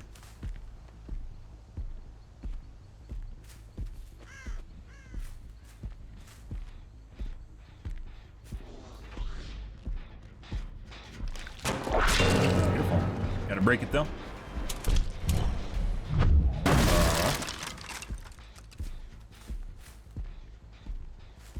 Fuck did she just go? Okay, that's weird.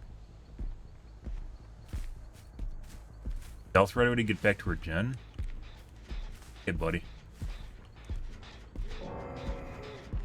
What? Alright, Fang.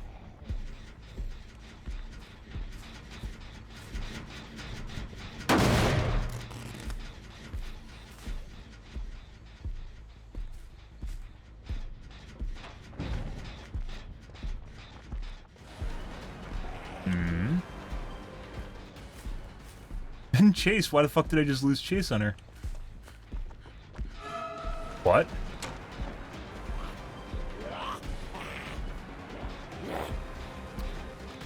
We're gonna do long window loops here? Yeah. Okay.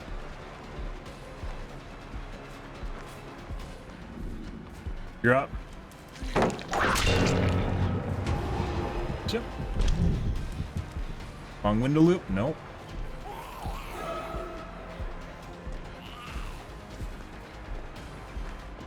Doing.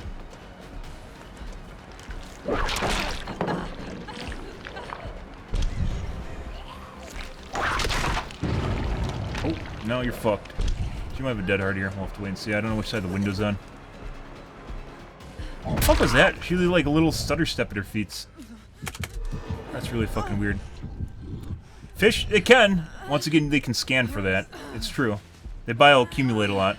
But you can 100%, you can literally not scan, but you can test your food for that, so it isn't contaminated.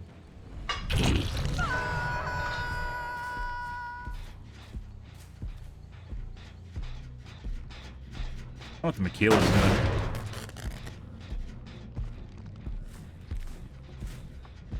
Hey, buddy. That wasn't Michaela. That was... Yeah? And then she didn't even fucking play that right. The fuck was that? Good job. She might have a dead heart. We're gonna double back.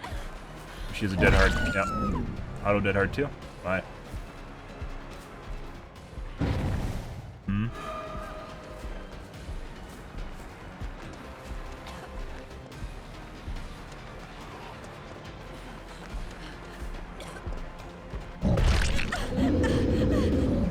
Yes, now if she has it. Go to this guy's gen. You're playing so heartless. They have a DC. Yeah, not the way the games are going tonight. It does make me wonder sometimes if they have people DC as a way of just putting on a handicap. So, yeah, there's no indication the thing should disconnect in any way, shape, or form. And I'm not going to give them leeway just so they can fuck me in the face. Guy's way over there. Flashlight guy, flashlight fucker. Bye, Shiva. Probably ran away from me. What the fuck is with this Michaela, guys? There's no scratch marks here. She didn't go around the side of me. We didn't see any scratch marks on the side of the building. She had to have went that way, and the zombies even pointed that way. Is it Michaela's cheating? Like, it's not Lucky Break, because she didn't take a health state. I just saw a foot. I did.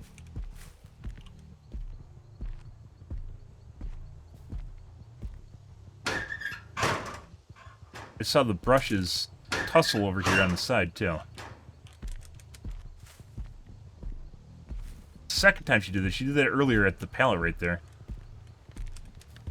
Where'd this guy's gen?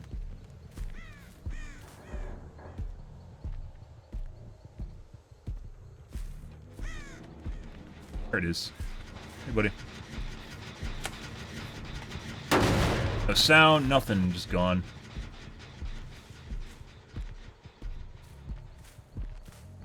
Save the Michaela for a 4-minute chase at the end then. One of the good things, though, about the line of sight, the covert cheats right now, not subtle cheating, covert cheats, is it seems like they can't loop worth shit, though, so. Michaela's obviously there.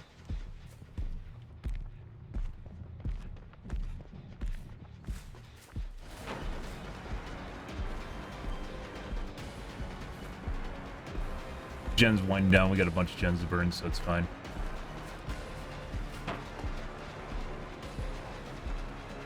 Free is the winner.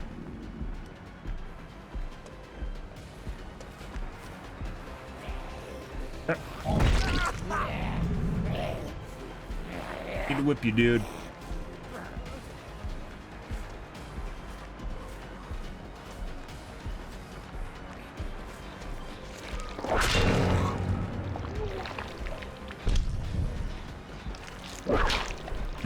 Okay.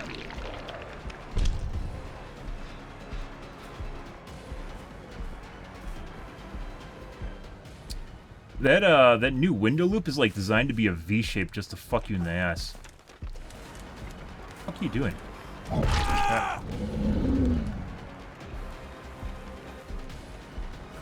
Not a fan. BHVR knows that though. Got a W key. Uh-huh.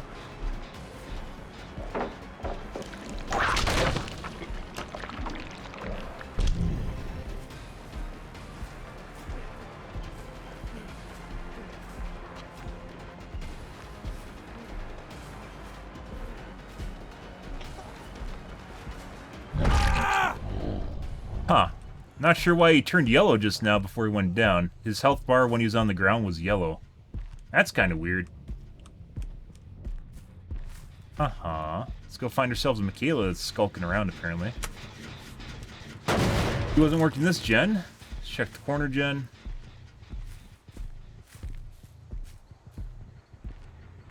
There she is. She picked up the other guy now and made no appearance in front of me. Yep. Very certain Michaela's cheating, and I think we're gonna just heal them.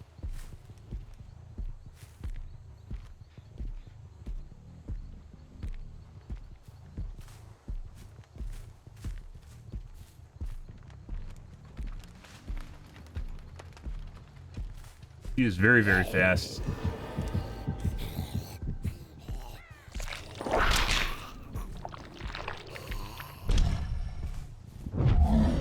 Yeah.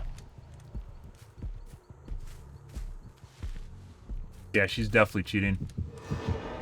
Michaela went from over here to over there and just healed. Yeah. So this is 100% a cheater. She's teleporting around. Nice fucking teleports, dude. Like, that wasn't even subtle. I think she's too stupid to realize that it actually gives me an indicator when it goes off. There's no way she could have went from over there to over there. So. I think we're just going to kill the ace, and then we're going to play hatch out. Because there's no way we're going to deal with that. That's like rage cheating right there. There's no way we can deal with it. She's turning off her scratch marks and teleporting and shit. So.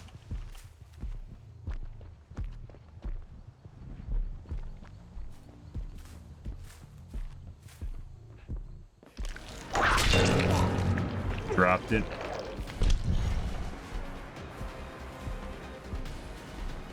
So I don't normally play for 3Ks, but we're going to do it in this case.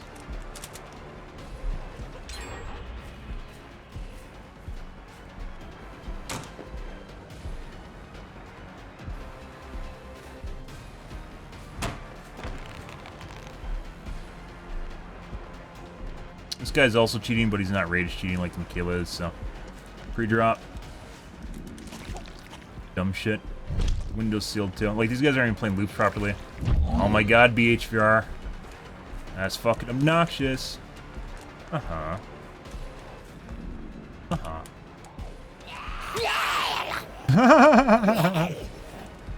Uh-huh. Still sealed. You should have pre-dropped that. No.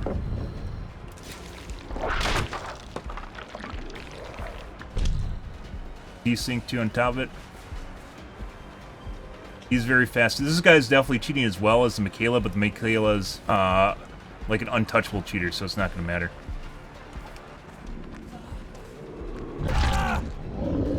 We're going to hook him. Alright, do we have KD too? Let's go KD. Since we have the option of ending this game, we're going to do it. We're going to kill him too, so.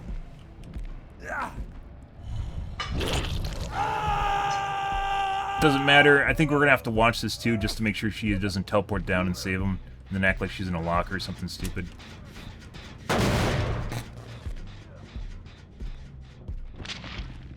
Yeah, that was a desync pellet too. Let's leave and go to the kill shack. This just comes down to RNG for hatch, so.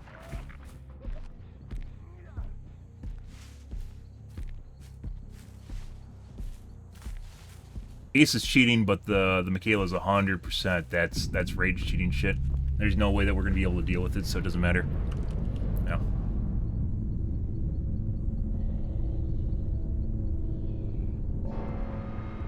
And I'm sure she's gonna get hatched. That's just the way she goes. So over there, let's go this way.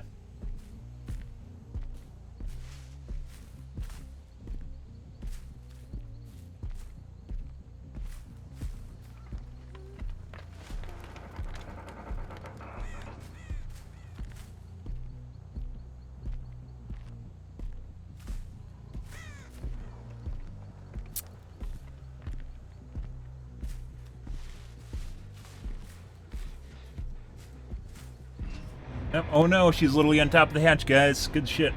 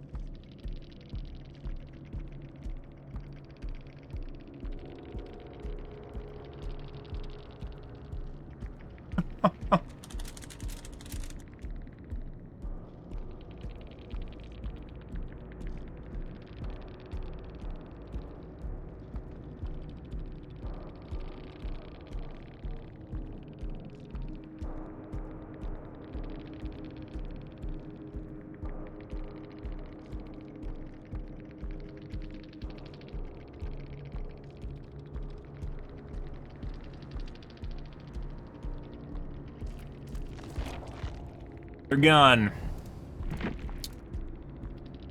2-man cheat group. Player turns off scratch marks. Teleports across map from known locations. Used vaccine. Knew she was across the map. Off sound. Blood pools.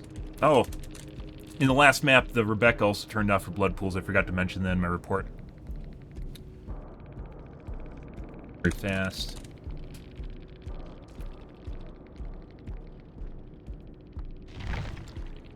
And Fang might have DC'd because this guy was cheating.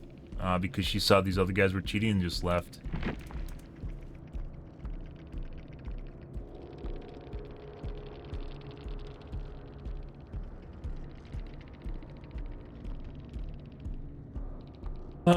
Around 100%.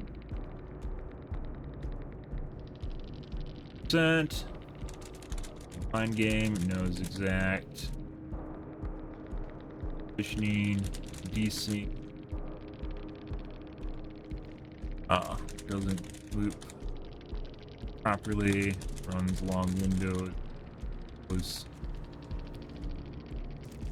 Okay. Eva.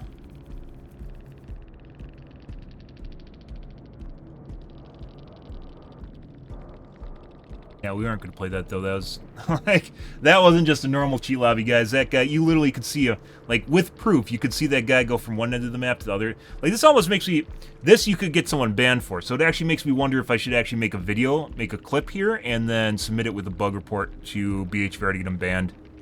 Because you could, she was literally at one side of the map, and then she was at the other side of the map using vaccine. And they were worlds apart in terms of distance. There's no way she could have gone from one side to the other side, especially with no scratch marks. Which you could allude to it, but she literally was all the way across the map. So, yeah. I don't know if I want to take time to do that. Normally I don't do shit like that, but that's pretty much guaranteed. This isn't like subjective reporting where you're like, This is more like rage cheating, where we knew where she was at one point in the map, and then we knew where she was on the other side of the map, and there's no way she could cover that distance in that amount of time. So, this guy is more than likely cheating. Old Hunter Z. Who's the ace, too? Ah, the Judas. Okay.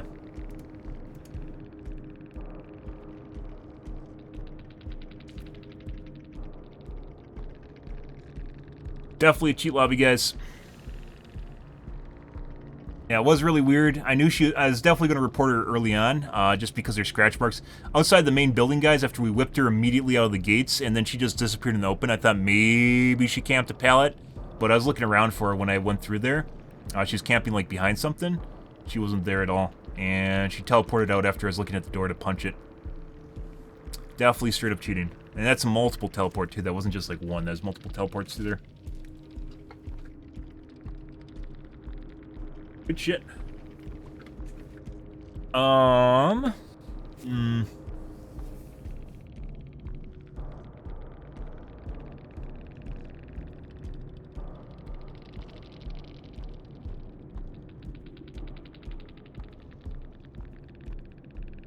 Oh no, she had hyper focus. That's why she was doing like fucking random gens too. Like she wasn't. So what my guess of what was going to happen there, guys, if I played that a little longer, was they were going to try to get like 4 gens or 5 gens primed, so they could pop them all at once and basically end the game with 2 people and make a YouTube video out of it or some stupid shit like that.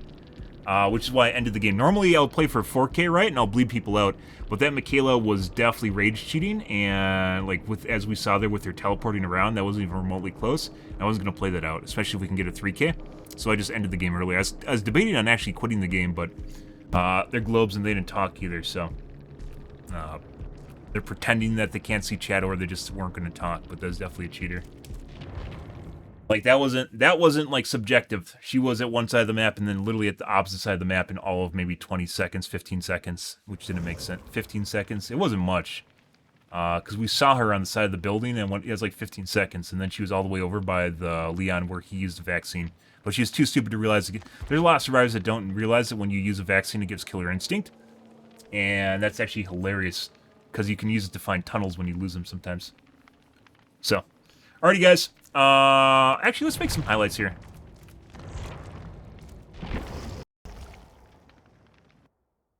Let's see.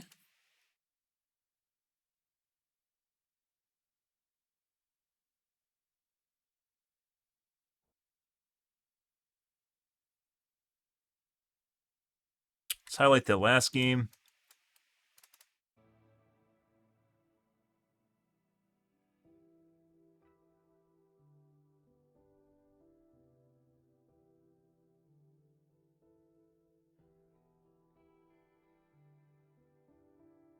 Not. It was just a cheater lobby.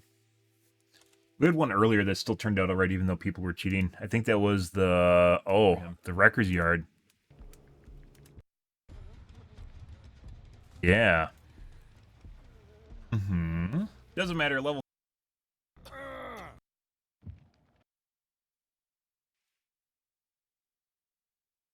Good. Games tonight weren't super horrible. Besides the last game, which we still fucking cleaned up. And then we ran into more. Great positioning.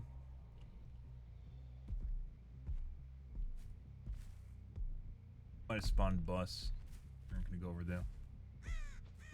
Looper? Possible. Accident. There has to be multiple people here. Hey, buddy. It's me. She did that. Jesus. Huh. It hides hooks from you too, huh? Let's see. Oh, right there.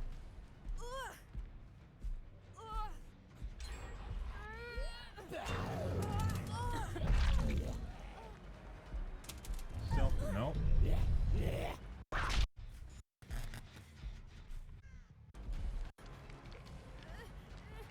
That's the one I was saving earlier too. Oh, this is where we trapped him at the barrels too. Drop. Okay. Very weird. I didn't even know you could get up there. I was pretty sure that was too high. Bitch. Guess not. That was. I think one time you. Yes, oh no. No. I think at one time you couldn't vault the opposite direction. Maybe I'm wrong about that. Huh. Tap it again. On the Ada was perfectly timed. On her. Gens are still regressing because she didn't have time to go over there. For the top shooting. None of these guys, like, none of these people are talking tonight. I think Leon talked. Jeff as well is also cheating. Very good. Last game. And Leon was normal for him. Good for him, guys. Good for him being a normal player. I guess he wasn't in on that, globe lobby. Shame on him.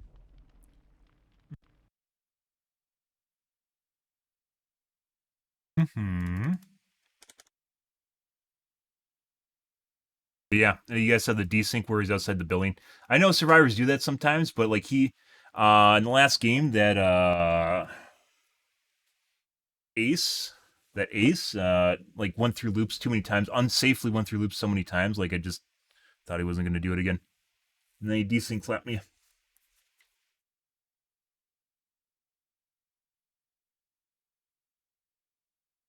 Oh.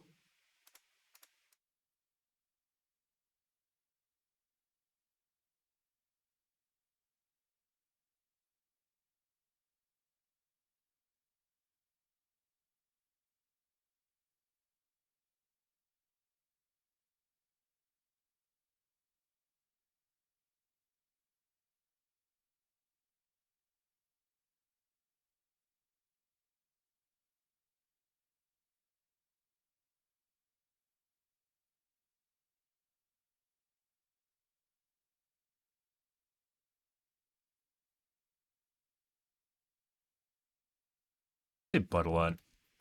But good stuff. Okay. Works for me, guys. Alrighty. I think we're going to call things here tonight, guys. Obviously, we had some relatively decent games, and then we had a lot of cheat lobbies later on in the evening. Early on, we're running into a bunch of squads that were sus as shit. At the end, we just ran into people that were cheating, but looked normal. So, yeah. Lots of cheat squads tonight, guys. As last night, we had a lot of cheat squads last night, too. But alrighty, guys, I'm out here for this evening, guys. If you're new to the stream, you enjoyed the bullshit, you enjoyed the fun, you enjoyed the cheaters getting 4K, make sure to follow on the top right-hand corner. You stream every day from evening to late night, GMT-6, so 8 to 9 p.m. Central Standard Time to 1 to 2 a.m., give or take. Depends on what's going on in my life, what's happening, etc., guys. I'm out here for this evening, guys. Thanks for watching my stream as always, and I hope you guys have a wonderful evening. Have a good day, guys.